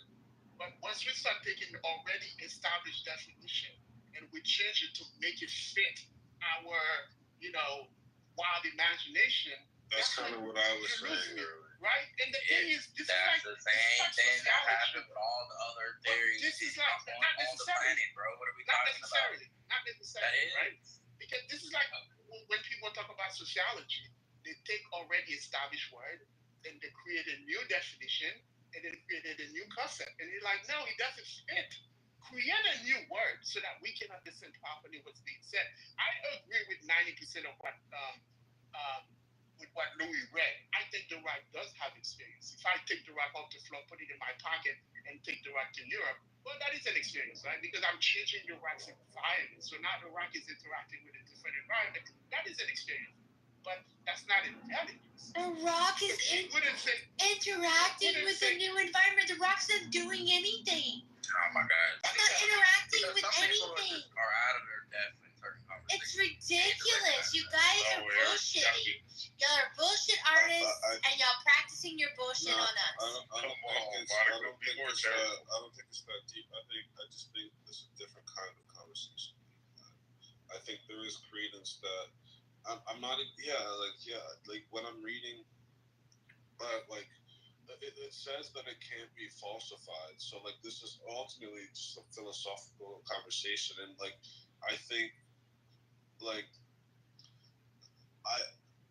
I agree, but I didn't.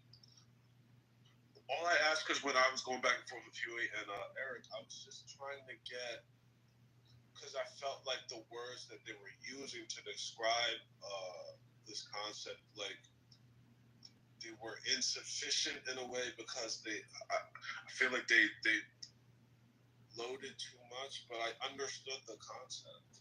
I guess I understood the concept, but I don't know. It's a cool philosophical conversation. It's not like, they're just talking out their ass. Like, no, it's like, I get it. I get what they're saying, but I just don't think intelligence is an appropriate way to define a rock. Yeah, from your perspective, I just want to say, from my perspective, I felt like what I was doing was unloading certain terms, because what I'm trying to point out is how loaded some of your terminology necessarily is, and when I point this out, everybody rejects it. Like when I point out that, like, oh, you're saying that a rock doesn't think, or X, Y, and Z, or can't make decisions, you're pointing to an agentic nature then, right? And you've actually loaded that, and it's like a prior that you approach the question with, like, but you don't realize how loaded it is to ask such a question in response to what we're saying. And what I'm saying is I'm taking like a reductivist view of like the semantics here, because Matt, I understand your objections. You believe in definitions and hard constraints on certain words, and that should be able to give us the full semantic overlay. And what I'm saying is it's actually not sufficient. Like a definition of a thing is not necessarily the same as the meaning of the thing itself, right? And if you can understand that distinction, you can understand why conversations like this are nearly endless and why they can be really fulfilling deep philosophical pursuits. So Louis, I'm saying I'm trying to offload, right? Not load terminologies. Like that's essentially the opposite of what I'm doing. I'm trying to offload what you mean when you say intelligence, for example. That's what it is. Process. Or information or process, right? I'm offloading that. I'm not actually loading it, right? Most people are responding with a loaded something which you don't understand it. Well, I mean, at the end of the day, Huey, though, if you're trying to correlate what you believe to reality, at some point in time, they have to converge or mesh or actually line up with what you're expressing. So they're absolutely in the right to ask for it if you're going to say something that is quote unquote intelligent, to ask for that to correlate with reality. And saying a rock has intelligence, that doesn't correlate.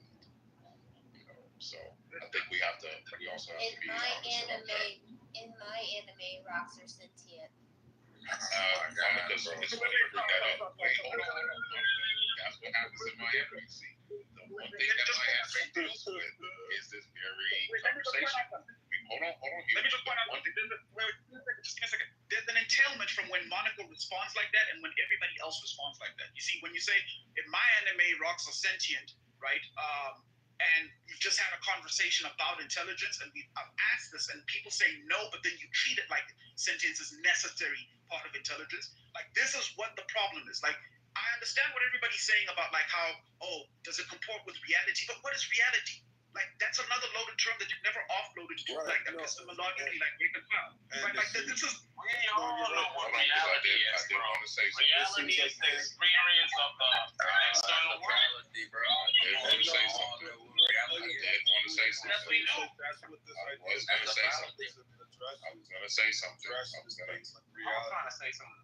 say something. But I know King was trying to say something after me. So here's the thing. I think, and it's funny that I think Monica kind of said it in jest, but she kind of says something that is profound when you think about it, because there is a way to add intelligence to a rock, and we see that with our computers. We see that a lot of our computers are made of rocks, right? They are the hardware that you're able to infuse with software to make a thing compute. So technically, she's correct. She might have been joking. That's literally what my anime does deal with. It deals with the conversation of how do we add souls or software to things, and can we do that? And I would answer yes. God has allowed a world where we can do what He's done after Him, meaning we can add soul, add spirit, add software to the things around us. Whether they're rocks, whether they're plants, whether they're X, Y, and Z, that's the age we're moving into, Yui, is the age of being able to add life to more than the things around us that we have as a default. So I don't think she realizes what she really said, but at the end of the day, I think God, that's what's special about us, is that we're made in His image in the sense that we can program things like He's done. Does that make sense? Because that's how I see it, at least. No, but I don't think you understood the critique that I was talking about what Monica said, right? I was putting it in context. Okay, what's the critique? The critique is that people assume that in order to be intelligent requires sentience. That's not my critique. Right? No, that's not his critique. No. I thought he said it's baked in there. No, Nathan. It's the conscious agency, and it's the conscious agency, or the almost like the self-awareness of it, Nathan. But then you can say computers aren't self-aware, and they can compute. They can process information. They can process intelligence. Huey was going to say his criticism with Monica's characterization of rocks have sentience. So my actual critique is that you fail to acknowledge that you are walking into conversations like this with the presuppositional base of definitions that haven't been fully epistemologically reconciled for yourself, such that when you are pushed or pressed back upon, you can't necessarily, right, draw the distinction where intelligence starts and begins, the upper and lower bounds of that, without arbitrarily projecting onto that and acknowledging that that's what we're doing constantly, time and time again.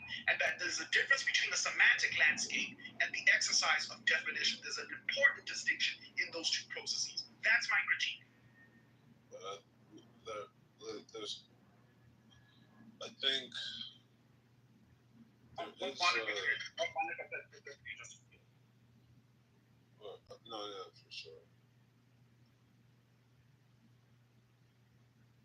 It seems like this Louis, this is a metacognitive epistemologic reconciliation of certain terms that you use in your day-to-day life, right? So when you guys talk about intelligence, I'm asking you a direct question. Is sentience a necessary feature or function of that? If you say no, there are implications and we can talk about those. If you say yes, I'm going to ask you why, and do you consider artificial intelligence the same thing if artificial intelligence is not I already sentient? explained that to you. Right. That's literally what I just talked about. Yeah, we said no, that wasn't his critique, and I just said the same thing. Maybe you just said You did not say the same thing, No, man. you did say the same thing.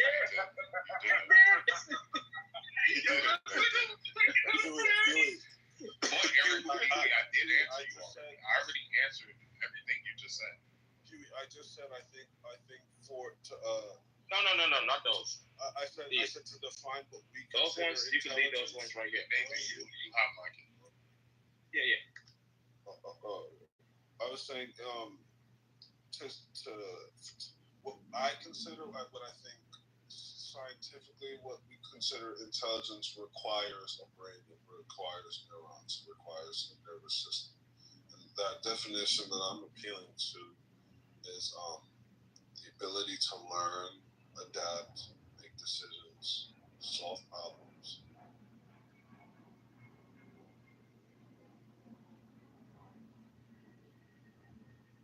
That's what I would consider intelligence. I would have to disagree with you. So what would you call intelligence? It's just an information processing system. That way you capture every level.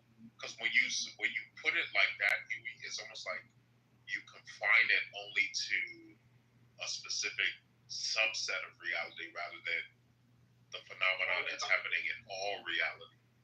So I think but Louis, what I would say is that I don't even know if I can agree or disagree with you because you've introduced loaded terms. And this is why I was saying what I'm doing is trying to answer. So like okay, so the ability to learn. Loaded again, very loaded.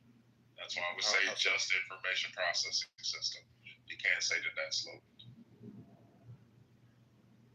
Anything that can process information. Wait. That's still technically loaded, and we still have to unpower it. But then we went through this photos are plants intelligent then because they like photosynthesis is a process, right? Yeah, there you go. My bad, Louis. Yes, I would argue plants going through. You said photosynthesis, right? Yeah. I would argue yes. They are going through a process. Say it again. Process. Correct. And so I would argue it's a low level of intelligence, not a high level. So here's Michael. Wait, hold on. Let me fast forward to the part you missed of this conversation. Okay, cool. I'm saying reductively, when all is said and done, the fundamental question for me has always been, does energy contain information? And it turns out it does. Io once spoke to an experiment done where energy is transferred from one cell to another, and then like there was something about like a directional change. I found that fascinating. But here's the thing, even if you take that experiment aside, the question is, what is transferred when energy is transferred, right? Is it a matter of capacities, and are capacities in and of themselves informative in any kind of way? If that's the case, and I happen to be, that happens to be the case, I happen to believe that capacities are informative because when energy is transferred from one place to another, capacities, information about capacities is exchanged, and as long as it's informative in any critical sense, information is always exchanged when energy is exchanged. Therefore, okay, when a rock receives energy, responds to it, right, and processes it in such a way that like it changes the fundamental constitution of the rock in some meaningful sense, then it is receiving and processing information, not just energy, Yeah, hold on. What Information that is goes with information? What is information? Distinction. It's the energy. Keep going here. It's the energy. So information. What is information? I just told you it's distinction. They don't know. Huey, keep going. No. What is that? What is information? Define what information is. Because when you say, it's energy, you conflate energy to be information. What is information? We're both kind of trading like. No, let Ayo do that. Let that white boy talk.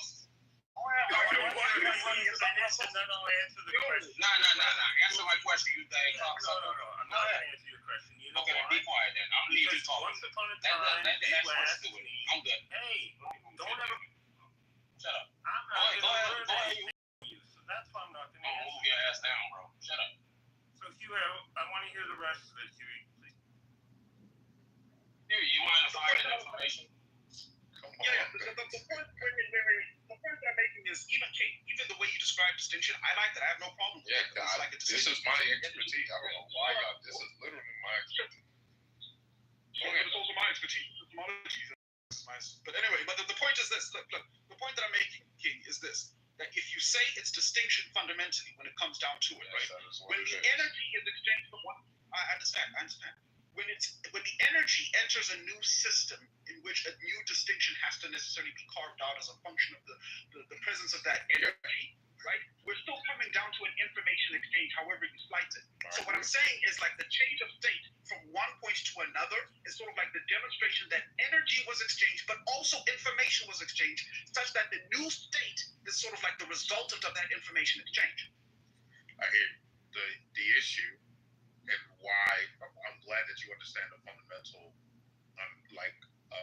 definition of information as distinction is that here you need to make a distinction in how the rock is ingesting this energy. It's not in a way that will be associated with a high level of intelligence or a level of intelligence to even speak of. So that's where you're not making a distinction. You're not making a distinction in the sense that just hear me out.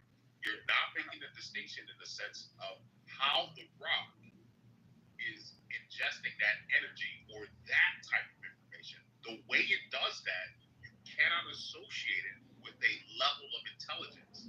The rock has no intelligence because the way it's processing energy or that type of information is distinct from how we or photosynthesis or even a low level of intelligence would do the same. So you have to make a distinction between the levels, and that's what I'm trying to get people to understand. You have to make a distinction. Rocks do not ingest information the way we do. Go ahead. I actually don't disagree with that, but here's the problem, right? I'm not concerned with how intelligent a rock is. I'm concerned with necessarily demonstrating that a rock is intelligent in the first place. That's what this entire discussion's been. So when me, Louis, Eric, and Nathan were going back and forth on this, we're stuck on the part where is it intelligent at all, or is it not intelligent, period? That's the thing we need to reconcile first before we discuss how intelligent it is. And we need to reconcile what do we mean by intelligence, what do we mean by information, what do we mean by semantics. It's about meaning, which is increasingly difficult. Semantics. Yeah, absolutely. And the point that I'm making is this, okay? I'm happy to discuss how intelligent rocks are if everyone is willing to concede that rocks are intelligent. Yeah, and I would still have to disagree. Okay, there we go. So that makes sense to discuss how intelligent rocks are. There is a midpoint between the two of you, and I would just call it the ground state. So you can start with like a 0, say, hey, the rock has potential, but not actual intelligence because it needs outside interaction. I said that earlier. Other than a rock has to interact with it. And I would say that that's the distinction. So it has encoded memory. There is information in the rock, and depending on how you interact with it, whatever transforms you perform, however you impart energy on it, you'll be able to extract some of that information or measure some of that information. For example, in my company and our work, whenever we take a measurement, I'm like, how can we break more symmetries at the same time to extract even more information from simply one measurement? So Huey, he's basically speaking to what I said earlier to Monica, the ability to infuse spirit or soul or software into the things around us. That's what IO is speaking to. Our ability to turn a rock into an intelligence. I understand that. And so my I guess, don't consider this a rebuttal. Consider this an appenditure here, okay? That insofar as the rock is actually a rock and contains information within itself to maintain its constituency to some degree, you have something that's interacting with itself to some degree to remain that thing, right? And insofar as that's happening, the rock is not just simply potential, right? It's not necessarily potential. The first statement that you made and the second one do not necessarily logically follow. Like, it's not necessary for the information to be that which binds the system together. For example, I can write graffiti on a rock, and depending on what kind of camera and what kind of light I shine on it, I can either see that graffiti or not. Right? So that doesn't necessarily have anything to do with the structure. And like the constituents are like, I can't determine deeper than that. So there's information at various measurement scales as well. So the smaller you measure, the more information you can get, right? And so there's kind of that hierarchy taking place in your first to second statement. Yeah, no, but hold on. What's the refutation then? Because what I'm fundamentally pointing out is that like the information contained within the rock to hold solid. So for example, let's say it's a rock made purely out of carbon. Like this. Hold on. Let me just interrupt because this is wrong thinking. Think of it like this. You're a surfer and you're on the ocean. And there's various waves. And you are paying attention to a particular kind of wave, a particular kind of phenomena of information traveling across the substrate of all matter. Okay? And you're waiting for that. Meanwhile, there's other computations happening. So it's not clear to me that when we look at it, we can say that there's one kind of information. In fact, there's many kinds of information. So it becomes something like... I know, but I'm just using a slightly more precise language. Okay, no. That's fine. What's the wrong thinking if that's what I'm saying?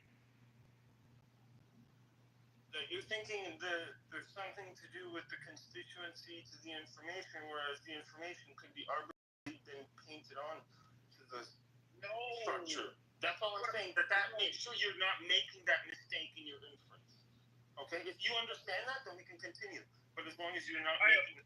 Okay, let me make it... So let me draw this out with an analogy so that we can see if we're on the same page. A rock is a rock, and a rock is comprised of several molecules that ultimately form a shape of some kind that we call a rock. Molecules are typically specific elements arranged in a lattice. There's a sort of like a property to these things that we've ultimately decided this is what we're just going to fundamentally call a rock. Now, when we see a rock, we don't see all of that shit. Granted, right? We don't see the lattice, we don't see the atomic arrangements, but we treat it as a given that those things are fundamentally there in some sense. And the question is, what is holding those things necessarily together, right? And you could say that, well, it's the instruction of I have a cheeky answer. Those rules are kept off book. So I don't think they're anywhere in the system. They're discovered above the system. So it's like standing on the edge of a pool and then just taking measurements and then figuring out what the equations of fluids are just by simple measurements of you bobbing up and down on the edge of the pool, right? So that's kind of what we did. Those rules were not written anywhere explicitly. They're embedded, and you can determine them through a series of many measurements. What would you be determining? You'd be determining the rules of the consistencies, the patterns that are invariant under time, which is energy. Okay. So you would be determining what has been determined? No, you'd be able to predict because you would have the rules. Yes, you'd be determining what has been determined, which is the rules, right? But you would also be able to predict what has yet to be determined. I don't disagree with that, but I'm not concerned with making of the predictions. I'm not concerned with making of the predictions, right? I'm concerned with ultimately the rules that govern like the interactions between the atoms, the molecules, and the energy itself, and that there's energy within that particular system. And in saying that, like information is exchanged even within that system, even if it's a closed system, right? There could be information encoded in the system or embedded. So yes.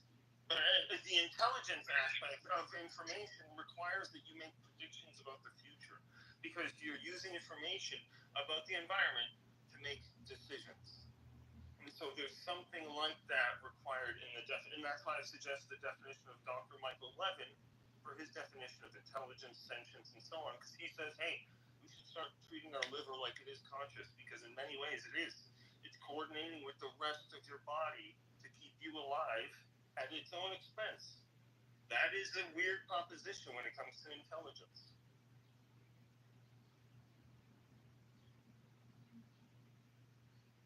I'll ask a simple question, right? And if you give me a simple answer. Does the energy inside the rock help keep the rock together or bind the rock? Okay, so I would phrase it like this: there is the rock. No. Let me phrase it. Let me say it out loud how I would translate it as a physicist, and then we'll go from there. Okay. So the rock has mass. That mass has energy. Given the morphology and other properties of the rock, I can determine further not only the mass and energy, but the specific configuration of those within the space. Okay, so that's all I would say at this. Something like you have to have that kind of separation. There's almost like a tripartite way of bridging. Did you hear the question I had? Just restate the question. Does the energy in the rock help bind the rock?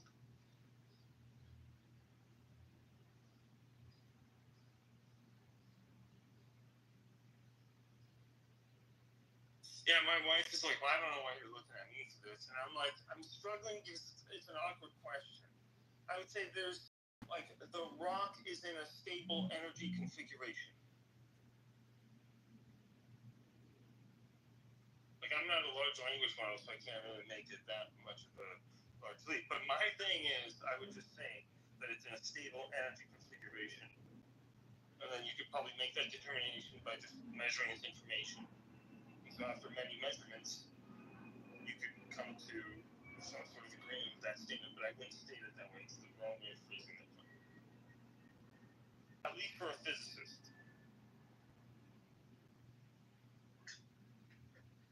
Okay. I'm gonna be back in 10 minutes, y'all. So I hope, because I got a pretty big run out. We've got back in 10 minutes. Just give me 10 minutes. So it makes me think, is there any type of rock that is alive? Yes, your computers. I already told you that. No, I'm talking about not computers. Wait, computers aren't alive. Well, how can you... Wait a minute. No, coral. Is coral considered a rock? I don't know. Is it? So you mean something that is not assembled or something that's not... So you mean something that's just default there without, right? Is that what you refer to? Something that's just default there where you don't have to do any assembly, right? Wait, I'm still working on this coral living rock. Okay, no worries. Nathan, were you going to say something? Not a rock, Monica. You didn't even have to check. It's not a rock. Oh, okay. Oh, that's what you said. Okay, yeah, correct. I didn't think it was a rock. I thought it was a plant. But you can correct me though. The point is though, Monica, and I don't agree exactly with his wording, but I get the spirit of what he was saying. Rocks have a potential for intelligence, and I would agree with that. But not that they're infused itself, but that you can assemble it or essentially compute it into something that is intelligence. That's what our computers literally are. And they don't have to be sentient or self-aware, although they're getting there. They don't have to be, and they haven't been historically, and yet they still compute. They still calculate. They still encode. They still do a lot of things that are clearly associated with intelligence. So, one thing I would say is that this entire conversation shows, at the very least, we have an old, outdated model of viewing the world, which I call physics, metaphysics, that needs to be changed because it's not allowing us to keep up with the modern day reality, how things actually are. And And that's because we're still working with a framework from like, shit, 600, 700, maybe 800 years ago. So, you know, that is the thing that needs to change, and that's essentially what this conversation is dealing with. Morning. I was just, you've been listening for a while, and I'm familiar with Alfred North Whitehead to some degree. And what Huey was getting at, you know, part of, I think it was Louis reading the definition earlier, he had mentioned kind of like the rock there, but that you had to have the light, the information included a series of events. So Io was addressing it. He was talking about these events of measurement. Right now, North Whitehead is a mathematician also. And so since it's kind of a semantic game, maybe I shouldn't say game, but because if you listen to Io and you listen to Huey, you'll see the way in which they're phrasing things, the terms in which they're using. And this is in one manner a type of pushback with the idea that we're able to more appropriately approximate truth because you have to adjust the language that you're using. Not have to, but there's certain constraints, like in physics, on how to approach a definition of things. And so Huey, calling this a metacognitive dialogue, right, in trying to justify Alfred North Whitehead saying that a rock is in the universe and it has a relationship in time with all things in this universe, such that God is all things and that the rock is in process and that these events are that to know them are a series of events. The whole thing stemmed from the idea of, is a rock intelligent, right? And so the idea of granting over that the coherence of a rock being a solid that inside of itself, the lattice or the physics of it maintain a type of coherence, that presumption, right, whether or not you're using events to do it, the presumption of the essence is that the coherence itself is a type of intelligence, saying that to bind itself, the molecules to bind, is a type of intelligence, or the materials, the minerals, the whatnot that makes up a particular stone, right? Is kind of, to use the semantics, to use the word intelligence at this level.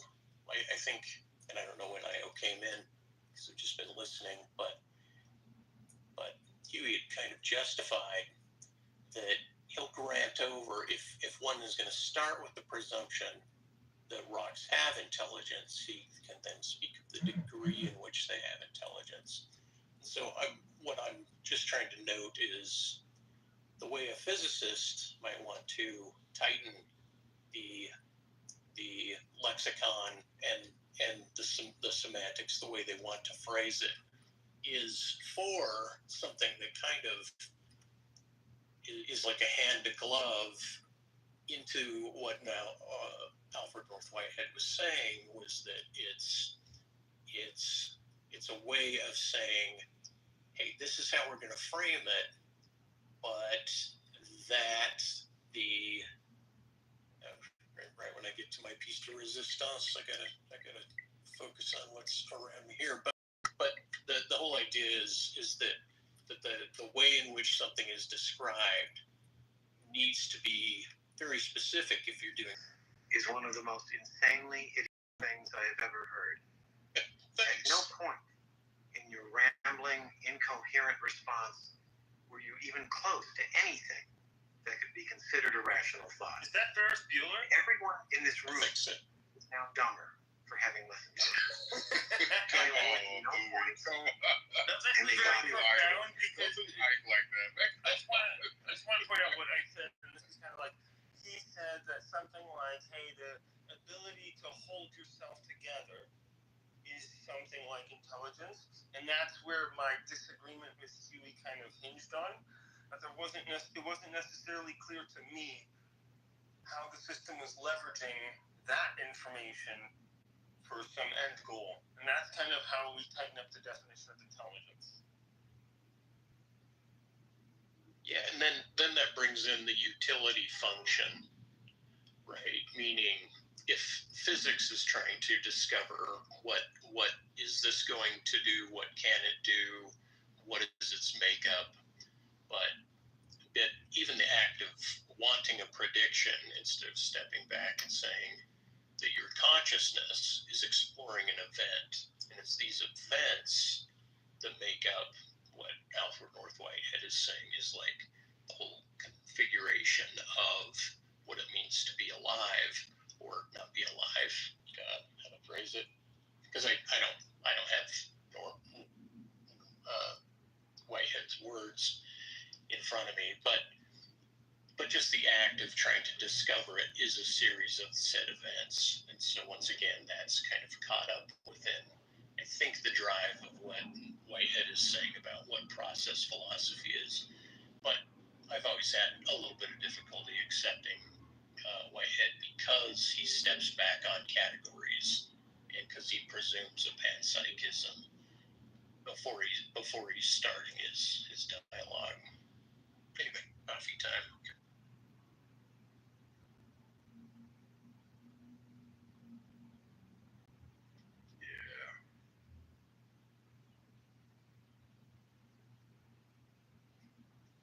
Like to ask IO, would you do physics if there was no utility function? If there was no utility, no application for anything that you discovered, why do it, right? If there was no record or no thing minus utility function in physics, why would one do physics?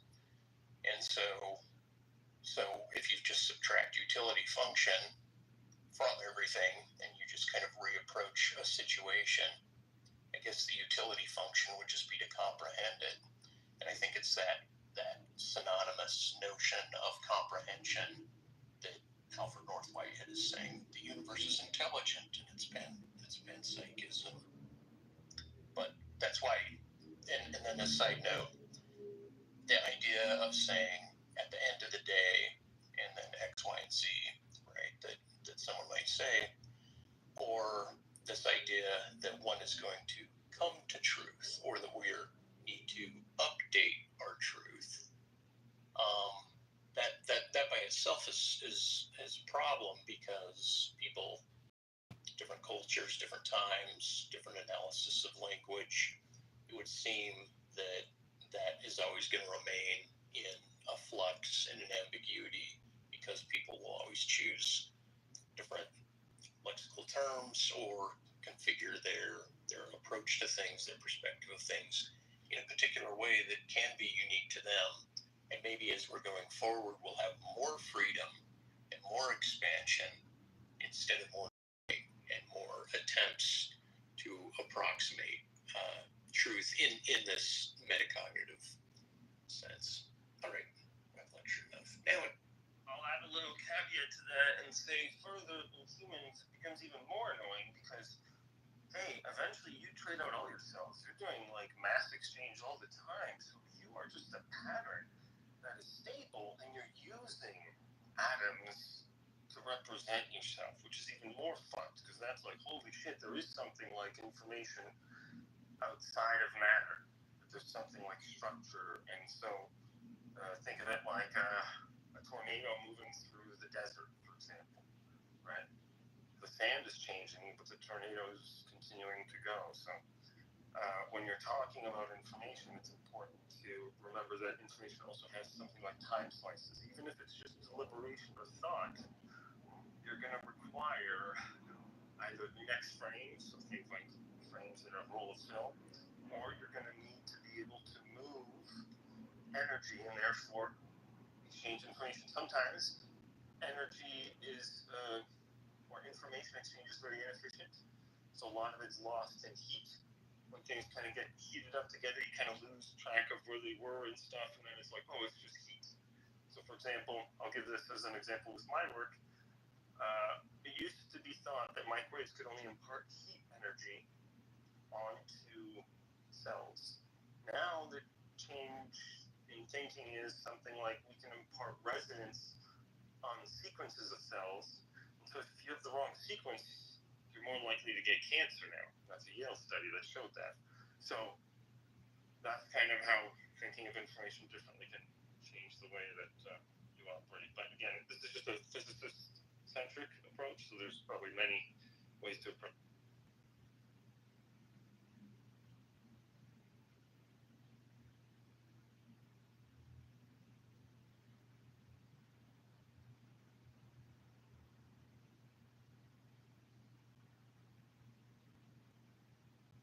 Yeah, information specifically is my favorite topic.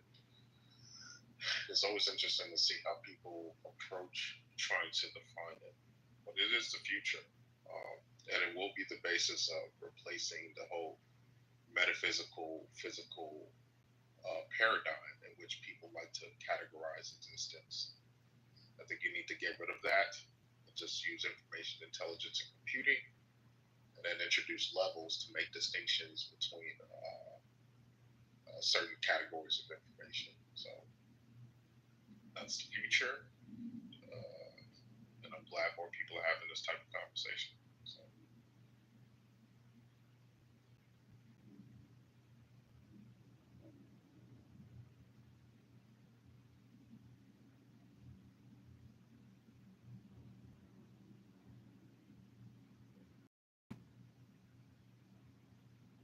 Facts. Yo, Lou, you did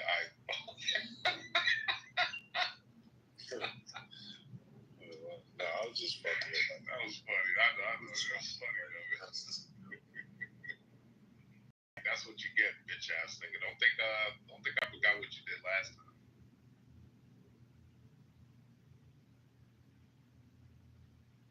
Since I let you guys go, I didn't hear a damn thing because I was ordering coffee and shooting shit with the baristas. So whatever that was.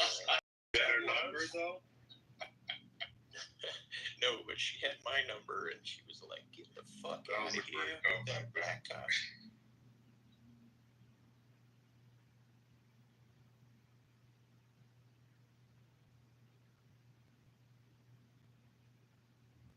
Now, you got, I don't know how. I mean, I know we rub each other the wrong way sometimes. But I like you know that. I just sometimes you give me shit, I give you shit. So it's all good. I fuck with you though. So.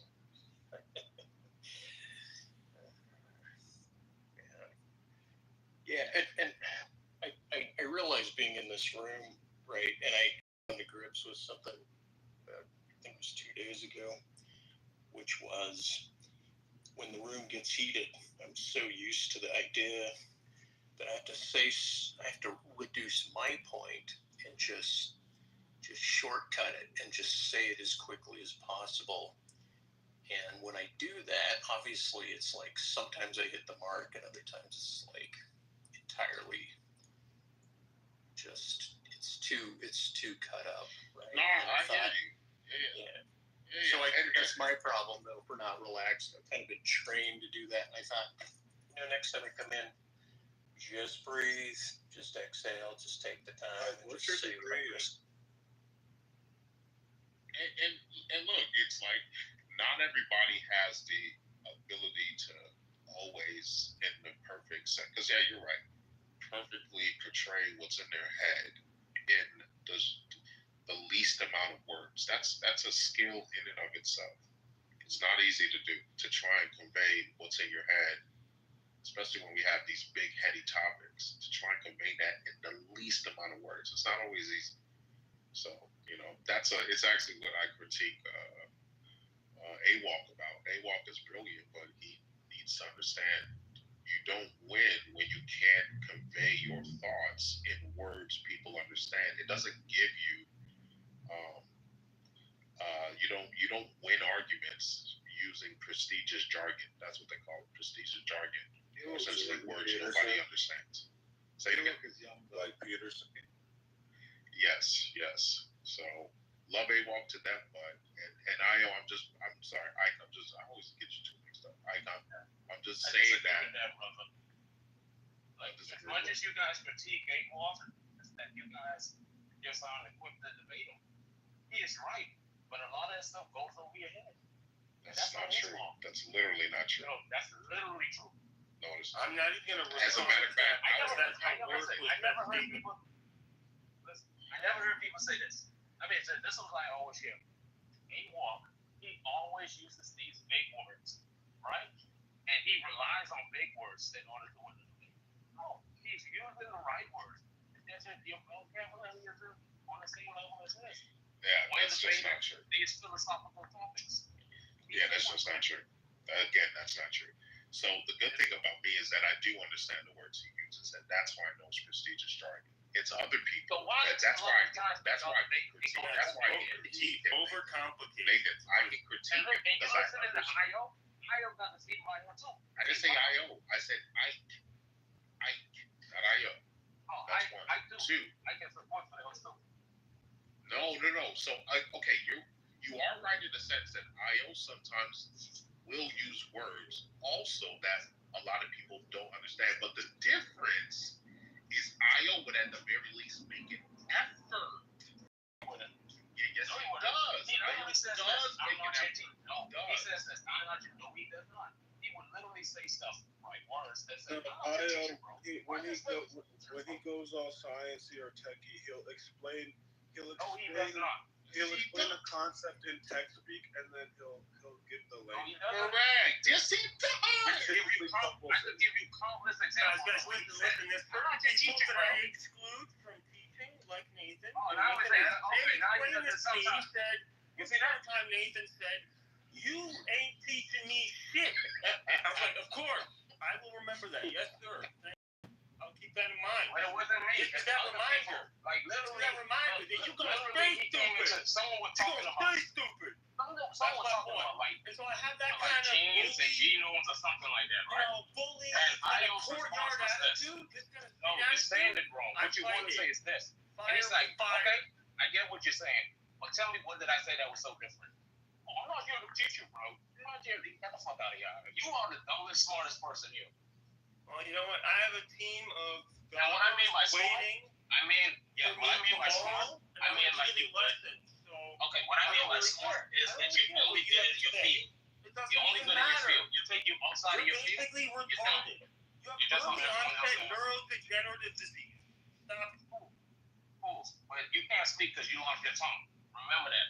No, I actually lost my tongue. Had reconstructive surgery. Learn how to speak again, and I can still school you. Exactly. Okay.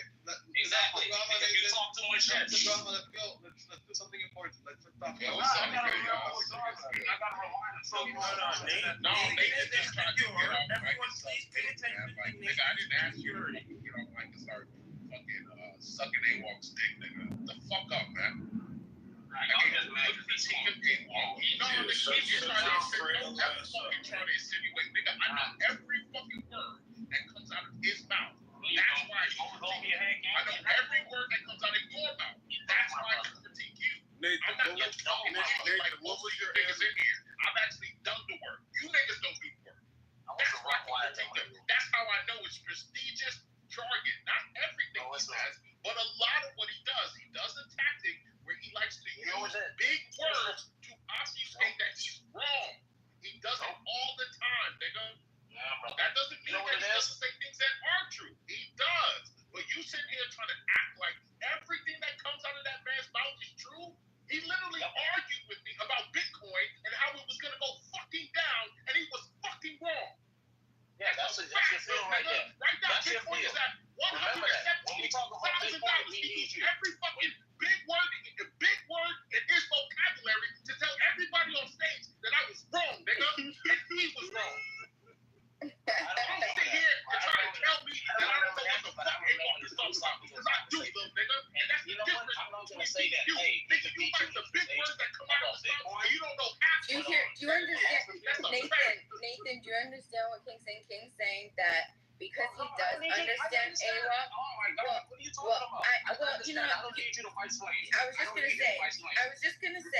was just going to say, allow me to white explain.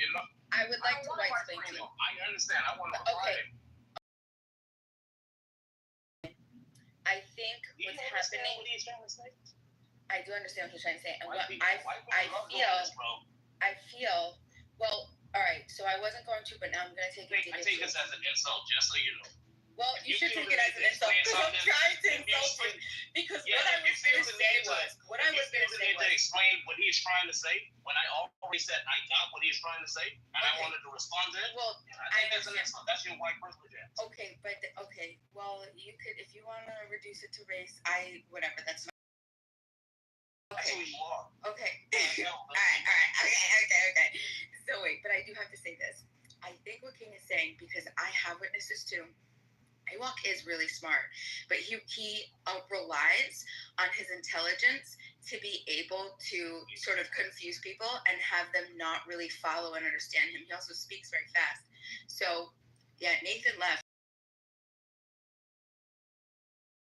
Identify that.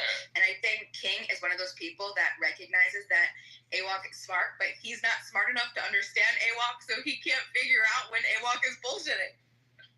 You know what I'm saying? Right? That's pretty much it.